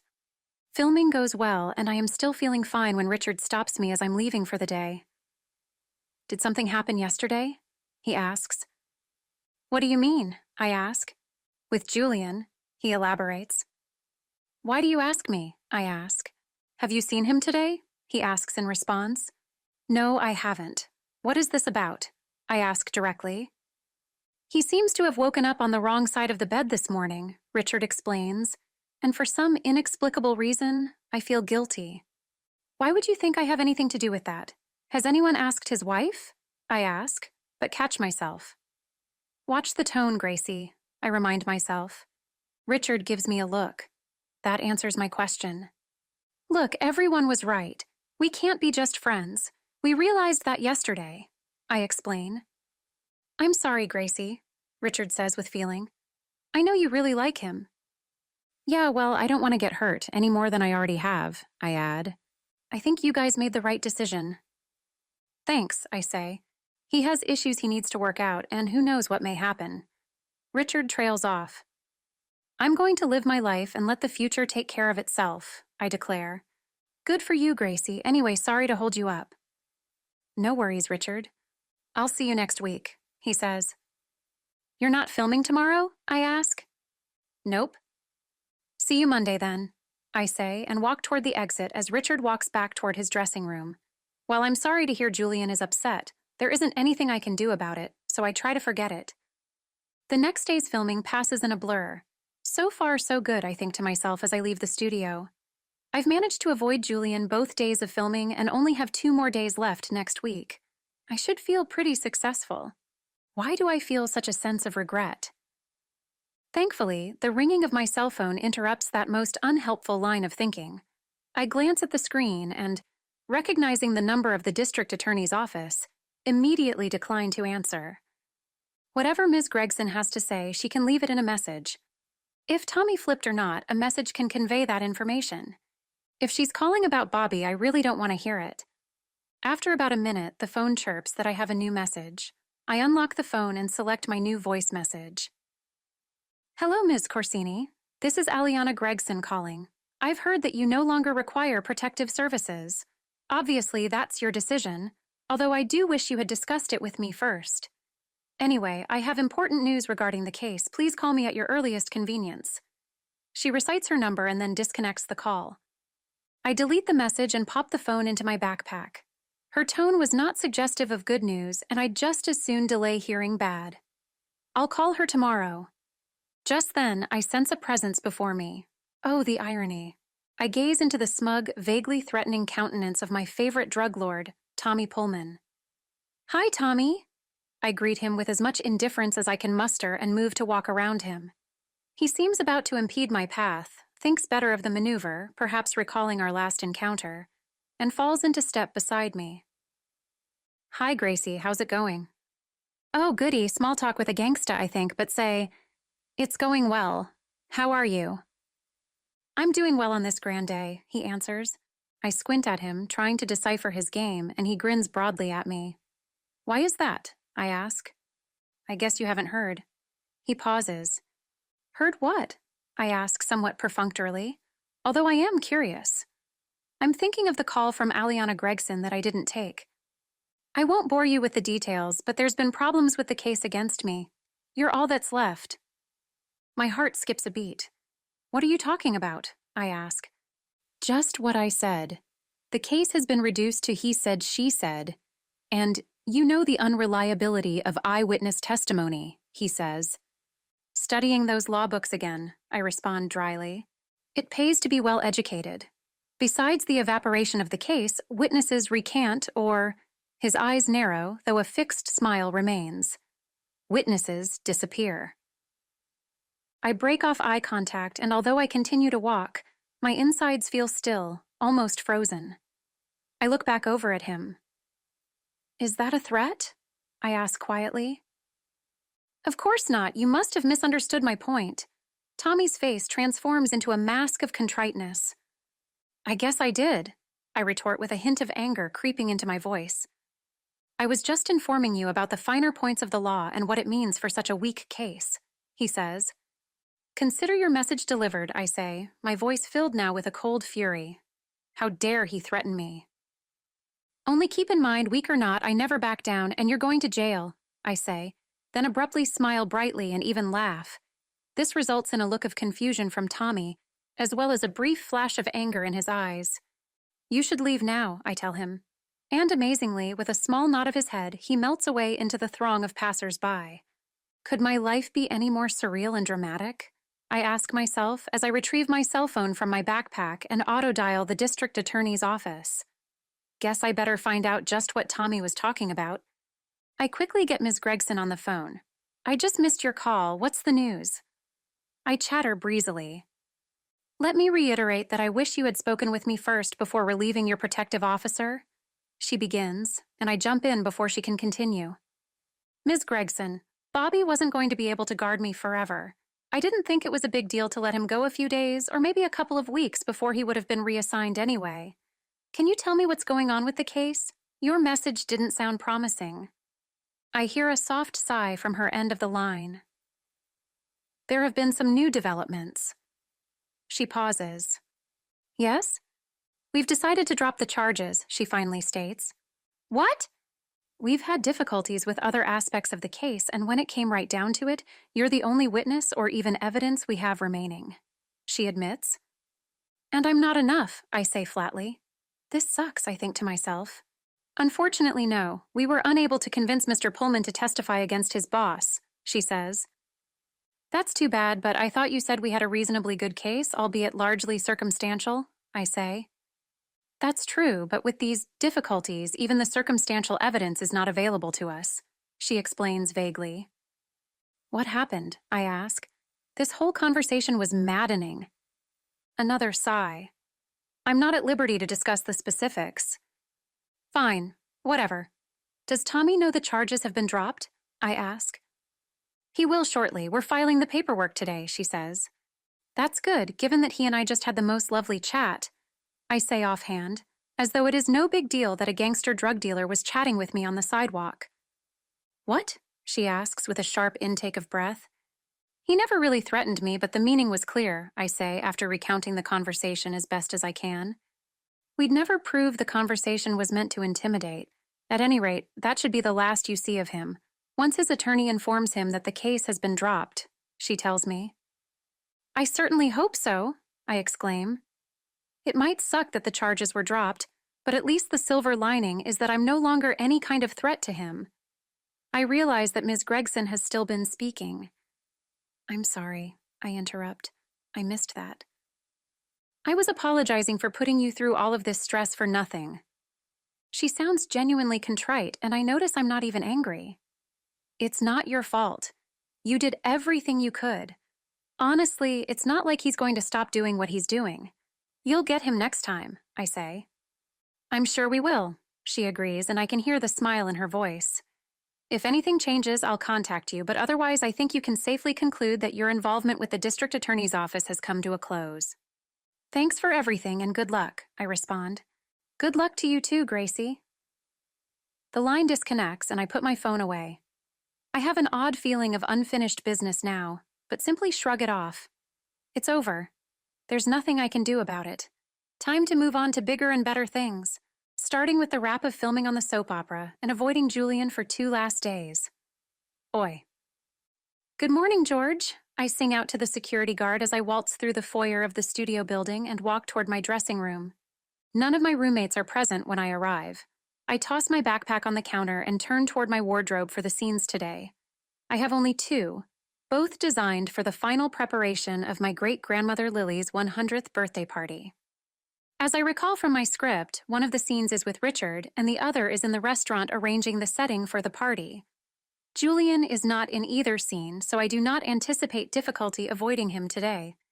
Tomorrow will be a different story, but I plan to worry about tomorrow. Right now, I focus on my wardrobe. It's pretty basic for the scene with Richard, jeans and a teal turtleneck. I slip into these, head to hair and makeup, and am quickly sitting in Richard's living room waiting to begin the scene. Good morning, Janie, Richard says, taking a seat beside me on the couch. Morning, Max, I respond with a smile. The scene is a fairly short one where my brother and I discuss the party. It gets much more exciting after I leave and his current love interest comes in and tells him she's pregnant by another man. Gotta love those soap triangles. How goes the court case? He asks. That's so yesterday, I reply in my Valley Girl tone and laugh. Actually, it really is. The case was dismissed, I tell him. What happened? Richard looks shocked. I summarize the pertinent details. Damn, that sucks, he says. My sentiments exactly, I agree. Does that mean he gets away with everything? He asks. Apparently so. I shrug. Richard is about to speak again when Miranda enters the set. When the director arrives and makes a beeline for you, you tend to be quiet. Oh, good, you're both here, she says, speaking rapidly. This scene shouldn't be too difficult, and I'm hoping to knock it out with a minimum number of takes. Sound good? We both murmur our agreement, and she continues speaking, telling us where she wants us for our marks. I'll spare you more boring set talk. Suffice it to say that her desire comes true, and we complete our scene, including all of the various angles, fairly quickly. That was great, guys. Gracie, I'll see you after lunch. Richard, take 5 before we do your next scene. Miranda directs us before bustling back off set. We hear her mumbling something about lighting. Gracie, before you go, can I talk to you? He asks. Of course, what's up? Richard's face takes on a somber look and he lowers his voice. Have you spoken to Julian? He asks. No, I told you. We're staying away from each other. Why? I ask. I was just wondering, he says. You can't ask me that and then not tell me why, I object. It's no big deal. I was just curious, Richard insists. I am about to continue arguing, but there is something about his expression that causes me to pause. I ask a question instead. He's okay, right? You'd tell me if something had happened. Absolutely, he's fine, Richard reassures me. I'll see you after lunch for the restaurant scene. I take the dismissal hint and depart with a small wave. Back in the dressing room, all 3 of the other women have arrived. They are in various stages of undress when I enter the room. We exchange greetings, and I turn to my clothing. I plan to slip back into my street clothes until after lunch. I found that it is not a good idea to eat in your wardrobe. I sense eyes on me and look into my mirror. My gaze locks onto Danielle's. I ask a silent, "What?" and she shakes her head slightly. My mind reading may not be perfected yet, but I'm guessing she wants to talk to me after the other women leave. I've changed into my street clothes and am wolfing down lunch while reviewing lines for the later scene by the time the other two women finish up and depart. "What's up?" I ask Danielle. The redhead walks over and takes an empty seat closer to me. "When's the last time you spoke to Julian?" she asks. "A week," I respond. "What's going on?" "Richard asked me about Julian earlier," I say.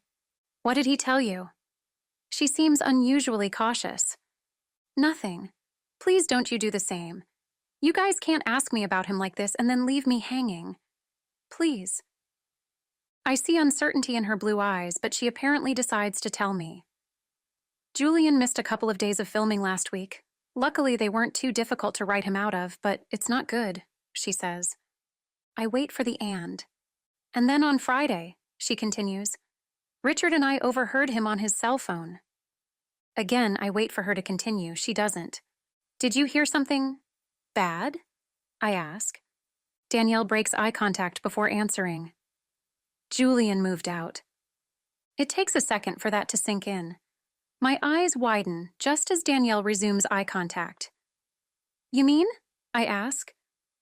"I don't know what it means," she hastens to add. "All we know is that he is not living with his wife right now." My eyes narrow. "You and Richard thought maybe I played an active role in that decision," I say in an accusatory tone. Danielle looks embarrassed. "We didn't know," she says defensively. "We thought maybe." Her sentence abruptly ends. "I can see why you guys might think that," I say, softening my tone. "But I promise you both that I had nothing to do with that decision. At least not directly," I clarify. Danielle seems relieved. "Good. I mean, I figured that was the case, but it's nice to hear it from you." She smiles her brilliant smile then. I return the smile and am glad that this is settled. Sheesh, just because a guy decides to leave his wife doesn't mean you had anything to do with it. Of course, the fact that I feel a glimmer of possibility for the two of us betrays my innermost feelings on the matter. I squish those feelings and, having finished lunch, change into my jeans and a different long-sleeve top for the afternoon, since the prep scene ostensibly takes place the next day, the same day as the party. After lunch, when I arrive on the restaurant set, I almost immediately run into Richard. "I'm sorry, Gracie." "For what?" I ask, although I know the answer. "I spoke to Danielle. I never should have doubted your word." "Thank you." "When you said you'd let him work things out for himself, I should have realized you meant it," he continues. "It's okay, Richard," I assure him, mainly because I'm worried he'll continue to apologize. "It's like I told Danielle. I can see why you'd think I might have been directly involved. But I'd like to think that after you confided about the difficulties you faced in your own marriage, you would know that I wouldn't take my potential influence in Julian's life lightly." Richard smiles. "Of course, so you're not mad?" he asks. "Dude, you sound like a girl," I can't help but say, and he laughs. "Of course I'm not mad. Next time, just ask me if you're concerned about something," I say. "I will," he assures me. Miranda arrives then, and we get down to business. Filming the preparation scenes for the party we'll be filming tomorrow. The remainder of the day is uneventful, and I'm feeling pretty good when I leave. Naturally, I have trouble sleeping that night. My subconscious knows it will be impossible to completely avoid Julian tomorrow during the party scene. My character is one of the hosts, so at some point she speaks to almost everyone in town, including Julian's character. Despite tossing and turning all night, I wake up before my alarm. I arrive at the studio even earlier than I normally do. Of course, I recognize that this is due to nervous energy because I'm going to see and speak to Julian for the first time in over a week. I arrive at the empty dressing room and slip into my party duds. A fabulous sleeveless empire waist dress made of a satiny material, falling in a fitted but soft wave of chocolate brown to about an inch above the knee. Not my usual color, but once I slid the dress over my head, I could see the wisdom of the designer. I looked hot, but still demure enough to be appropriate for my great-grandmother's 100th birthday party. Once I'm ready, I review my dialogue while I wait for everyone else to arrive. I studiously avoid any thoughts of Julian. I'll admit I'm only partially successful. The other women in my dressing room filter in one by one, and soon it's time to head to hair and makeup. The set bustles with crew and cast members. Since my character's great-grandmother, Lily, is practically the matriarch of the town, nearly every actor on the show is in this scene to a greater or lesser extent. I see Richard and head in his direction. Alas, I am waylaid before I can arrive at my destination. "Hi, Gracie," comes a soft, familiar voice to my right. "Hi, Julian," I respond and smile up at him. Damn, he's hot. I notice his eyes look sad, though, and my smile slips slightly. "How have you been?" he asks. "I've been good. How have you been?" I ask back. "Okay," he says, then looks away before continuing. "I've missed you." My heart skips a beat. "I've missed you too," I admit, unsure if I should be honest, knowing what Richard and Danielle have told me. His face brightens and I feel guilty, like I've been deliberately causing him heartache. "Can we talk after the shoot?" he asks. No.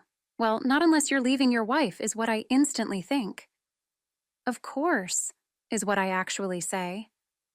"I'll talk to you then," he says. Julian walks off to be replaced almost instantaneously by Richard. "What was that all about?" he asks. "He wants to talk," I tell him. "Are you going to?" he asks. I give Richard my most exaggerated eye roll. "Of course, why wouldn't I?" I ask. "Oh, I don't know. Because he may have just left his wife last week and is still in emotional turmoil." That gives me pause and I am less sure of myself when I retort. "We're just going to talk," I say. "You know what? I'll quit interfering," Richard suddenly says. "Things will be different after today anyway, since today is your last day," he points out. "Yes, it is," I respond, beginning to feel sad. "If I don't see you after the shoot, it's been great working with you," Richard says almost shyly. "You've been a great big brother. I'm really going to miss you." I throw my arms around him. "I'm going to miss you too. Be careful with everything," he says warningly. "You know what I mean," he adds. "Okay, everybody, let's get this done," comes a loud female voice behind us, and I am once again saved from an uncomfortable conversation by Miranda. She begins directing, hence her title, right? Everyone where to stand, and slowly as the hours pass, we shoot every last scene of that birthday party. It takes the entire day, and I am exhausted when she finally announces we're finished. "That's a wrap," she says. Despite the exhaustion, I am filled with nervous energy over my pending conversation with Julian. Good grief, you'd think we were dating. I quit thinking about it and head for the dressing room to change into my street clothes. Danielle, Chris, and Megan have beaten me back to the room and are already changing out of their wardrobe. I close the door behind me and begin changing. "Today's your last day, right, Gracie?" Chris suddenly asks. Danielle and Megan stop what they're doing and face me. "That's right, I forgot," Danielle states.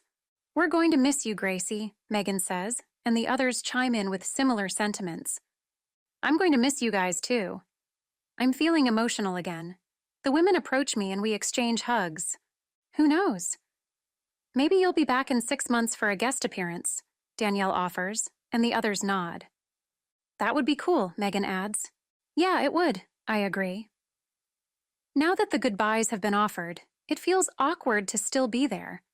The others finish packing their belongings and quickly leave. I take my time, unsure if I am prolonging my experience at the studio or trying to avoid my conversation with Julian. Probably both. If the latter was my intention, that attempt is thwarted by a knock on the partially closed door.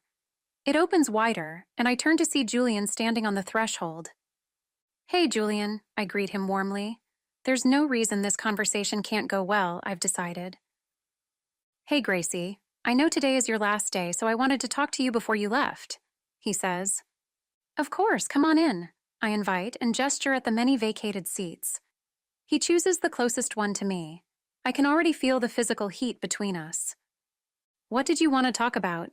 I ask this more so that I can focus on something other than the attraction between us than because I don't know the answer.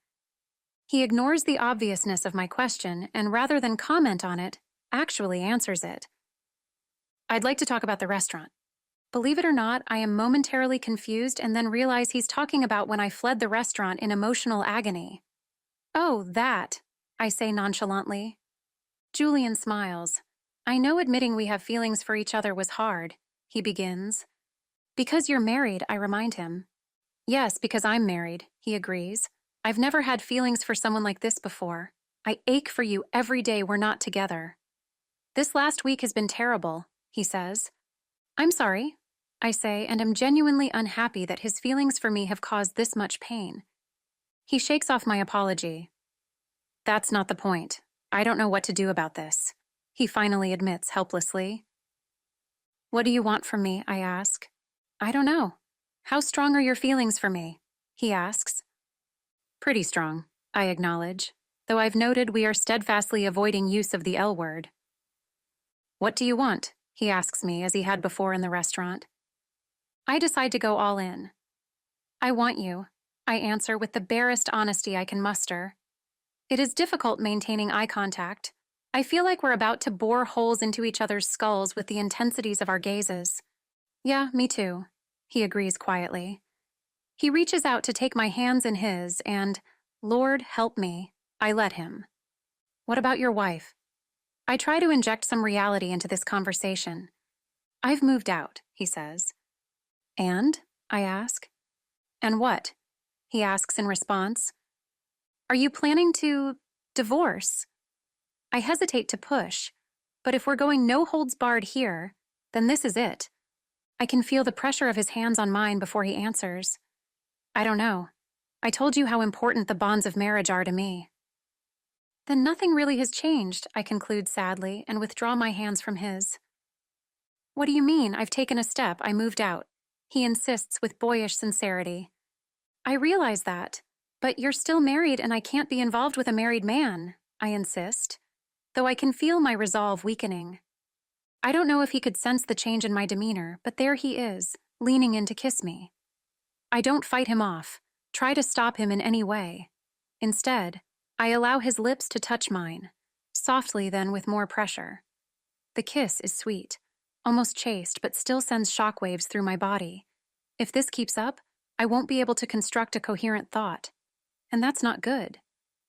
Abruptly, I pull back. No.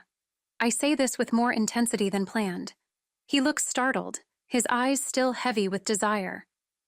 I can't do this, I just can't. I'm sorry, Julian. I stand up and begin gathering up the last of my belongings. Julian is saying something at my back, but I can't seem to hear him through the crashing waves in my skull. I realize that I'm crying again.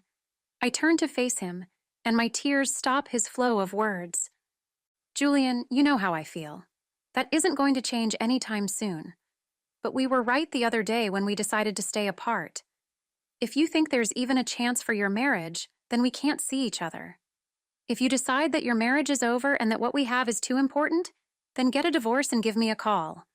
Otherwise, I don't ever want to see you again. I push past him before he can think to say anything and am out the door and down the hall before I hear him calling my name. I walk faster.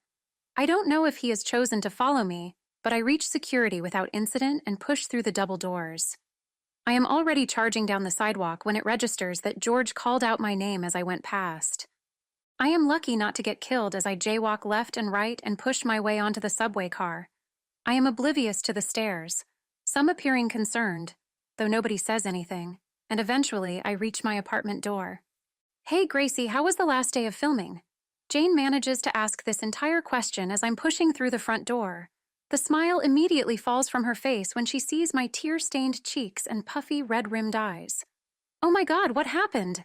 She rushes to my side and I collapse into her arms.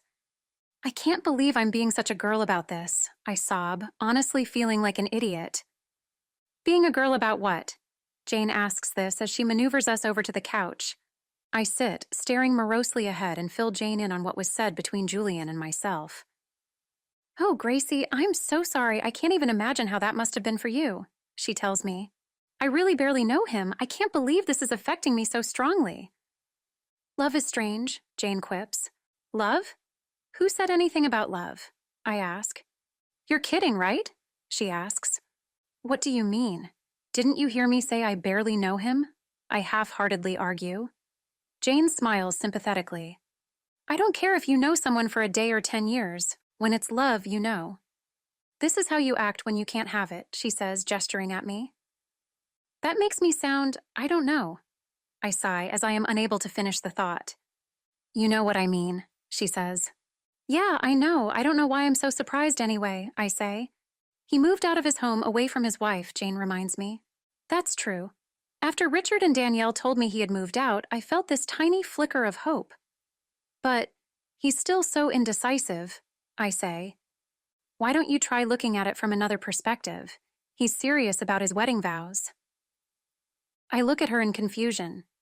No, really, it's a good thing that he isn't quick to throw away his marriage, she continues. I guess, I say uncertainly. Actually, you're right.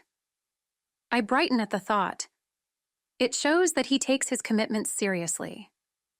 Exactly. My expression turns dour again. Of course, he's staying serious with the wrong woman. That may be true. I mean, she lied to him, I assert.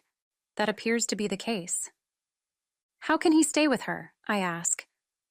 I don't know, she answers. I bury my head in my hands.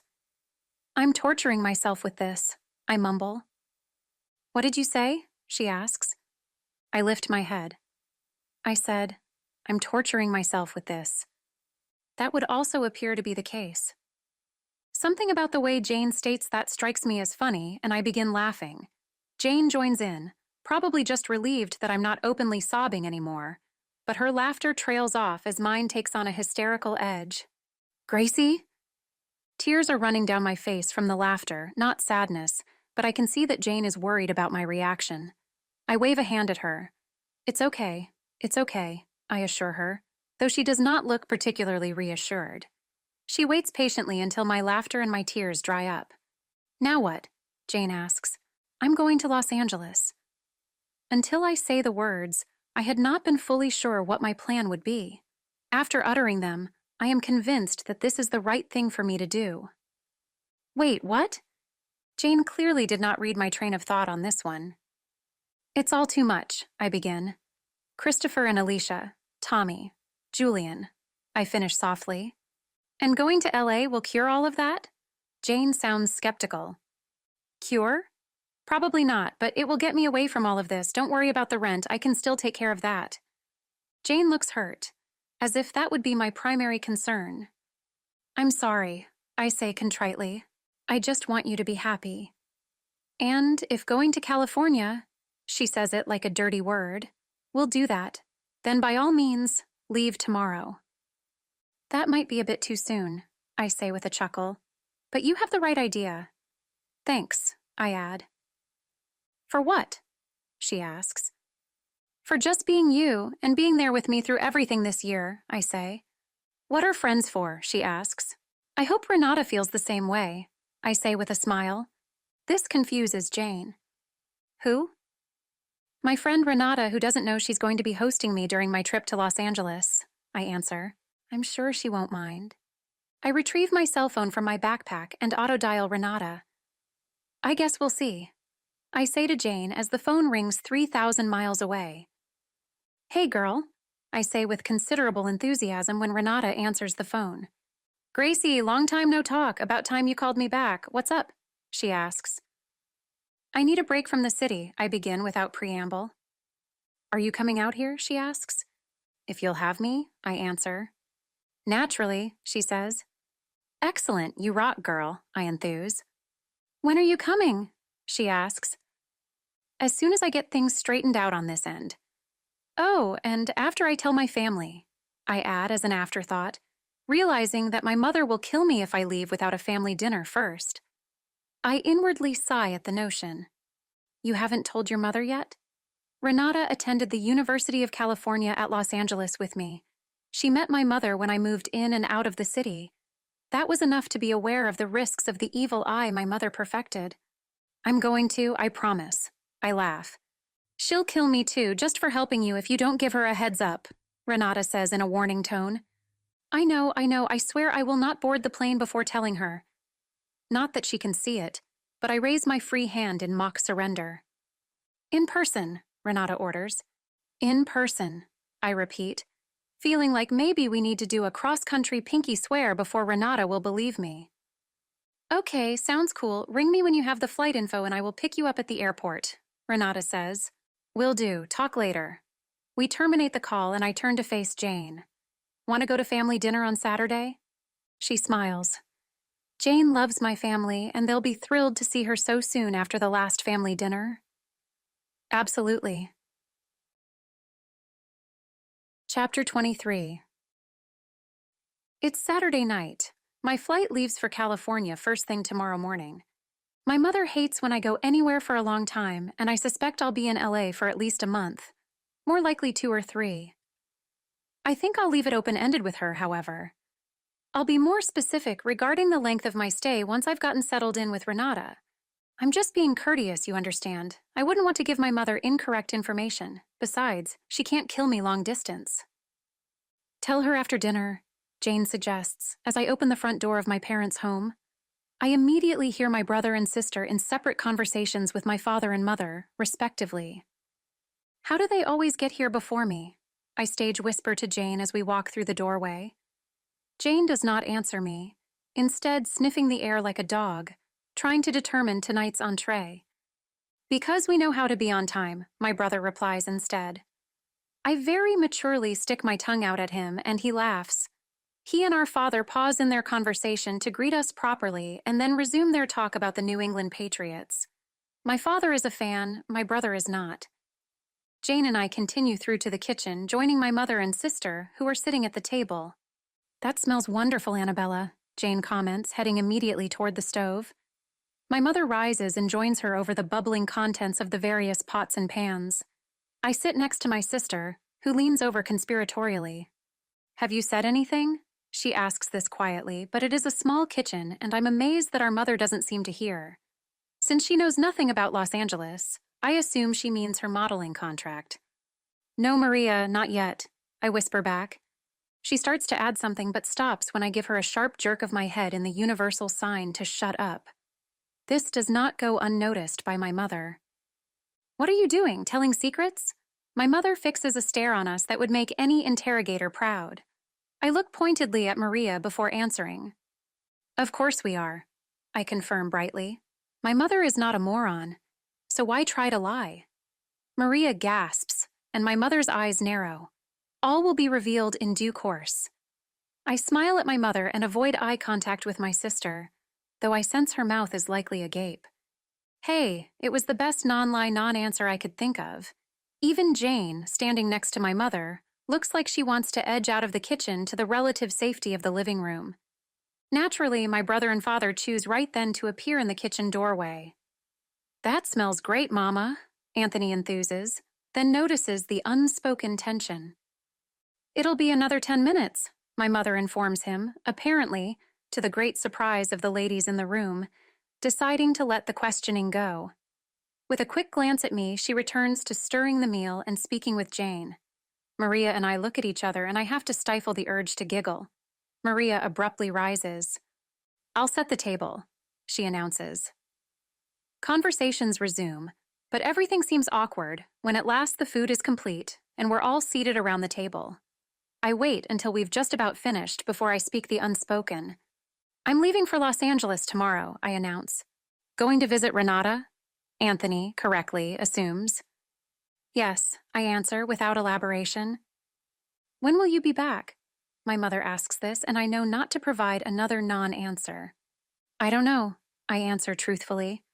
I'm going to try to get some work out there. I'll be gone for certainly a month, probably more like 2. Or 3, I finish silently. My mother says nothing, but my father takes it in stride. What do you think you will do? I explain to the family about pilot season, and that seems to satisfy everyone, including my mother who, while not happy, at least appears mollified. That was easy. Have you met a nice girl yet? My mother turns the conversation to my brother. Not in the past week, Anthony answers with a laugh. You need to meet a nice girl, my mother insists, and I tune out while they continue to verbally volley. I'm drawn back into the conversation when I notice Maria making frantic eye gestures at me. I can't explain it any better than that, but it worked. I told you about the contract, Maria says to my parents. I hear the distress in her voice and I jump in to help. Isn't it great? I say with maybe a touch too much enthusiasm. Anthony raises an eyebrow, but Maria appears relieved. Big sis to the rescue. She has quit school, my father intones in a voice others would use to report a death. True, I concede, but this contract is amazing. She's going to be on television, and she's going to be a cover girl. Dang, I had them with television and lost them with cover girl. You know, the magazines with the pretty women on them, I begin to explain. That's going to be Maria. My sister looks so grateful, I'm almost embarrassed. The confusion clears on my father's face, replaced by anger? No, Maria will not be naked. My father looks seriously pissed, but now we're confused. What did you say? My mother asks. Papa, no, insists Maria. She is near tears. Jane wisely stays quiet. Anthony bursts out laughing, and a half-second later I join him. The others stare at us in astonishment. Papa, I don't believe Gracie meant those kinds of magazines with the pretty women on them, Anthony tries to explain. Maria flushes bright red as the implication hits home. Right, I pick up the thread. We're talking about fashion magazines, Papa, like Elle, Vogue, and Cosmopolitan. Finally, understanding abounds, and even my father smiles. This is good, he states. This is very good, I assure him, and Maria is looking at me like I walk on water. Sheesh, I almost blew the whole thing. I check out of the conversation again as Maria explains all of the details she had told me earlier. Once my parents acknowledge the wonderful opportunity, the remainder of the evening passes without incident. I can only fervently hope I will have as much opportunity in Los Angeles. Of course, just being away from Christopher, Alicia, Tommy, and Julian will give me a much-needed mental break. West Coast. Chapter 24. The West Coast, where the sun shines 364 days a year, and on the 365th day there are mudslides or earthquakes. But what a small price to pay to live in heaven! I can't believe it took me this long to get back here. Gracie. I hear Renata Harvey before I see her and smile at the sound of her voice. She comes into view moments later on the waiting side of the security barrier at Los Angeles International Airport. I quicken my pace once I see her. Renata. I return the greeting seconds before I reach where she's standing and we embrace. She notes that all I'm carrying is my stalwart backpack. Baggage claim? She asks. Baggage claim, I concur. We begin our trek to where the infernally rotating conveyors of bags are kept. I had checked 2 rather large bags and was simply hoping they would both be there to be retrieved. How was your flight? We didn't crash, that's always a good start, I say with a laugh. Smart ass, she replies good-naturedly. Turbulence wasn't great, but I didn't hurl. That's good. Oh, and I'd already seen the in-flight movie. That sucks. What was it? Worth watching again? She asks. Fracture with Anthony Hopkins. Isn't that Sir Anthony Hopkins? She interrupts. Whatever. I wave off the interruption. It's a good movie, but once you know what happens, I finish with a shrug.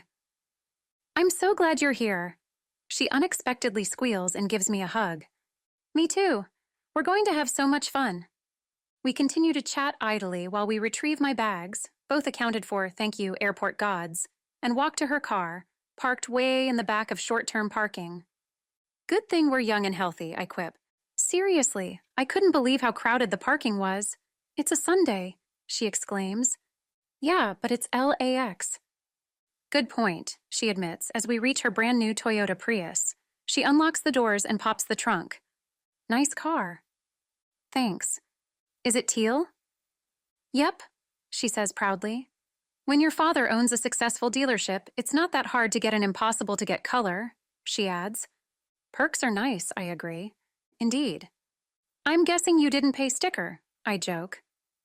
Having placed the bags in the back seat, we hop in the front. What do you think? Renata asks with a laugh. I laugh in return. We have a lovely chat as we pop on the 405, simply a breeze on a Sunday, and quickly arrive at her gorgeous Spanish-style 2-bedroom, 2-bathroom home on the outskirts of Beverly Hills. And this wasn't courtesy of her father's money. Although she continues to temp as a paralegal for the Variety, Renata is a highly successful model. She's 5'10", no more than 115 pounds soaking wet, with beautiful caramel skin, amazing hazel eyes, and close-cropped dark brown hair. I sometimes feel like a midget when I'm with her, but we always have fun. Renata and I grab my bags out of the trunk and carry them inside her home. We walk through the marble foyer down a short hallway to the right, where the guest bedroom is located. We set the bags next to the walk-in closet door. "I'll go make us some drinks while you unpack. Mimosa or screwdriver?" she asks. "Mimosa. This is a celebration, after all." "For sure," she agrees and heads for the kitchen while I haul up first one and then the other suitcase onto the four-poster bed. Neutral themes abound, from the beige carpet and blinds to the oversized bedspread in softly swirling shades of ivory, chocolate, and what looks like possibly a muted lilac. I can hear Renata humming to herself while I hang up the seemingly endless array of clothing I brought for my stay. "Hey, you never know what you're going to need. This is Hollywood after all." I am working on the second suitcase when Renata arrives in the doorway with my mimosa. I stop my work to accept the drink. Yum. I take a sip, eyes closed, savoring the flavor. "No doubt," Renata agrees. "What's the plan for while you're here? Although if you want to sit on your ass the whole time, that would be fine too." I laugh at the thought. "Do you really think I could lounge around for a month or more without doing anything?" I ask. "Nah, but I wanted to give you options," she answers. "Gotcha, thanks." Since I completely forgot to call her before I left, I plan to call Catherine tomorrow to see if she can arrange anything for me last minute. If not, I'll contact some agencies in the area and see what I can pick up on my own, I say. "Sounds like a plan. If Catherine doesn't have much, let me know. I can always contact my people and see if there are any photo shoots coming up that would be right for you," she offers. "Thanks." During our exchange, I have just about finished unpacking the last of my clothing. "I think I'll leave the toiletries for later. Let's go relax." "Excellent suggestion," Renata comments, and we head back to her living room, done in neutral shades similar to the guest bedroom. We take a seat on the voluminous chocolate brown couch. "Sorry about the leather. I know you're not a fan," she says. I shrug. "It's your house. You can decorate it any way you want," I reply as I lean back and sip at my mimosa. And that was how my first day in LA went, relaxing with a friend. Chapter 25. "Guess where I am?" I begin without preamble when Catherine answers her phone. "Jail," comes her sardonic reply. "Nice, but wrong. I'm in Los Angeles," I say. "Like I said, jail," she jokes. "Very funny." "That's me. Why are you in Los Angeles?" she asks. "I'm visiting with a friend of mine." "When did this happen?" Catherine sounds confused. "I flew out yesterday. Advance notice would have been nice." "Hey," I reply defensively. "This was a last-minute decision. Besides, I'm calling you now," I emphasize. "How long will you be out there?" she asks. "That remains to be seen. I'm calling to see what you can do for me out here. You know, in terms of pilot season or any other auditions, maybe." There is a beat of silence before she answers. "I do know some people, and I can certainly make some phone calls," she says. "That would be great. Let me do that now and I'll get back to you." "Thanks, Catherine. You rock." "Don't I know it?" she responds before terminating the call. I turn to Renata with a smile on my face. "Sounds like she should be able to help," Renata says. "I think so. Let's see what she can whip up from New York." "Feel like coffee while you wait?" "Sure. What's good around here?" "Earth Cafe. You'll love it." "Come on," Renata says as she grabs her car keys. "Sounds good to me," I respond and trail along behind her. After a quick drive up Beverly, we arrive at the coffee shop. "How'd you find this instead of the usual Starbucks?" I ask as we take our place in line to order. "It smells divine." "A photographer friend recommended it. They're organic and even have a bunch of vegan products. Plus the desserts are exquisite," she says. "Really?" I can already hear my sweet tooth crying out for something delectable to go with the coffee. I've been studying the posted menu and at least know the drink I'm getting. "Yes, but Rich, you may not want to get one this early in the day," she warns me. I raise an eyebrow at the statement. "Or maybe you would," she corrects herself with a laugh. We place and collect our orders. I stick with just a cup of a drink called World Peace. How cool is that? Heading back outside to sit on the patio. We are continuing to chit-chat when my cell phone rings from the depths of my purse. "What's the word, Catherine?" I ask again without preamble. Catherine is probably quite tired of my phone etiquette. How much do you love me? She asks. More than I've ever loved anyone in my entire life, I answer. As well you should, she declares. I've got you 2 auditions and a one-day shoot this week. Plus, I have a line on a few more things for the next couple of weeks, she recites. Excellent, you totally rock, I say. Don't I know it? She concurs. Tomorrow is the shoot. You'll be in under 5 for a pilot reshoot. Day after is an audition for a comedy pilot, possibly slated for ABC. And on Thursday, another audition for a vampire dramedy. Along the lines of that show, The Vampire Diaries, that doesn't have network backing yet. It has a fairly famous lead already attached. Sound good? She asks. Sounds awesome, I say enthusiastically, and Renata smiles at my obvious excitement. Catherine gives me the details that I dutifully write down on a miniature pad of paper I keep in my purse for just this sort of occasion. I cap the pen when Catherine finishes. Any questions? She asks. Nope. I'll let you know how they go, and call me if anything else gets firmed up, I say. Of course, have fun. Catherine terminates the call as I smile with satisfaction. So? Renata asks. I detail everything Catherine just told me. I'm glad she didn't find you anything for Friday, she says cryptically. Oh yeah, why? I ask. You'll see. Ooh, a surprise. You know I don't like surprises, I remind her. You always say that, but you lie. You totally dig surprises. I shrug. If you say so. I can wait until then to find out, I say. Huh, the suspense will drive you batty. I'm not telling until at least Thursday evening.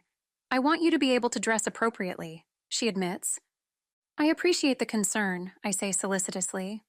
Of course, I look out for my girl, she replies. Dork, I say, then throw my wadded-up napkin at her where it bounces harmlessly off her shoulder. Hey, I never said I was an athlete. Chapter 26. The morning of my first LA shoot dawns, and I grab a donut to go with my coffee and take a seat at Renata's table. Here's your paper, she says, passing me the New York Post. I know, I'm in Los Angeles. There's no reason for me to be reading the New York papers. But it's like an addiction. I have to read the page 6 gossip. Just because I'm not there doesn't mean I want to be in the dark. Thanks, I say. I skim through most sections and actually read the entertainment industry-related sections, not just page 6, while I scarf my donut and drink my joe. Interesting tidbits in the paper, but nothing too exciting. What's your plan for today, I ask. I'm working at the law firm today. Soon, I find myself buckling into her car, and then she's slowly coming to a stop outside of a strip mall. If you finish before 5 o'clock, you're on your own. Otherwise, call me on my cell when you're done, and I'll swing by and get you, she tells me. Have a good day at work, dear, I respond, opening the car door. You too, honey, she replies in a sing-song voice. I shut the car door and turn to face the store. Renata has dropped me off in front of, if you can believe it, a branch of a national chain furniture store. On either side of the large store are your standard strip mall accoutrements like a beauty supply store and a locally owned dry cleaner. Catherine didn't have the details yesterday about the plot of this reshooting pilot, but apparently the location is a furniture store. Despite the sign on the door stating operating hours don't begin for another 2 hours, I push open the unlocked glass door and enter the establishment. Yep, this is the place. There are makeshift dividers, evident crew people scurrying around, and loads of filming equipment. I grab the first person who scurries close enough for me to reach. Hi, I'm a new cast member. Do you know where I go? I ask. The rather harried-looking individual stares at me for half a beat, making me wonder if I should repeat the question. Yes, you need to see Vicky. She's in the back, he tells me, gesturing toward some of the makeshift dividers off to the right, deeper in the store. She's responsible for talent, he adds. Great, thanks, I say, but he has already moved on to his next task. I head in the general direction he indicated, looking for someone new to ask as I get closer. Then I see a woman carrying a clipboard and wearing headphones. Yep, that's gotta be Vicky. Excuse me, Vicky, I say, catching the redhead's attention. Curls swing in my direction as she snaps her head around to face me. I'm Graciella Corsini. I'm in the cast, I add, since my name did not seem to trigger any sort of recognition. Yes, she asks. Vicky's blue eyes flash, and I can almost see her mind spinning, trying to place my name and person. The eyes refocus on me. Right, the new girl. I smile with a bit of relief that I am indeed in the right place. Yep, I'm the new girl, I confirm. What have you been told about your part? She asks. Just that it's an under 5, I answer. That's true, but you're in the background of nearly every scene, she says. I assume you can stay all day. This last stated rather than asked. She knows I wouldn't be there if I couldn't commit to all day. Whether LA or NYC, if I can't do it, they'll have someone new within the hour. Of course, I say. Great. Vicky looks me up and down, appraising, I'm assuming, my size. Thank God they actually listened, she says. Excuse me? I ask. We have the wardrobe still from the original actress, and we specifically requested that they send someone the same general size. They actually did it. It's a minor miracle. A response doesn't seem needed, so I remain quiet. Okay, head over to wardrobe then. She points toward a glass-walled room where I can see now are many hanging items. And get into the first outfit. I begin to head in that direction when Vicky's hand on my arm stops me. Wait, she says. She rifles through some papers on her clipboard, finds what she's looking for, and hands a couple of pieces of paper to me. Here's the breakdown for your stuff today, including your dialogue. That scene won't be until mid-afternoon at the earliest. I assume you can have your few lines memorized by then, she says. Again, a statement, not a question. Even with the dyslexia, I can handle 4 lines of dialogue. Of course, I instantly agree, taking the pages from her. Wonderful. And then she's off to her next piece of business, and I resume walking toward the glass-walled room. Maybe normally this is a showroom? Hi, I'm the new Jessica, I inform the woman sitting in the room, sewing a button back onto a jacket. She gives me the same up-and-down appraisal that Vicky did and seems equally satisfied. Welcome to the set, I'm Laura. Your first outfit is a business casual pantsuit. You're one of the workers in the store, but remain in the background for the first day of the pilot, okay? She watches me expectantly. Okay, I say. When we shoot the second day of the pilot this afternoon, you'll be a little more prominent and will wear a skirt and blouse combination, okay? She checks my understanding.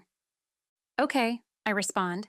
Despite my penchant for talking, I actually like conversations like this where I have little to do except agree and make the other person happy. Things run much smoother that way. Laura goes right to a particular section of the clothing and immediately finds what I naturally assume is my pantsuit for the morning. She hands the medium gray pinstripe suit and lavender button-down blouse to me and directs me to a changing area. After you've changed into the wardrobe, head over to hair and makeup, she finished. Will do, I tell her and leave the glass-walled room with my suit. 30 minutes later, I am properly attired, with hair and makeup complete, awaiting the start of filming. There are 5 other individuals waiting with me. We introduce ourselves and chit-chat until Vicky approaches us. She seems to be in charge of, well, everything. Everybody ready? Good. I want this stuff done before lunch, she tells us. And just like that, we're off to the races. We spend the entire day reshooting the comedy pilot. As best as I can tell, they actually rewrote half the script and replaced half the cast. It's meant to be a comedy, I think, but I can honestly say it'll be a miracle if any network picks up the show. But hey, it's a paycheck and I had fun. After changing back into my own clothing and gathering what little belongings I brought on set, I head out of the furniture store and call Renata. It's only 5:30 p.m., so she should be home from work and we can still go grab dinner somewhere. A successful first day of work in Hollywood. Chapter 27. A few days later, after additional fabulous auditions, I'm reading the latest People magazine while I lounge on Renata's couch, waiting for her to finish primping. When at last she exits her bedroom, I can't quite control my mouth. Finally, I tease, then smile up at her, but don't actually move from my comfortable seat on the couch. I assume you're going to a gig. Don't they have professionals for that? I ask. Don't break my balls, she jokes back. Don't break my balls? I snort laugh. Now you're an Italian gangster? Renata grabs a pillow from the couch and swats at my head. I shriek and duck quickly enough that the pillow only whispers through my hair. I pick up the magazine that I dropped and walk to place it on the kitchen counter. That's right, Missy. Don't make me have to put a cap in your ass, she adds. I laugh, but wisely raise my hands in surrender, rather than continue to be a smartass. Renata smiles and straightens up the couch cushions. Are we leaving now, Ms. Renata? I say in a voice dripping with sugar and honey. Keep it up and you won't be going, Renata says warningly. I won't be going where? You still haven't told me what we're doing, I point out. Renata glances at her watch before responding. It's time to go find out, she says. Without another word, she walks toward the door. You'd think I'd be a bigger fan of surprises, but I'm really not. I recognize, however, that more information will not be forthcoming. So, with a sigh, I follow Renata out to the car. I don't even bother trying to figure out where we're headed as we drive. I fiddle with the radio instead, and so it comes as kind of a shock when Renata pulls up to a security gate. A uniformed security guard approaches the driver's side window with a clipboard. Wow, he's official, I mumble sarcastically. Be good, Renata orders me before focusing her attention on the guard. Name, the security guard intones. Renata Harvey. The guard reviews his list of individuals who may be permitted to have the green light to enter the hallowed grounds of… Wait a minute, where are we? I crane my head around, looking for some sign. And then I see it. Thank you, Miss Harvey, you may drive through. The guard never even glances at Miss Harvey's passenger. We're at the NBC studios, I say with the excitement of a child finding a pony under the Christmas tree. No kidding, Renata responds and rolls her eyes at me. Mind you, I don't actually witness the eye rolling, but I can sense the eye rolling. Why are we here? I ask, and then remember, even as Renata is answering my question. I'm a Fallon girl and we're taping this afternoon, she says. Sweet.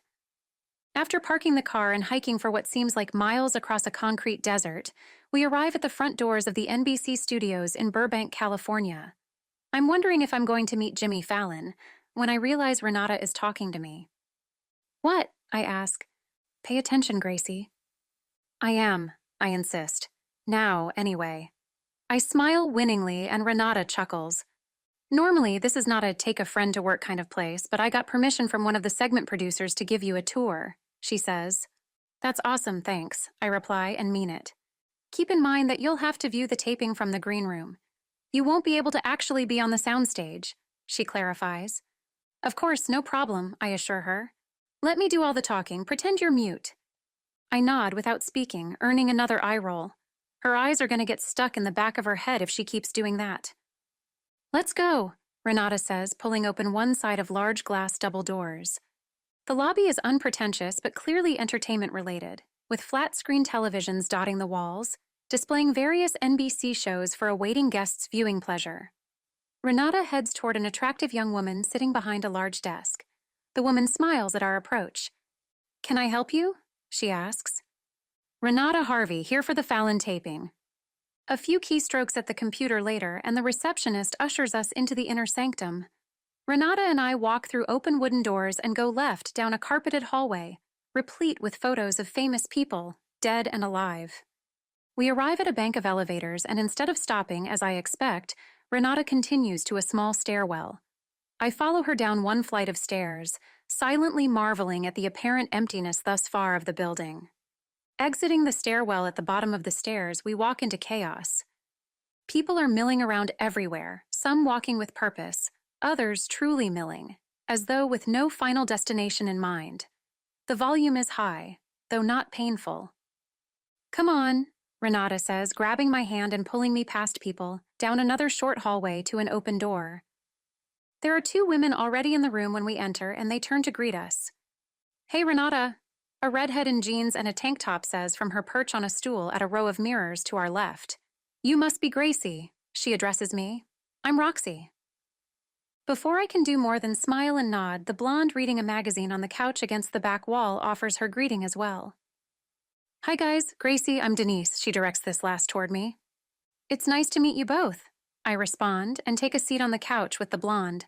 Renata sits on a stool opposite Roxy, the redhead, and swivels to smile at me. Welcome to the world of late-night television, she says. What happens now? I ask the women in the room. The three of us will get our hair and makeup done in. Renata consults her watch. About 30 minutes. Shooting will begin about 30 minutes after that. Our bit is at the beginning. You can watch it on that television. Renata indicates a small television set I overlooked in the corner. It's hooked into the in-house feed so you can watch the taping, she explains before I can ask. After we're through, I'll come grab you and give you a quick, quiet tour of the set and offices I'm familiar with. Sound good? She asks. Sounds great, I enthuse. Renata, Denise, Roxy, and I shoot the breeze for the next 25 minutes until a production assistant sticks his head in the doorway to inform the ladies it's time. Have fun, I call out as they exit the room. Renata, bringing up the rear, gives me a knowing smile. Be good, she says. Always, I reply with an angelic smile. After Renata follows her friends out of the room, I briefly contemplate exploring the set furtively without her. My bad angel puts up a good fight, but in the end, my good angel wins by reminding me that this is Renata's job, and I could get her in trouble if I begin randomly wandering. I'm such a good friend. I compromise with myself by standing in the doorway so I can at least watch the activity. I'm evidently enthralled enough that I don't immediately notice the flickering light on the television screen. When I finally do, it's apparent that Fallon is well into his opening monologue. I cross the room to turn up the volume on the set and settle in on the couch to watch the taping. I'm probably biased, but when they get to the bit featuring Renata and the other girls, Renata totally steals the scene. The women don't have any lines of dialogue. They basically bring props onto the stage. But Renata's mere presence is luminous. I spontaneously clap when she exits the shot. That was awesome, I tell Renata when she reappears in the flesh and enters the room. You're sweet, but please, it's a glorified extra part and you know it. Fun, though, she acknowledges. And it's a recurrent part on a national television show, I remind her. True, she concedes. Enough about that. Are you ready for your tour? She asks. Absolutely, I exclaim. I know you're not an entertainment newbie, but remember to be quiet, she reminds me. I know, you don't have to worry about me. I'll contain my enthusiasm, I assure her. And so we begin our silent tour, with Renata whispering and miming, like a mime, information to me, with me trying not to laugh out loud at her antics. Renata points out the green rooms for the other guests, Chris Hemsworth for that taping, nice, and the set equivalent of the wings of a theatrical stage, before bringing me upstairs to show me the production offices, including the segment producers, the talent bookers, and the writers. Naturally, it is like a ghost town because of the taping, but it is cool to imagine the everyday hustle and bustle of a late-night television show. After the tour, Renata and I return to her green room to watch the remainder of the taping. Roxy and Denise apparently cleared out after they were finished, as there remains no evidence of their presence in the room. By the time the show finishes, Renata has changed back into her street clothes. Are we ready to go? I ask. Almost, Renata responds. Having gathered her belongings, she elaborates. We have one stop to make before we leave. I nod my understanding and follow Renata from the room. Instead of heading for the stairs to return to the ground floor, Renata leads me to the elevators, one of which we take back up to the production offices.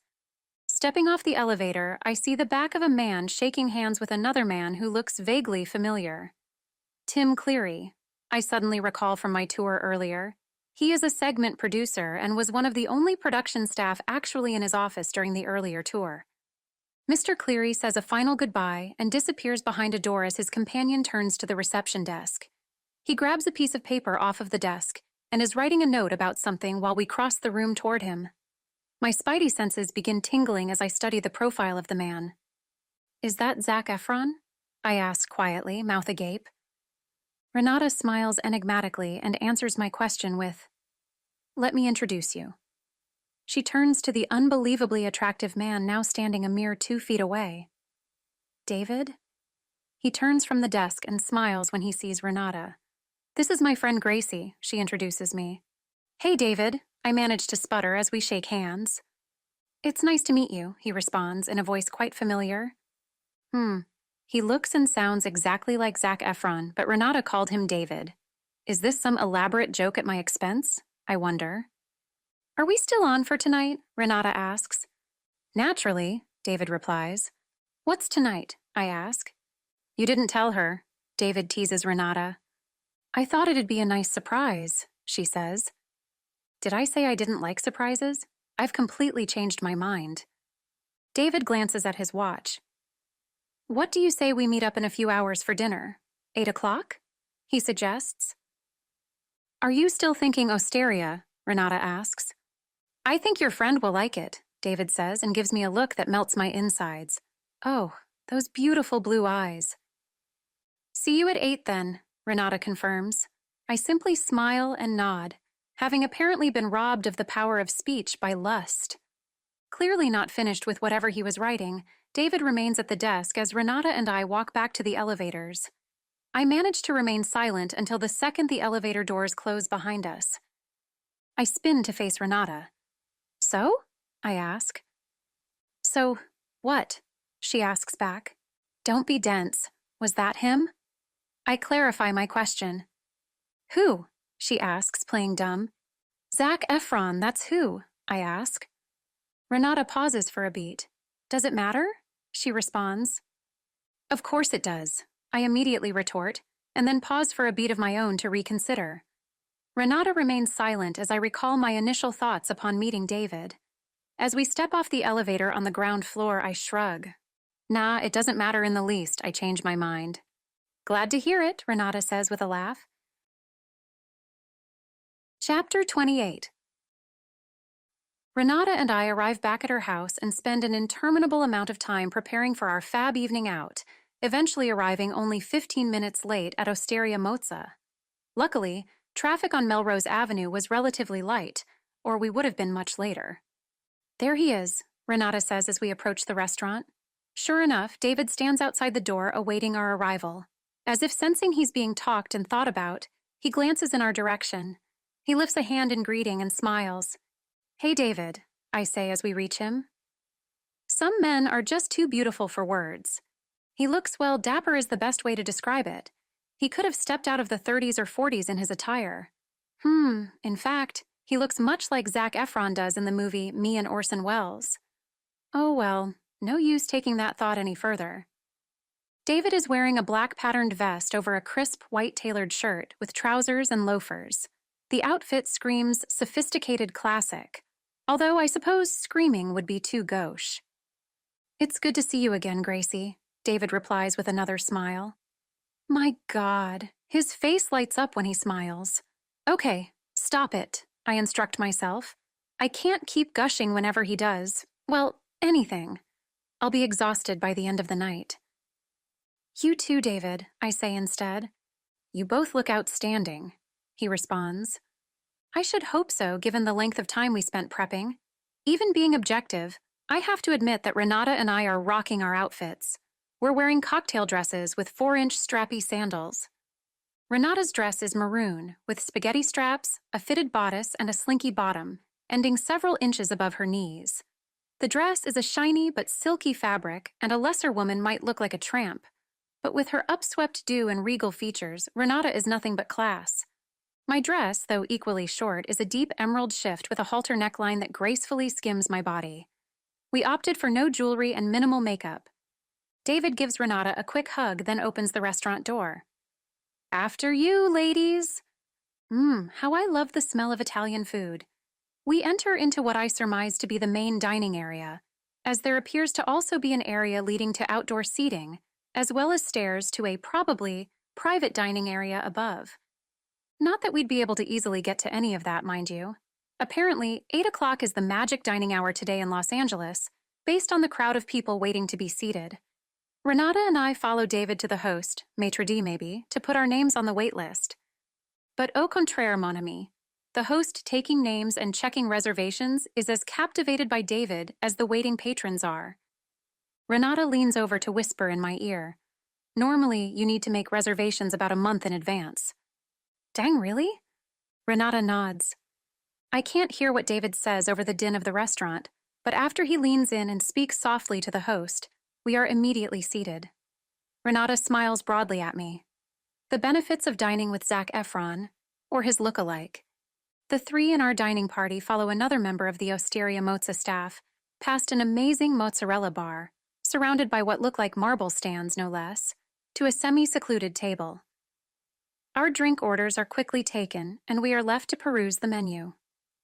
That is an amazing wine rack, I comment as I crane my head around in an attempt to determine its full size. Yes, it is, David agrees. It envelops the entire dining room. Renata laughs at this comment. What is it? David asks. You sound like a restaurant guide review, she says. I laugh with Renata while David, with a slight shake of his head, merely smiles. Can I help it if I'm a fan? He asks. Not at all, Renata allows. If the food is as good as the decor, I'll probably be an even bigger fan, I chime in. Thank you, Gracie, David says. Suck up, Renata helpfully adds. I stick my tongue out at her and David laughs aloud. Very mature, Gracie. Who lied and told you I was mature, Renata? I ask. But it's my standard line, so we both laugh. Ladies, maybe we should take a look at the menu. That sounds good, I say between chuckles. Since we ordered water to drink and turned down the wine list, why get overpriced alcohol here when we're just going to get overpriced alcohol somewhere else later? We focus our attention on the mozzarella bar and entree options. What are you guys getting? Renata asks. Is there anything vegetarian that you would recommend? I ask David by way of reply. You're a vegetarian? He asks. When I nod, David studies the menu for a moment, then answers my question. The gnocchi is excellent. That one would be a good first choice. Works for me, I agree and place my menu at the corner of the table. Thanks. Of course. Oh, and I'm having the tortellini, David informs Renata in answer to her earlier question. She nods and bites her lower lip as she continues to study the menu. The waiter arrives at that moment to take our order. We'll start with the burrata from Basilicata, David begins. At my inquisitive look, he adds, Trust me, you'll love it. Okay, I agree. The waiter looks to me for my dinner order. I'll have the gnocchi al pomodoro. And for you, ma'am? He asks Renata. David, why don't you order? She responds. Do you need another minute, Renata? David asks. Nah, I'm fine. Just do your order first, she replies. Of course, I'll have the tortellini. The waiter returns his attention to Renata, who puts the menu aside with a sigh. I'll have the macaroni. Very good, intones the waiter before departing. What are we doing after dinner? I ask. Don't worry about it, is Renata's reply. Oh, come on, just a tiny hint. We're going out. Thanks, David, that was helpful, I respond dryly. No amount of wheedling on my part results in any additional disclosures from my companions. Soon the mozzarella bar order arrives, and I am too distracted to continue pressing for more information. David, you were right, this cheese is divine, I tell him between mouthfuls. I'm glad I chose well, he says. Indeed, Renata says. As though being watched by the uber-attentive waitstaff, our entrees arrive not more than 30 seconds after we finish the delightful burrata appetizer. And of course, they are perfection. When we finish our last bites, the waiter materializes and offers the dessert menu. Although stuffed, we decide to split an order of cioccolato. That's a bittersweet chocolate cake with Peruvian chocolates, I found out. I have died and gone to heaven, Renata says after her first bite of the dessert. No kidding, this is delicious, I concur. I guess you ladies really like your chocolate, David says with a smirk. We pointedly ignore him, and the three of us continue eating the cake. That was possibly one of the best desserts I've ever had, Renata declares as the last bite is eaten. I'm glad you enjoyed it so much, David says. The whole dinner was amazing. I cannot help but gush, again, at David. I knew you would like it, Gracie, David tells me, giving me another one of those looks that melts my insides. Yep, still melting. We break eye contact and David checks his watch. Almost perfect timing, he says. You mean for us to do the secret next part of the fab evening? I ask teasingly. Yes, exactly, David deadpans. I look back and forth between David and Renata. I can't believe you guys were able to keep this a secret. Although soon I'll find out, I say excitedly, actually clapping my hands in childlike delight. Guess maybe I do like surprises. The waiter arrives then to hand David the check. Don't even think about it, David tells us, although in truth neither Renata nor I had even begun making a move toward our wallets. He's such a gentleman. The waiter quickly retrieves the bill and David's credit card. Just as the waiter walks away, I realize I missed a golden opportunity to confirm or disconfirm David as Zac Efron. I just need to get a glimpse of the name on his credit card when the waiter returns. Unfortunately, David seems to sense my thoughts through some psychic connection, because he manages to carefully retrieve his credit card and return it to its home in his billfold without enabling me even the smallest of glimpses. Are we ready, ladies? I don't know, since I don't know what we're doing. Hush up, Gracie. Actually, David, we're going to need a few minutes when we're back at the car. Of course, it's only 11:15 p.m. anyway. We are? Yes, Gracie. The three of us traipse back to the car, a rental, I realize now, and Renata heads immediately for the rear. Pop the trunk, she says. Seconds later, the trunk unlocks and slowly rises upward. Inside is a backpack I don't remember seeing Renata place in the trunk at all. What's that? I ask. A backpack. No shit, smartass. What you got in there? Are we going camping? I joke. Ha, funny girl. Renata replies as she reaches in to retrieve the backpack. From within its depths, she removes long beaded necklaces that just happen to complement our dresses perfectly. They even evoke a 20s flapper feel. Hey, I'm sensing a theme here as I glance over at David's retro outfit. After Renata and I don the necklaces, she next withdraws 2 sets of sparkly drop earrings. Fancy vintage jewelry? Wherever could we be going? I ask, then feign an air of sudden knowledge brought about by the jewelry. Please, you have no idea where we're going, Renata counters, seeing through my feigned epiphany. Okay, no, I don't. You'll know soon enough, she reminds me as she hauls out her portable makeup case. Now sit still and shut up. I comply, and Renata expertly applies my makeup. You have some serious talent in this department, I tell Renata, while I admire her handiwork in a compact mirror, and she effects her own transformation. David, who has been waiting in the car listening to the radio, opens the door when he hears the trunk slam shut. May I see? He asks. Of course, darling, La Renata replies. I know we look smashing the instant I see David's reaction. I didn't think either of you could be more beautiful, he says flirtatiously. Aren't you sweet? I respond with a honeyed tone. The intensity when our gazes lock causes my smile to falter slightly and my cheeks to flush. Okay, I say, sounding fluttery to my own ears. Let's go to this secret place I've heard nothing about. David smiles brilliantly at us both. Ladies, your chariot awaits. After we pile back into the car, David flies us through Los Angeles in our winged chariot. Okay, maybe not literally, but it was a nice ride.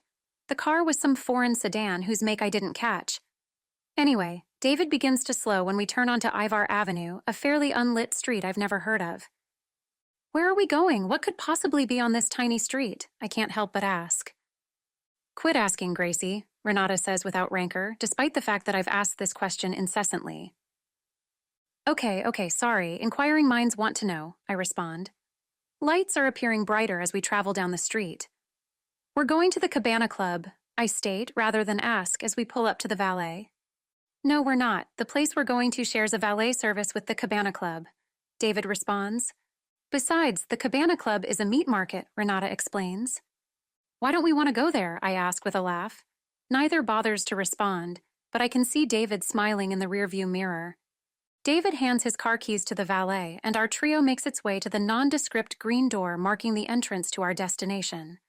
Of course, at first the door was invisible, owing to the easily 10 people deep crowd around it. Amazingly, the crowd parts for us as though by magic, and soon we are standing at the door. We don't have a reservation, David tells the man who holds the keys to the kingdom, or at least the guest list. Normally, without a reservation on a Friday night, there's no way you or I are getting in, Renata whispers in my ear. No problem, sir, the man with the guest list says, just like at Osteria Mozza. Must be nice to have the world open before you. How many are in your party? 3. Welcome to the green door, the man says. Entering the green door is like stepping back in time to a party held at a turn-of-the-century French estate.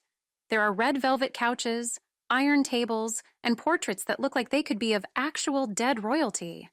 Oh, and chandeliers at a nightclub. David leads us through a rather classy-looking crowd to seats at one of the 2 bars. What'll you have? The bartender asks, and David defers to us to order first. How close can you get to a blackberry martini? I ask.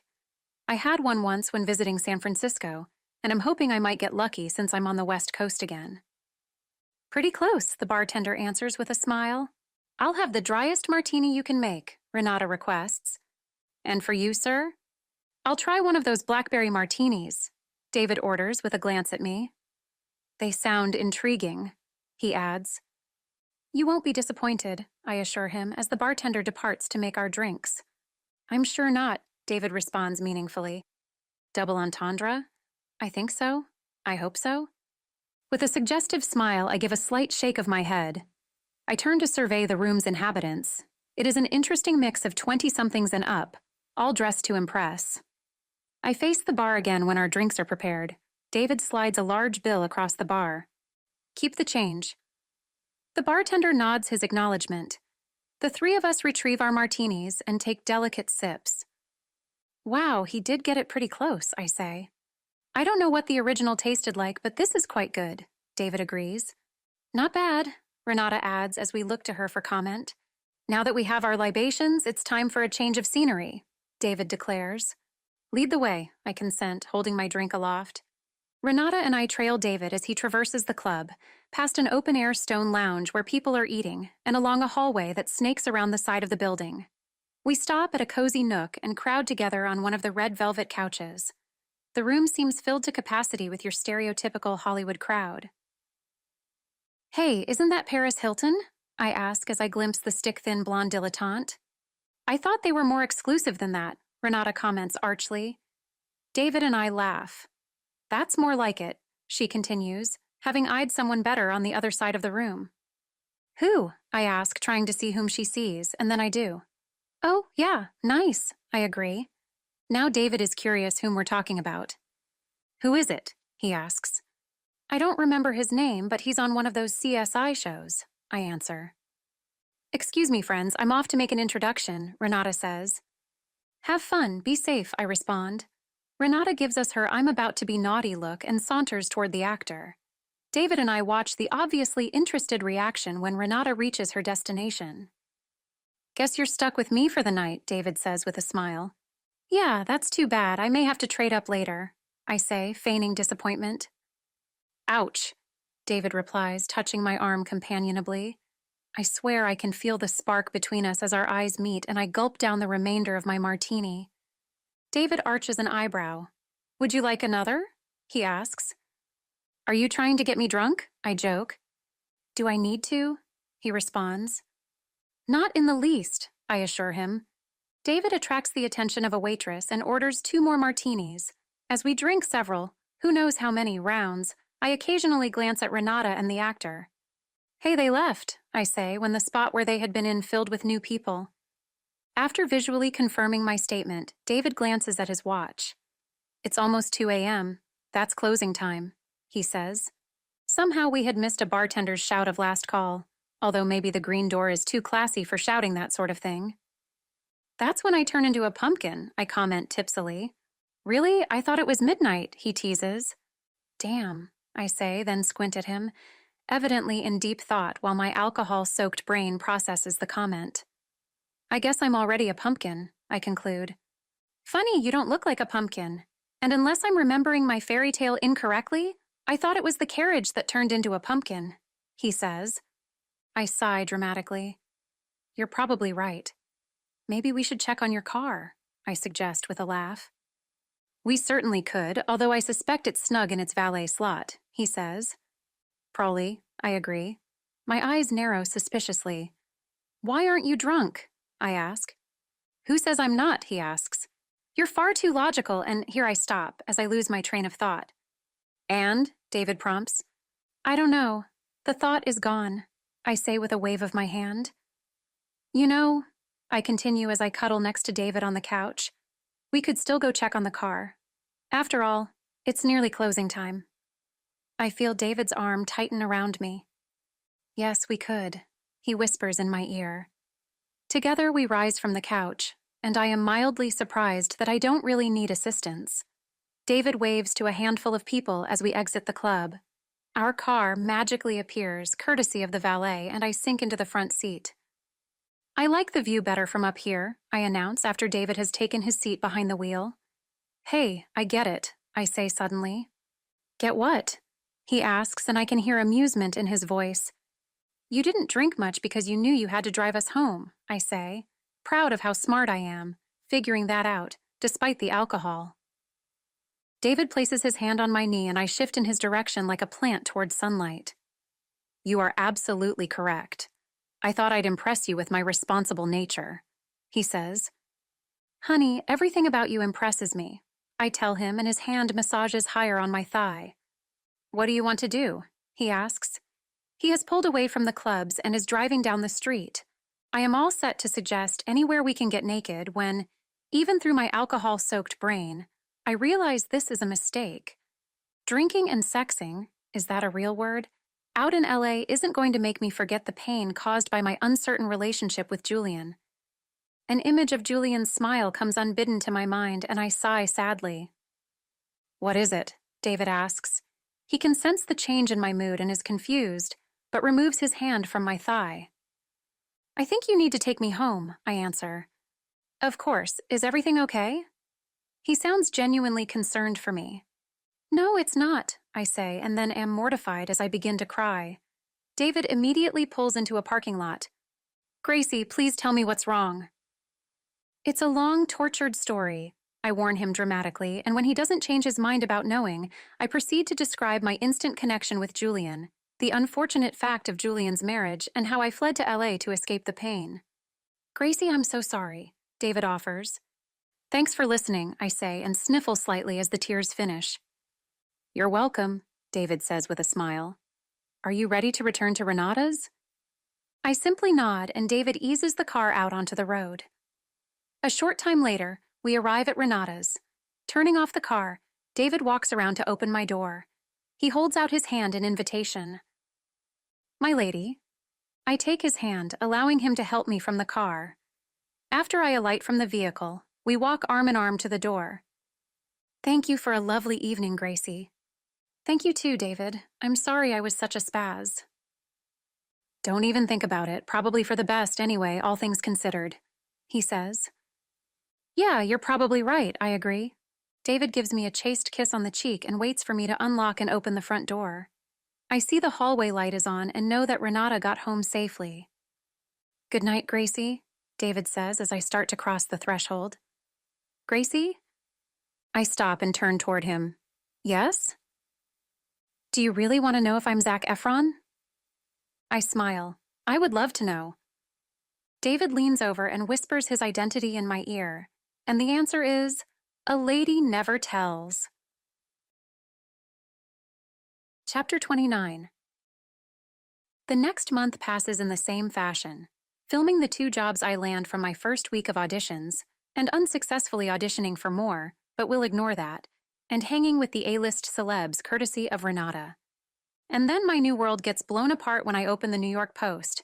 That yes, I have continued to read even after a month in LA because, well, I'm a New Yorker, born and bred. My shit followed me to LA. That's an interesting development, I say into the silence at breakfast with Renata in her kitchen. Renata looks at me quizzically. Did you read page 6, the gossip column? I ask. You know I don't read that sophomoric nonsense. I roll my eyes. Well, there's an interesting item about a certain soap opera star. Do tell. I'm intrigued, she admits. Nah, you said you don't care for, what did you call it? Sophomoric nonsense. I'll save your delicate sensibilities. Shut up and tell me, Renata orders without rancor. Julian filed for divorce. Renata's eyebrows shoot up. Ooh, that is interesting. I know, I agree. Have you talked to him? She asks. I shake my head. Not since I moved out here. Will you talk to him now? She asks. I shake my head again in the negative. Why not?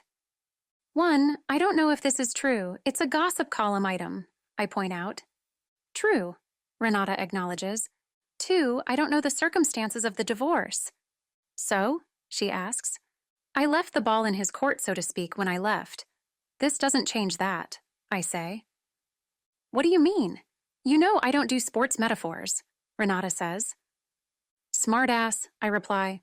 Seriously, who cares how you left it? If he's single again, you should call him. I shrug noncommittally. Maybe if I get confirmation of the divorce. You aren't going to call him, Renata says with certainty. You think you know me that well? Renata says nothing, and I smile. She knows me so well. Chapter 30. They say that when it rains, it pours. No, waiting for the other shoe to drop is a more apropos expression. I should have heard the other shoe dropping when my cell phone rang a mere day after my breakfast conversation with Renata about Julian. The number seemed vaguely familiar, and I answered the call with a question in my voice. Hello? Graciella Corsini? A woman asks. Oh no, I recognize that voice, I think to myself.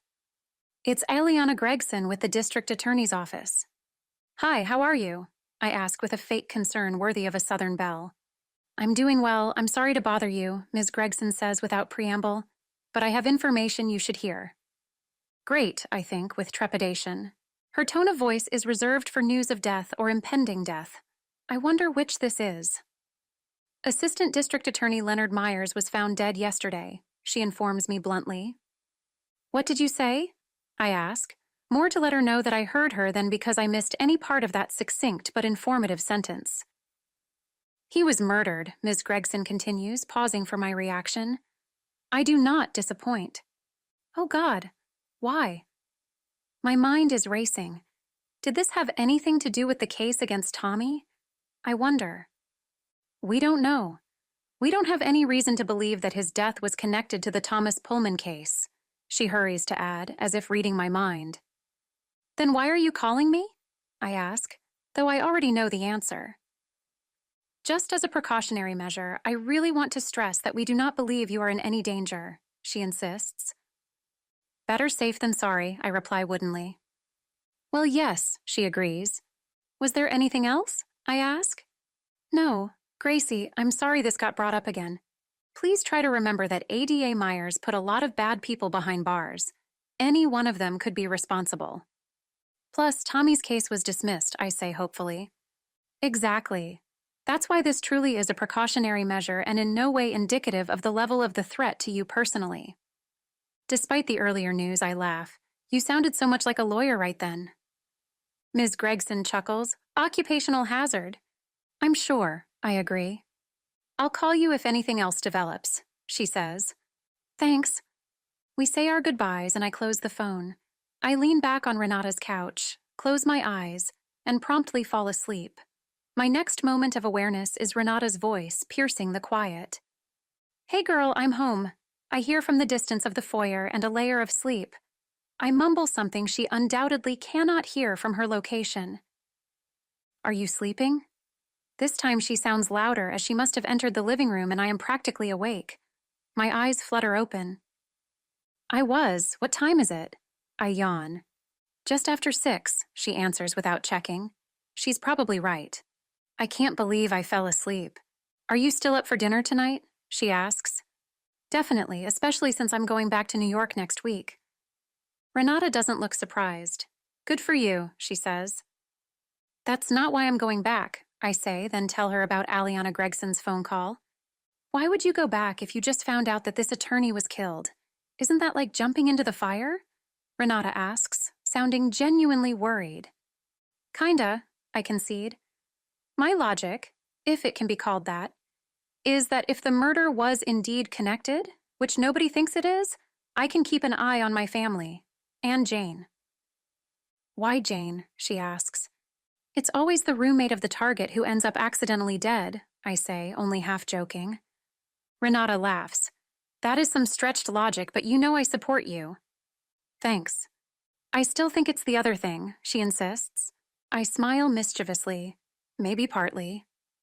I knew it, she crows. No need to gloat, I respond. It's cool. Where do you want to go to dinner? Chapter 31. Hey, Mama, I begin the phone call in a cheerful voice. What's wrong? She asks immediately. Why would anything be wrong? I just called to tell you I'm coming back to New York next week, I hurry to add. My attempt to distract my mother is successful. That's wonderful, Graciella. We have missed you, she exclaims. I've missed you too. You will come over Saturday for dinner, she informs me. I wouldn't miss it, I assure her before asking, you'll make sure everybody's there? You insult me, she says with mock indignation, and I laugh. I apologize, Mama. Apology accepted. I can hear the smile in her voice and decide not to tell her the reason I'm coming home. I've got to go, but I'll call you when I have my flight information, I say. I've almost gotten out of telling her. We just have to say goodbye. Why come back now? She asks. So close, I think. Like a laser sight, she refocuses her attention. Do I tell her that the attorney from my case is dead? Or do I tell a partial truth and tell her that my married, almost lover filed for divorce? Potential future son-in-law definitely trumps possible death. Do you remember Julian McNamara? I ask. Yes, she replies succinctly, and I swear I can almost hear her cross herself. He's filed for divorce from his wife, I tell her. Now you can have him? My mother's question floors me. What? He is available now, yes? She clarifies. Yes, I suppose, I answer. Then you can have him, she concludes. He's going to be divorced, I remind my Roman Catholic mother. Do you love him? She asks. I sigh. Yes, I finally admit. That is all that matters, she declares. What about Papa? I handle your father. I suddenly realize my eyes are welling up. I blink back the tears. Thanks, Mama. I love you, Graciella. I love you too, Mama. Now we say our goodbyes, but I'm barely listening as I ponder the conversation. I'm so glad I wasn't completely successful at evading her questions. After I compose myself, I make similar, though less weepy and more disclosing, phone calls to my agent and my roommate to inform them of my plans. Catherine and I arrange lunch for after I return. Jane is not as alarmed about the attorney's death as I had thought she would be. Unusual how often people have been surprising me lately. The next week, I can barely sleep the night before my flight. I feel like a kid at Christmas, only the gift is so much greater than a dollhouse could ever be. I'm going home. East Coast Revisited. Chapter 32. Ah, the East Coast. What was I thinking? I'm a Manhattanite through and through.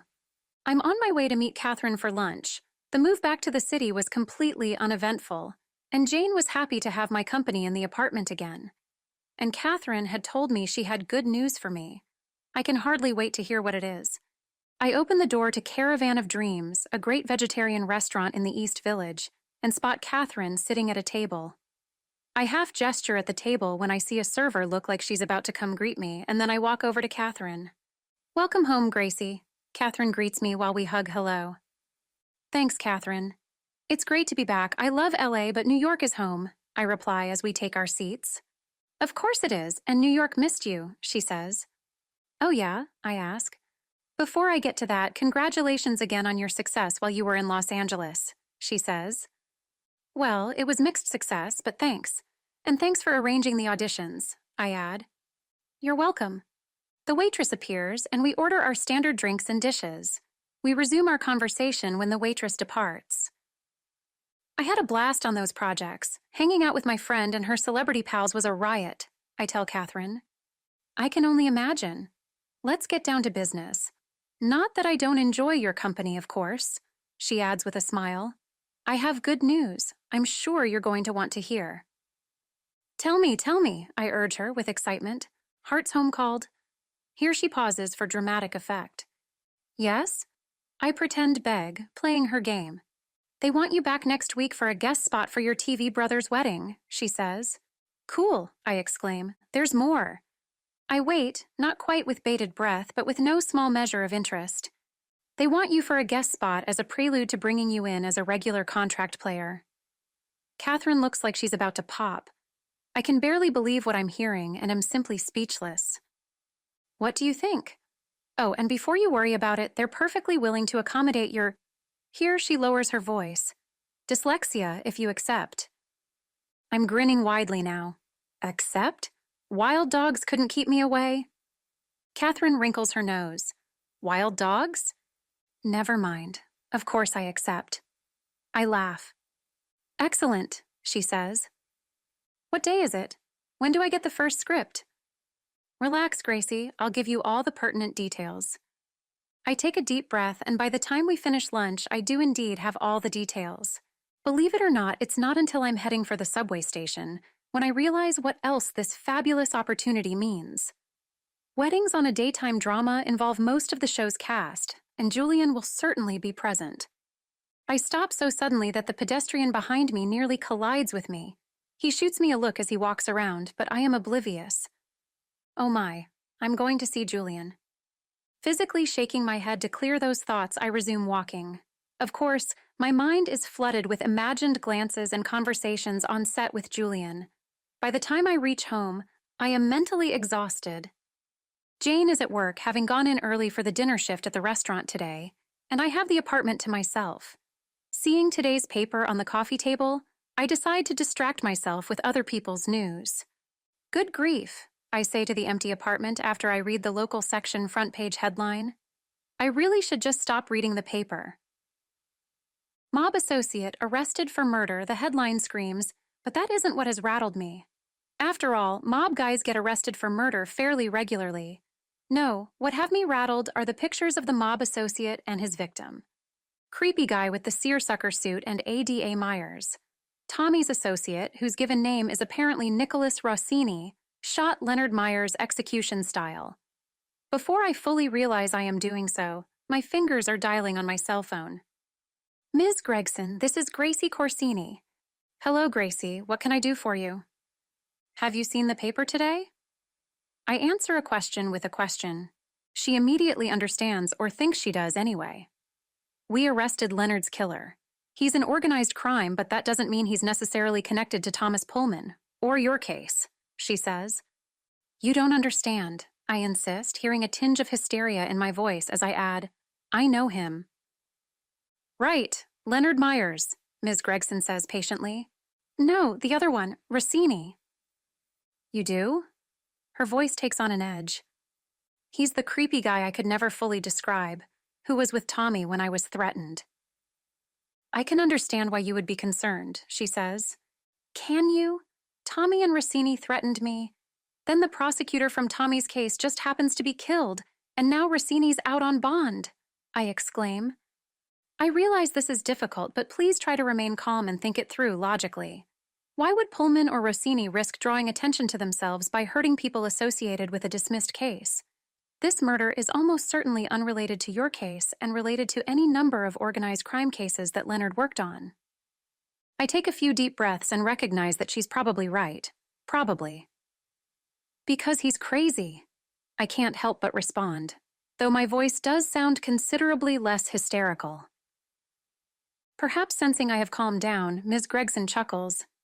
That's likely true, but he's always demonstrated enough common sense to evade jail, she says. Good point, I concede.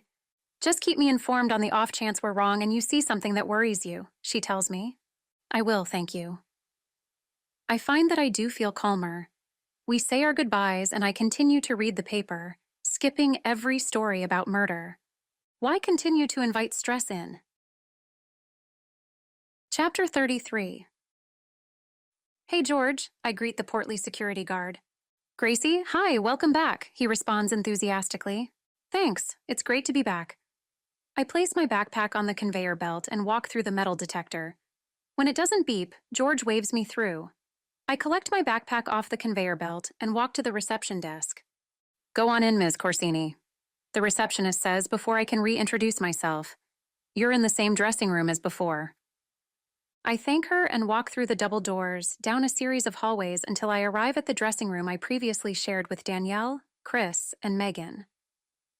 Welcome back, Gracie. Chris greets me as I enter the room and head toward my familiar space at the mirror.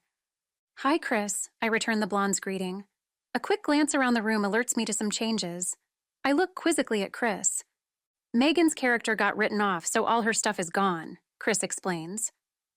That's too bad, I say, shocked that the character would have been eliminated. It's okay, Megan asked them to. She and her husband are trying to get pregnant, Chris tells me. That makes much more sense. What about Danielle? I ask. She's around somewhere. Chris and I catch up on each other's lives, me regaling her with LA stories and she sharing set gossip I had missed. The boy gets a divorce and guess who shows up, a voice says. I roll my eyes. Good to see you too, Danielle. I greet her as she enters the room. Seriously, the timing is rather fortuitous, she says with a smile. Fortuitous? Knock it off with the 50-cent vocab words, Chris snorts. Can I help it if I'm more educated than you are? Danielle tosses her red hair dismissively.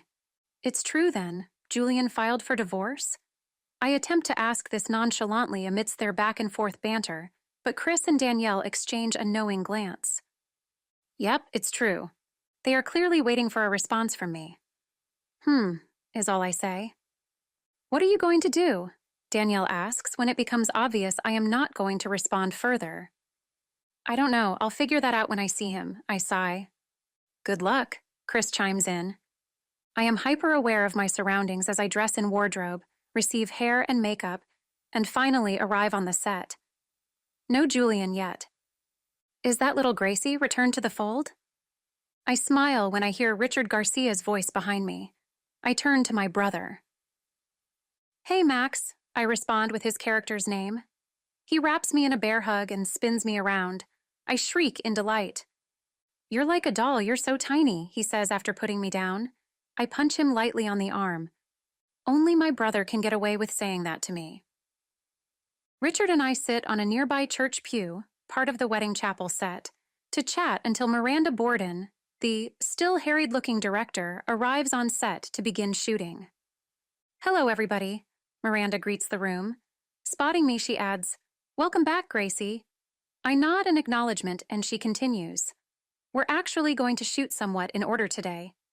Everybody reacts in feigned shock and she smiles. We'll shoot the wedding rehearsal and wedding party dinner before lunch. Then, with almost the full cast, we'll shoot the wedding and the large group scenes of the reception after lunch. Let's roll. With those words, the set jumps into motion. I barely have time to breathe, let alone think about a certain newly single, beautiful soap star. All that changes when the director says, That's lunch, people. I am instantly filled not with thoughts of my scenes after lunch, but with the knowledge that Julian is in those wedding and reception scenes. I don't have any lines with him, and right now it's a coin flip whether that is a good or bad thing. Hey, Janie, comes Richard's voice again behind me. Yes, brother, I say, smiling as I turn to face him. It's funny how quickly a character name can sound so natural to the ears. Richard has an uncertain look on his face, and my smile falters. He's here, is all he says. Thanks, I respond, to have a response. I smile to show him. It's okay. I can see Julian without falling apart or wanting to jump his bones. Maybe. Without a clear reason, I try to postpone the inevitable by purposefully wandering during lunch and then, when it's time, preparing for the wedding scene. Eventually, I find myself stationary on the wedding set, waiting for everything to begin. I don't know how exactly, but I can sense when Julian has entered the room. I know he's watching me from behind, and I have to will myself not to find him, to seek out his face. Hey, Gracie, one of the production assistants calls as she passes by me. Hi, Amy. I return the greeting with a small wave.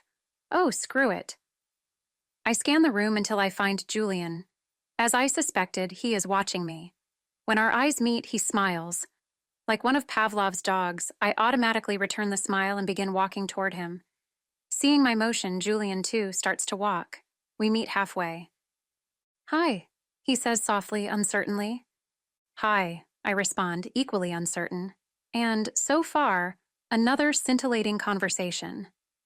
How have you been? I ask, recognizing this is somewhat of an inane question to ask a man recently divorced. It's been up and down. How have you been? He gives me his lopsided grin that I love. Great. I've been in Los Angeles working on some projects, I reply airily. That's wonderful. Anything catch fire? He asks. Nah, I admit. But they were fun to do, I add. I'm sure. Julian's expression turns serious. I missed you. I can feel panicky fluttering in my chest. I was hurt so bad before. Could it really be different this time? Yes, my internal voice hollers. The look on Julian's face tells me my response is taking a trifle long. I missed you too, I finally say. We're both silent for a minute. It's not quite awkward. I'd really like a chance to talk to you privately, Julian says. Yeah? When? The hustle and bustle around us goes up a notch, signaling lunch is almost over. I glance around. Neither of us is filming tomorrow, he answers. I raise an eyebrow. Yes, I checked your schedule. How about lunch? He asks. That would be nice, I say. The place around the corner? He suggests. Perfect. And our timing could not have been more perfect to end the conversation as Miranda walks on set. Everybody ready? The director announces rather than asks. The activity in the room raises another notch. If we don't talk again today, I'll see you tomorrow, Julian tells me with a flash of his beautiful smile. I'll see you later, I respond. We separate and head to our areas. Staging a wedding with an entire cast is actually a lot more complicated than one might imagine, given the number of physical bodies present, the lighting requirements, and the plethora of camera shots of various pairs and groupings to capture the scene. Nevertheless, Miranda works her magic and we successfully shoot the wedding and large group scenes at the reception that had been her goal. Unfortunately, the craziness of the afternoon and evening does not allow me another opportunity to speak with Julian. Still, I leave the studio at the end of the day with a skip in my step, excited and nervous about my lunch date tomorrow. Will he want to try again now that he's divorced, or will he want some space to recover from the emotional trauma? Chapter 34. How was your first day back? It went well, I answered Jane, uncharacteristically circumspect. I walked to the kitchen to pour myself juice. Don't overwhelm me with details, she says sardonically from the living room. Sorry, I think I'm still lost in my own thoughts. I almost missed my subway stop. I laugh. That's pretty lost, she agrees. Pray tell, what were you thinking about? She asks. Pray tell. I repeat her question and join her on the couch. I just watched a British period piece, Jane explains. Yep, that'll do it. So? She asks. Right, I have a date tomorrow? I answer. Who with? Julian. Jane's eyes widen. That was fast. Tell me everything. When I finish recounting my interlude with Julian, I sigh. Am I overthinking it? I ask. Sure, but you like him. This is the equivalent of a second chance. You don't want to mess it up, she says. Well put, I say. Thanks, I try, she says. What do you think? I ask, not sure what I'm asking. I think you should go to lunch with Julian tomorrow. Be honest, but don't rush anything.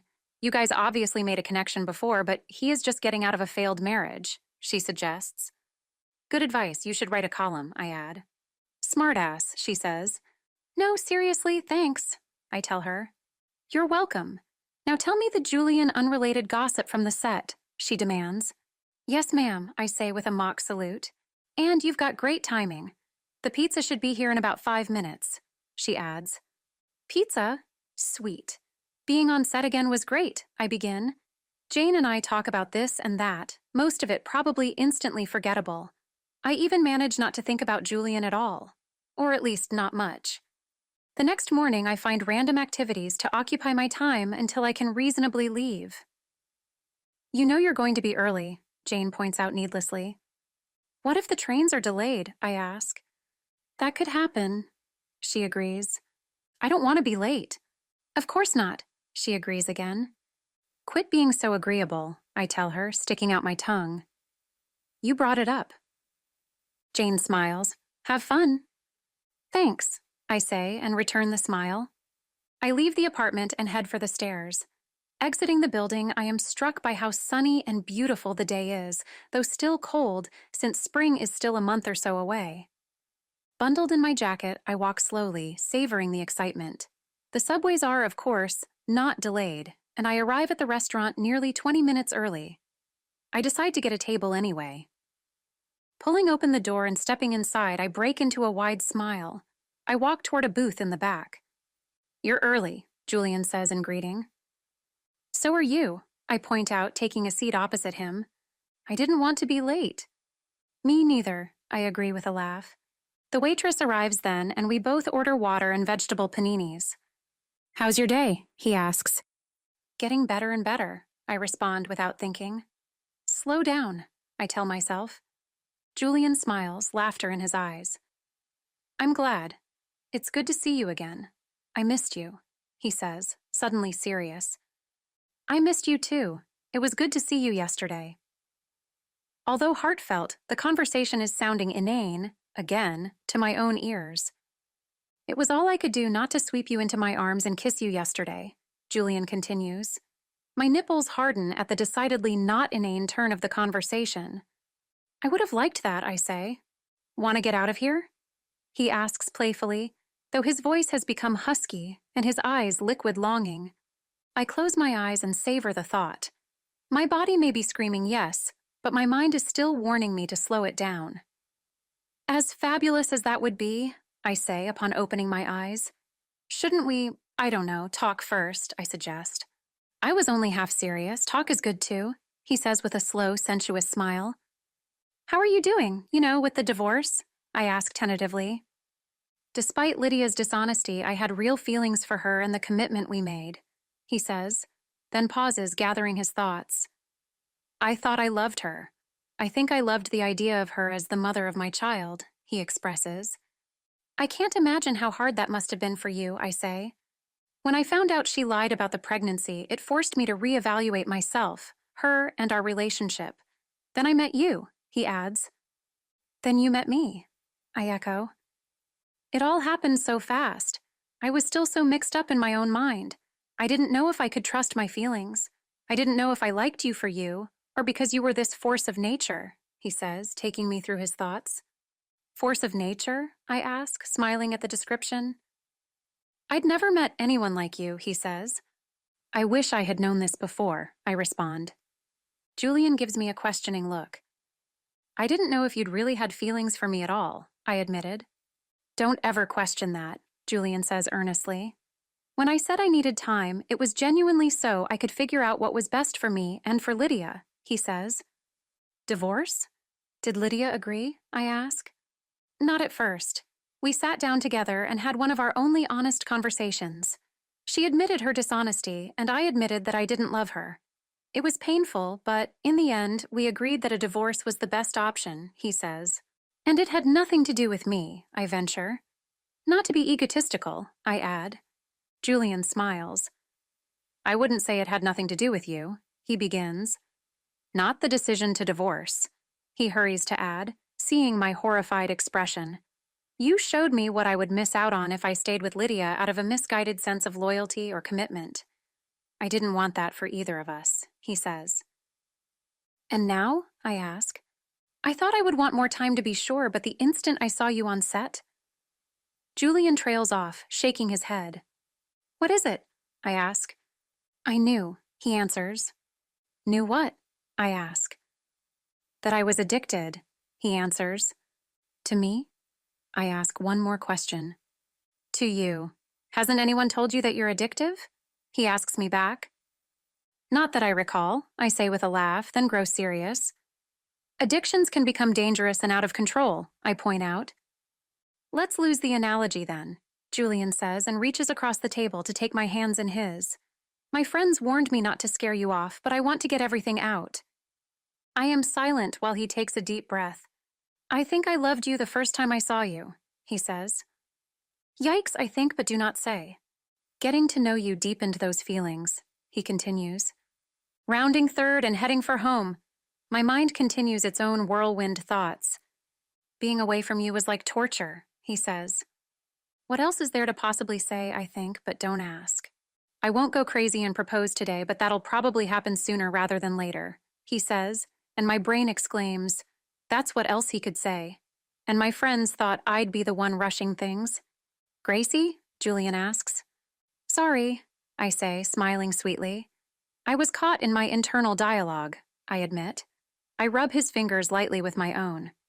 Hearing voices? He jokes. Just my own, I respond to his teasing. What are they saying? That this all seems too good to be true. Do you believe that? He asks. No, I don't. I believe you. I believe in you. I believe in our feelings for each other. Though if you had proposed right now, I can't promise I wouldn't have run out of the restaurant. I admit. My comment perceptibly lessens the intensity of the mood. I'm glad I restrained myself, he says. Me too.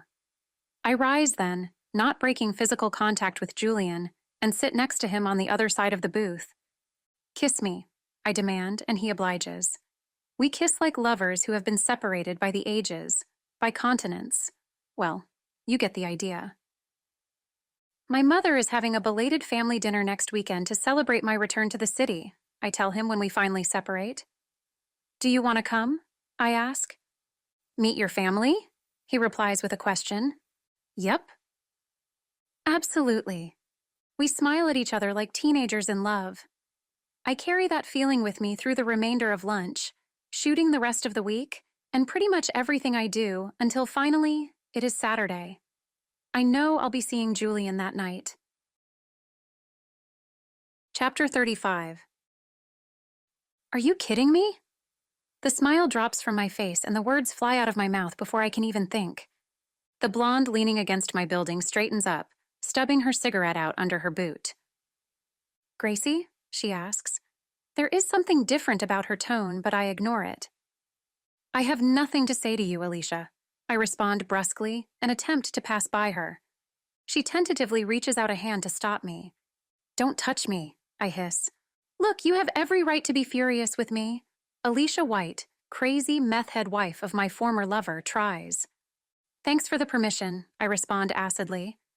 I don't know why I am quite this agitated. I thought I had resolved my issues with her and her husband months ago. Maybe it's because she's intruding on my day with Julian. Please just give me 5 minutes, she cries desperately, and a tone in her voice makes me pause. 5 minutes, I tell her, not quite civilly. Thank you, she says so pitifully that I actually feel guilty for my attitude, until I remember the guinea pig. I give a slight nod of my head, signaling her that she can begin. I've been in rehab for the past 2 months, she says without preamble, reaching to light a new cigarette. That's where I picked up this habit. That's 1 minute, I say as she takes a long drag on the cancer stick. I graduated last week, she continues. Graduated? I think to myself. Wait a minute, I interrupt. Am I a step? Isn't there something about making amends? I can't quite keep the sarcasm out of my voice, which either Alicia misses or chooses to ignore. My program wasn't a 12-step program, she explains, but there is a similar idea about making things right with people you hurt. You're here to make things right? I ask, still skeptical of her true motives, although she certainly seems genuine. Yes, Gracie, please let me explain myself. Against my better judgment, and even though her 5 minutes had lapsed, I invite her up. You might as well come up to the apartment, I tell her as I open the front door to the building. Really? She's like an eager puppy looking for a treat but expecting the rolled-up newspaper.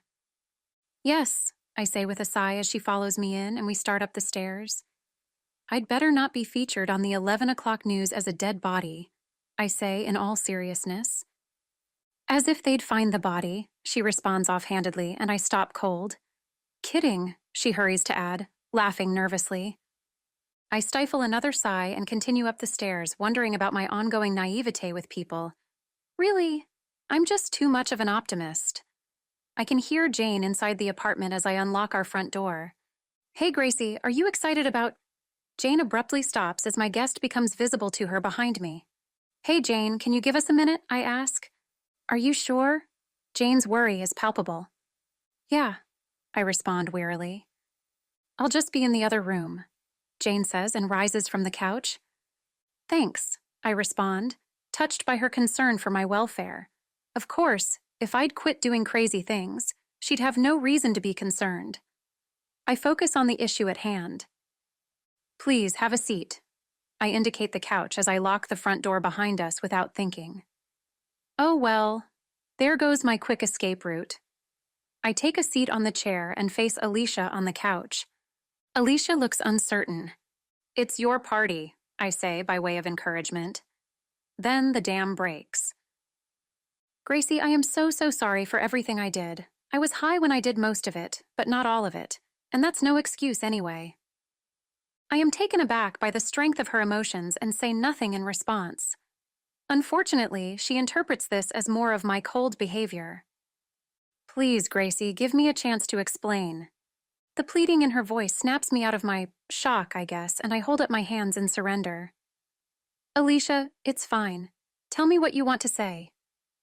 I strive to sound more inviting, and it works. Alicia visibly relaxes, and when she speaks again, the anxious agitation is gone. I wanted to apologize for all of it. I sent the black roses. I also stole some of your mail one time. I don't know if you knew your mail had been taken. Her tone is questioning. The door left ajar and my roommate's missed bill made that pretty clear. I respond wryly. Alicia's cheeks color slightly. Of course. She stares at me, clearly wanting to say something else, but hesitant to do so. I remain silent, watching the internal struggle play out across her face. Finally, she sighs, almost imperceptibly. Looking down at her hands clutched in her lap, she speaks. I sent the guinea pig. I can barely hear her, but I know what she said. Why? I ask this without mirth or artifice, but because I genuinely want to know how someone could kill and dismember an innocent being to freak out someone you're mad at. I don't know, she stammers, still so softly as to be barely audible. She looks up at me with tears in her eyes. To kill a little animal, I begin, but she cuts me off. Kill? She repeats, aghast. I didn't kill the guinea pig. Now I'm confused. I don't understand, I tell her. All this time you thought I killed Taylor. Alicia has gone white. Taylor? Oh, the guinea pig, I answer myself, briefly confused again. Didn't you? I ask. Oh my God, no, she insists. You must have a pretty low opinion of me to think I would or even could do such a thing. What else could I think? I ask, almost helplessly. Of course, she agrees. It would seem quite the coincidence that the guinea pig happened to die around the time I lost my marbles.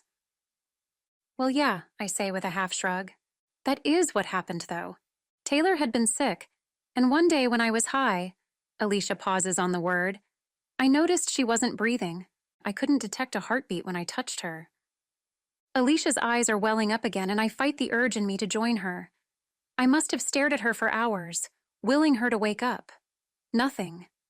Then, for reasons I'll never know, I started thinking of you and your affair with my husband. I start to interject and she shakes her head. Sorry, my husband's affair. Anyway, the next part is hazy, but I, quick intake of breath here, cut her into pieces and brought her to your doorstep. Alicia is openly crying now. Despite my desire to remain mostly unmoved, I feel tears well in my eyes. Crap. I don't know what I was thinking. One thought kept running through my mind. A pig for a pig. Yep, that dried the tears in my eyes. I'm a pig? I ask. Of course not. That's just what my state of mind was back then.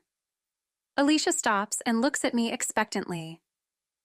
I don't know what to say, I admit. You don't know how it felt, believing a deranged meth addict was out to get me. Alicia looks down at her hands again. I'm sorry. I sigh. I know. Thank you for coming here to acknowledge what you did. Thank you for letting me, she says, looking up again with a hopeful expression. Can I ask you something? Why stop now? I respond with a half smile. Can you forgive me? I take a long moment to truly consider the question. Yes, I think I can, I answer. She smiles widely. I'm so glad. I'm working hard to maintain my sobriety and be the best person I can be. Christopher and I even went to counseling. She continues shyly. This I definitely don't care to hear about, but I feign interest. Oh? Yes, and I think it's helping. I'm so glad for you. I can't quite keep the sarcastic tone from my voice, but thankfully Alicia again misses it, or chooses to ignore it. She does, however, abruptly rise from her seat. I've taken up enough of your time, she says, and begins heading for the door. I jump to my feet, following. I'm glad we had this talk, I say, for lack of anything better. Me too, she agrees. Then she's gone. I close the door slowly, throw the deadbolts, and turn around. Jane has come out of her bedroom and is standing there with eyes wide. You heard? I ask. Every word. Damn, Jane says. It's over. That is the extent of our conversation about Alicia White. I hope I never see or hear from Alicia or Christopher again. Chapter 36. I am still feeling discombobulated a few hours later when Julian arrives at my door to accompany me to my mother's family dinner. What's the matter? He asks immediately. You wouldn't believe me if I told you, I respond. Try me, he says with an encouraging smile. I give Julian the abridged version of the Christopher and Alicia saga while we grab a taxi to my parents' place in Brooklyn. With near-perfect timing, the taxi pulls in front of their building as I conclude the story. "You date married men?" he asks. I tell you all of that, and this is what you get out of it. I'm shaking my head while I open the taxi door. "I don't know, that fact stood out to me," Julian teases. "Gee, I wonder why." I stand outside the taxi, waiting for Julian to slide out. "It was one of the more salacious bits," he insists. We're standing outside the building, facing each other. I take his hand in mine. "Forget it, goofball. Let's go in and meet the family." We begin walking. "Do you think they'll like me?" he asks. I give him a sidelong glance. "Of course they'll like you. They know I love you." Julian gives my hand a tiny squeeze but says nothing. I open the door to my parents' brownstone, announcing our arrival. "We're here," I sing out. "Gracie, welcome back from Los Angeles." My sister flies across the living room and nearly knocks me on my ass with her tackle disguised as a hug. "Maria, it's good to see you." We disentangle from each other. I intend to introduce Julian, but already the rest of the family is approaching. "Graciella, you're home," my father says, also giving me quite a bear hug. "Welcome back, Gracie," chimes in my brother with a normal hug that doesn't threaten to crush my bones. "Graciella, my love." My mother has actually left the kitchen to greet me. During dinner preparations, I'm starting to feel special. "Hey guys, I missed you too, but dang, I wasn't gone that long," I laugh. "Language," my father automatically intones. "Sorry," I say from habit rather than contriteness. I step away from Julian so they can see him clearly, and finally get a chance to introduce him. He shakes hands with each, even my mother, as I introduce my family members. "Julian, this is Maria, my sister who's the model." "I can see why," Julian comments, and Maria blushes. "This is Anthony, my older brother. He's a firefighter." "Nice to meet you. Thanks for all you do." Anthony nods in appreciation. "This is my mother, Annabella." "You've raised a wonderful woman." "Thank you," is all she says, but I can tell my mother's pleased by the comment. "And Julian, this is my father, Thomas. He's a retired city worker." "It's a pleasure to meet you, sir. I love your daughter. I will do my best to protect her and make her happy," Julian says during the extended handshake with my father. "I can tell you are a good man," my father responds. I exchange a glance with Mama over this comment. That's high praise coming from my father. Julian really said the right thing. Come in and sit down," my mother encourages. We all walk the 10 feet to the couch. I have to go to the kitchen to finish dinner. Spinach ravioli with vermicelli and gravy. She has already left the room by the time she speaks the last word. "Gravy?" Julian whispers. We've taken seats on a love seat, appropriately enough, I suppose. "Marinara," I whisper back with a smile. 3 sets of eyeballs stare at us, and I wait for the inquisition to begin. Somewhat surprisingly, my brother opens with a zinger. "Julian, are you going to cheat on Gracie?" "Anthony!" I am shocked by his brazen opening. Julian takes my hand. "Gracie, it's okay. No, Anthony, I'm not." "Didn't you cheat on your first wife with Gracie?" Anthony continues in an argumentative tone. I shoot him a murderous look, but Julian answers as if asked about the weather. "Did I meet and fall in love with your sister while I was still married? Yes. Did I have an affair? I don't believe so." "You don't believe so?" The skepticism drips from my brother's mouth. Once I admitted to myself I had developed feelings for Gracie, I took a step back to reevaluate everything. Julian looks at me with an apologetic expression because he knows now how much that reevaluation hurt me. I smile reassuringly. "What's to say you won't meet someone else and fall in love again?" I can't believe how difficult Anthony is being. Thus far, my father and Maria seem content to sit back and watch the verbal exchange like a tennis match. "The situation with my first wife was very different," Julian begins slowly. "You don't really have to answer that," I interrupt. Looking at my brother, Julian disagrees. "Yes, I do. I never had feelings for her like I do for Gracie." Maria smiles happily at me. I think she certainly approves of my new man. Suddenly, Anthony breaks into a wide grin. "Not too bad, my man. You held your cool." "Gee, brother, was that a test?" I ask dryly. "Definitely." I roll my eyes. "At least you passed," I say to Julian. Now that the test is over, Maria jumps in, tell me what it's like being a famous soap star, and what Gracie's really like to work with. Anthony laughs, and even Papa cracks a smile at Maria's stars in her eyes tone. Julian indulges my sister and regales her with stories from the sets of our daytime drama and his brief movie career, until my mother pops her head in the living room. Dinner is ready, she says. Thank God, I mutter under my breath, but my brother hears me. Do you think the conversation will be any different during dinner? Anthony asks quietly as we move en masse into the kitchen. Anthony, are you seeing anyone? I ask cheerfully and loudly. Anthony, have you met a nice girl? My mother asks hopefully in response, and I smile widely. I'll get you for that, he responds softly, rolling his eyes at me. I guess the eye rolling is hereditary. By now we are seated at the kitchen table, and all eyes are on my brother, waiting for him to answer the question. Yes, as a matter of fact, I have, he finally says. In books, people write about Bedlam. That's what broke out in my parents' kitchen over my brother's remark. Who is she? Where did you meet? Is she from the neighborhood? Is she Italian? The overlapping questions are asked. Even Mama has paused in bringing the food to the table. I jump up to help her finish while Anthony answers the barrage. Her name is Jasmine. We met at work. She's not from the neighborhood and she's not Italian. Was that all? Anthony asks with mock exasperation. I can tell he's happy talking about his new love. I'm not Italian either, Julian quips. I nudge him to hush. Nobody notices his comment anyway. My brother with a girlfriend is big news. Tell us more, Maria urges. She's Egyptian. She's a translator for the NYPD. I met her on a case. We borrowed her services after a fire. Clearly you liked what you saw, I tease, though in truth I couldn't be happier for my brother.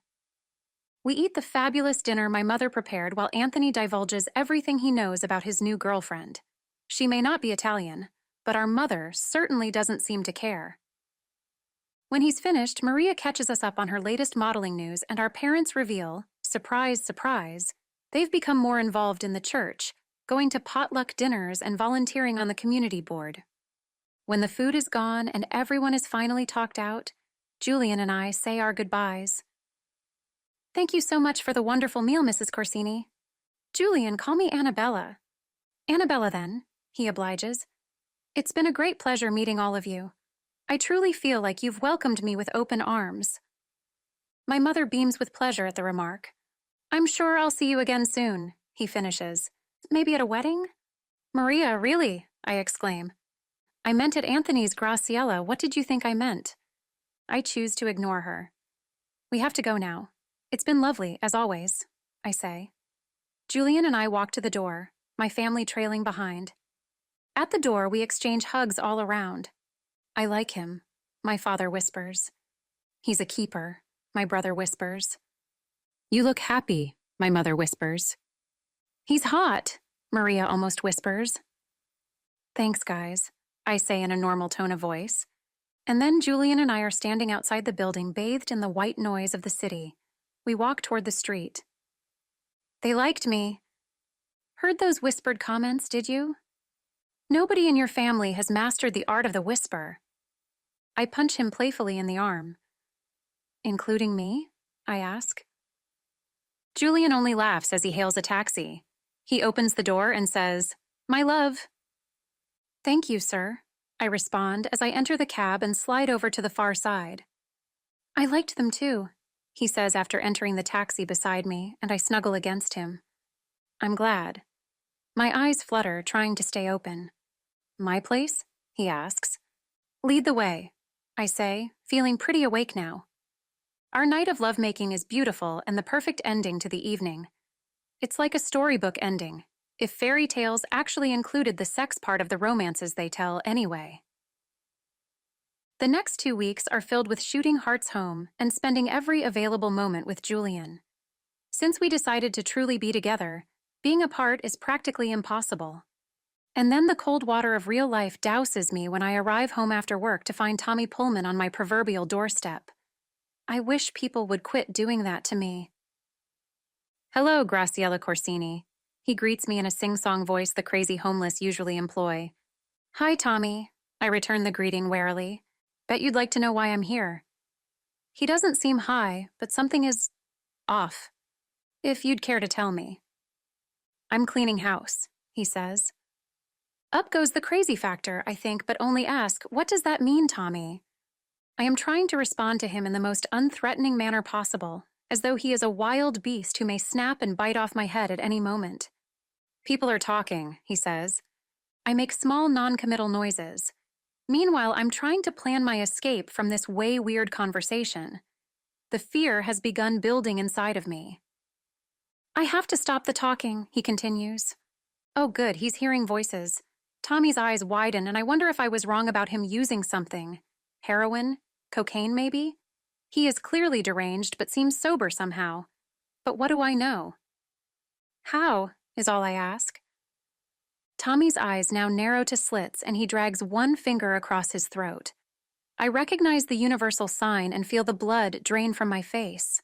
We stare at each other for a few long seconds. First, that annoying lawyer, he finally continues. The assistant district attorney. He's the one who killed him? As though reading my mind, he continues. Yep, I did it. I framed Nikki for it. Oh God, this can't be good that he's telling me this. I can sense my mortal danger edging closer and closer to an unseen red line. Before I can pull a coherent thought from my petrified brain, Tommy continues again. That's okay, though, because I took care of Nikki. You took care of Rossini? I half ask, half confirm. If he hasn't been found yet, he soon will be, Tommy tells me gleefully. I make a small strangled noise in my throat. That's 2 murders he's now confessed to. How did you know Nikki's last name? He asks. The question is asked rather conversationally, belying the menace I sense beneath. Well, what? I stammer my response. I have never been so scared in my life. I feel like ice water has been poured down my spine, and every hair on my body is standing at terrified attention. I'm like a deer caught in the headlights of Tommy's dead-eye stare. How did you know Nikki's last name? He repeats the question, reinforcing, rather effectively, his intimidating stance, by taking a step toward me. I automatically take a step back, and his lips form a lazy smile. My mind finally starts working again. Newspaper, I blurt out. What? The eyes have narrowed again. I saw Nikki's last name in the newspaper after Myers's murder. I say slowly and clearly, hoping this tames the wild beast hinting to emerge. And miraculously, it seems to. Tommy laughs and his facial muscles relax. He appears almost normal again. Almost. Of course you did. It was in the papers when they arrested poor Nikki. You should have seen his look of surprise when they arrested him. Tommy seems so normal now, we could be having a conversation about sports, or even the weather. He was even more surprised when I slit his throat, Tommy continues. Although I am still scared, the bizarreness of our exchange becomes too much. What do you want, Tommy? Are you here to kill me? I ask, and can't believe I'm being this brazen with a confessed killer. But honestly, I may die of fright if this is extended too much. Tommy's eyes widen comically. They're quite expressive today, I must say. Why would I kill you, Gracie? I like you. I just wanted to let you know I had taken care of some things, he says. That's good, I say slowly, completely out of my element in terms of holding up my end of the wacky conversation. We understand each other, Tommy asserts rather than queries, and I merely nod. What words would even be appropriate? And just like that, he lopes off in the opposite direction from which I'd come. My knees shake like they're about to collapse, and it is all I can manage to open the door to the building, drag my butt up the stairs, and bang into the apartment. I quickly lock every lock on the door before actually collapsing on the couch before Jane's astonished eyes. I have never been so rattled, even with all that has come before. What's the matter, Gracie? You look like you've seen a ghost, she exclaims. I almost did. Mine, I tell her. What? I quickly repeat the entire conversation with Tommy to Jane, and she is quite naturally horrified. What do I do? I ask. Are you kidding? Call the police, she says. But he basically just told me he's going to leave me alone, I say, though I was already planning to call Alicia Gregson, my favorite lawyer in the district attorney's office. I just need someone to convince me I am making the right decision. Yes, but he's crazy, Jane says with a note of hysteria in her voice. He's killed 2 people out of what sounds like straight-up paranoia. What happens when he decides you're talking about him? He kills me, I say woodenly. Right. He kills... Jane stops and eyes me. You've already decided to call, haven't you? Yes, but thanks for providing my argument. I roll over onto my stomach and close my eyes. I'll call in the morning. Jane rubs my hair as she passes me, heading for the kitchen. I think that's reasonable. Do you want some ice cream? I raise my head. Oh, definitely. Chapter 37. The next morning dawns far too beautiful for phone calls about murders, but I resist the highly tempting urge to stick my head in the sand and forget all about Tommy and his threats. After a deliberately leisurely shower and breakfast, I give up avoiding and dial Alicia Gregson's office number. I skip the social niceties after the receptionist transfers my call. Tommy Pullman killed Leonard Myers and Nicholas Rossini, I declare dramatically. Gracie Corsini? Is that you? How did you know Rossini was dead? That information hasn't been released yet, she responds. Lawyers are the greatest at the rapid-fire delivery of questions that do not allow you a chance to actually answer any. Yes, this is Gracie Corsini. I know Rossini is dead because Tommy Pullman told me. I take a deep breath. When he confessed to the murder, I say. What? She asks. I can hear the confusion in the lawyer's voice. Why don't you start at the beginning? I oblige and recount as close to verbatim as I can the conversation I had with Thomas Pullman, mobster extraordinaire, the night before. When I finish, I wait for Ms. Gregson's response. A male body washed up in the harbor only 2 days ago. We tentatively identified it as Nicholas Rossini, although official identification is pending. Ms. Gregson confirms what I already knew, her voice taking on a familiar, no-nonsense, all-business tone. Great, I say wearily, already exhausted by the conversation and its implications. I think part of me had secretly been hoping he hallucinated that he committed these murders. Thomas Pullman confessed to the murders of Leonard Myers and Nicholas Rossini, she continues, but as Ms. Gregson appears to be thinking aloud, I offer no comment. Would you be willing to testify to the content of the conversation? She asks. Isn't that hearsay or something? No, not quite, she answers, and I can hear the smile in her voice. Gee, I'm glad my lack of knowledge of the law amuses her. I'm right back in the middle of everything again, I say. It would seem that way, she agrees. When will you arrest him? The long pause following my question alerts me to the fact that I am not going to like her answer. Not yet. Nope, didn't like it, I think, but only ask, when? First, we have to confirm that Rossini is the body that we have down in the morgue. How long will that take? I note a petulant tone creeping into my voice and try to contain it. I just want this to end. I know you do, Ms. Gregson empathizes. Now that we have a case to build against a specific defendant, I can put a rush on the identification. He should be arrested within a couple of days, she hurries to add before I can ask again. I breathe a sigh of relief. I can make it a couple of days without developing an ulcer from the anxiety, or ending up an unidentified female body in the harbor, if Tommy finds out I'm testifying against him, again, before they can arrest him. Thank you, is all I say. Hang in there, Gracie. I think we can finally see the light at the end of the tunnel. I hope so. We end the conversation, and no sooner do I disconnect the call that I hear the beep signifying a text message. I smile when I see that it's from Julian. Heading to set. Still on for lunch Friday at Park? Meet at Fountain? Even though I know he's probably already turned off his cell phone, I immediately text him back.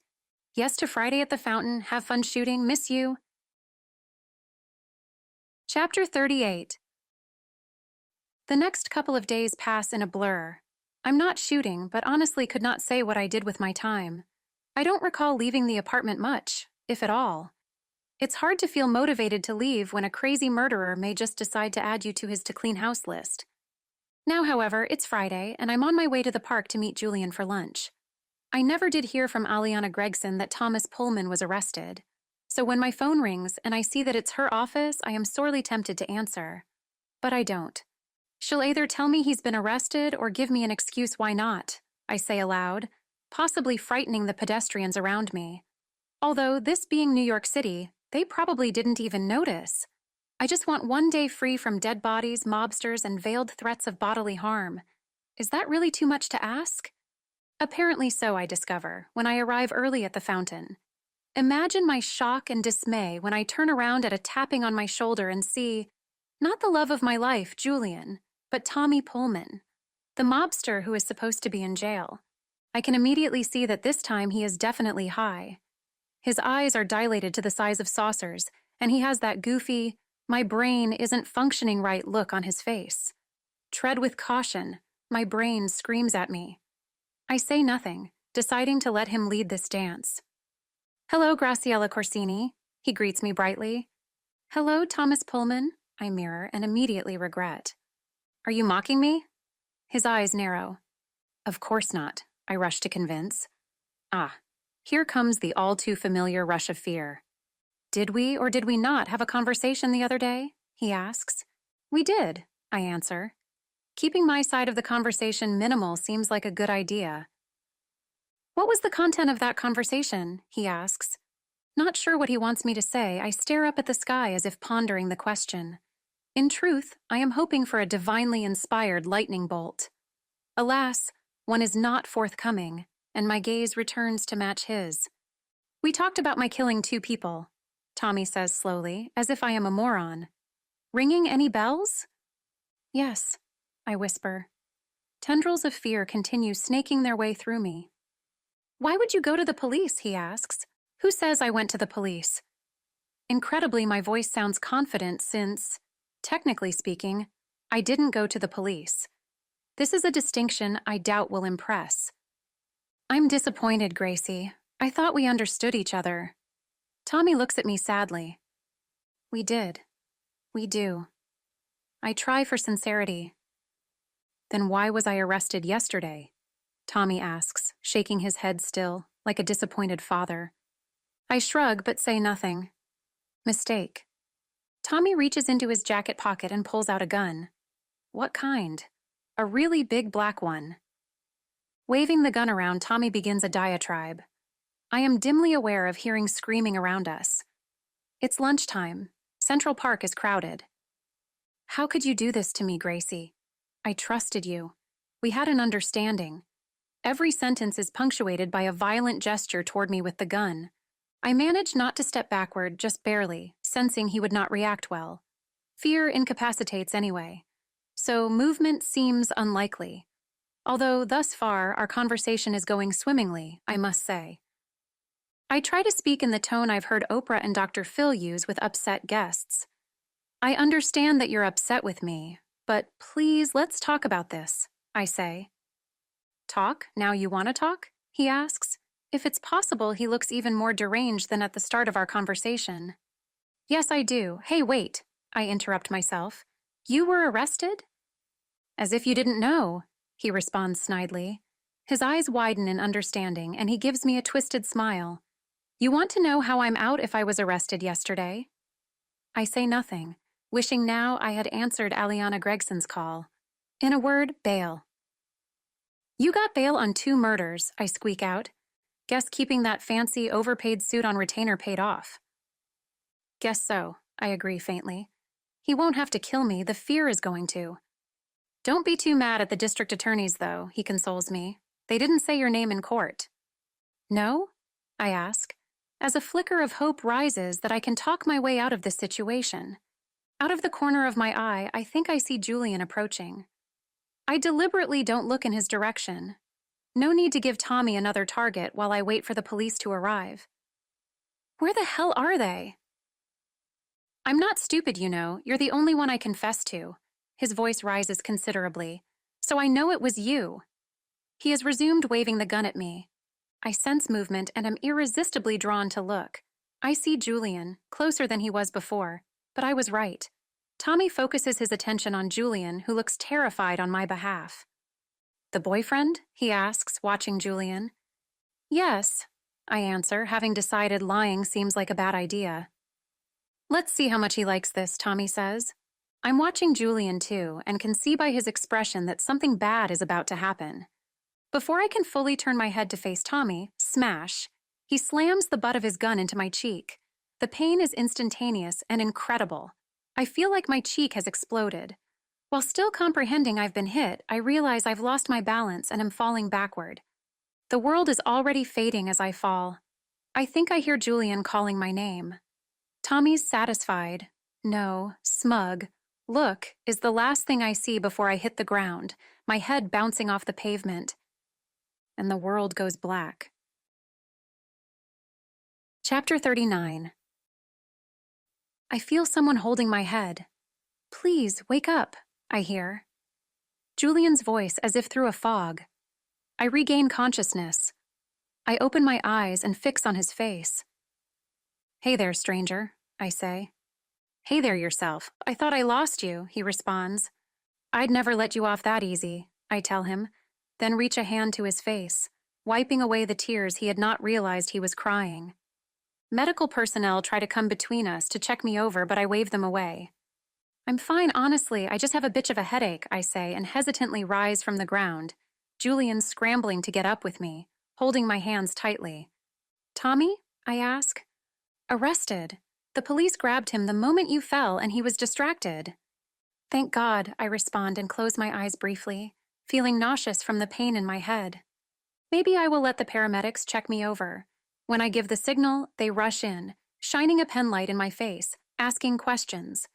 Eventually satisfied I'm not in imminent danger of death, they leave with my promise to get a head scan that very afternoon.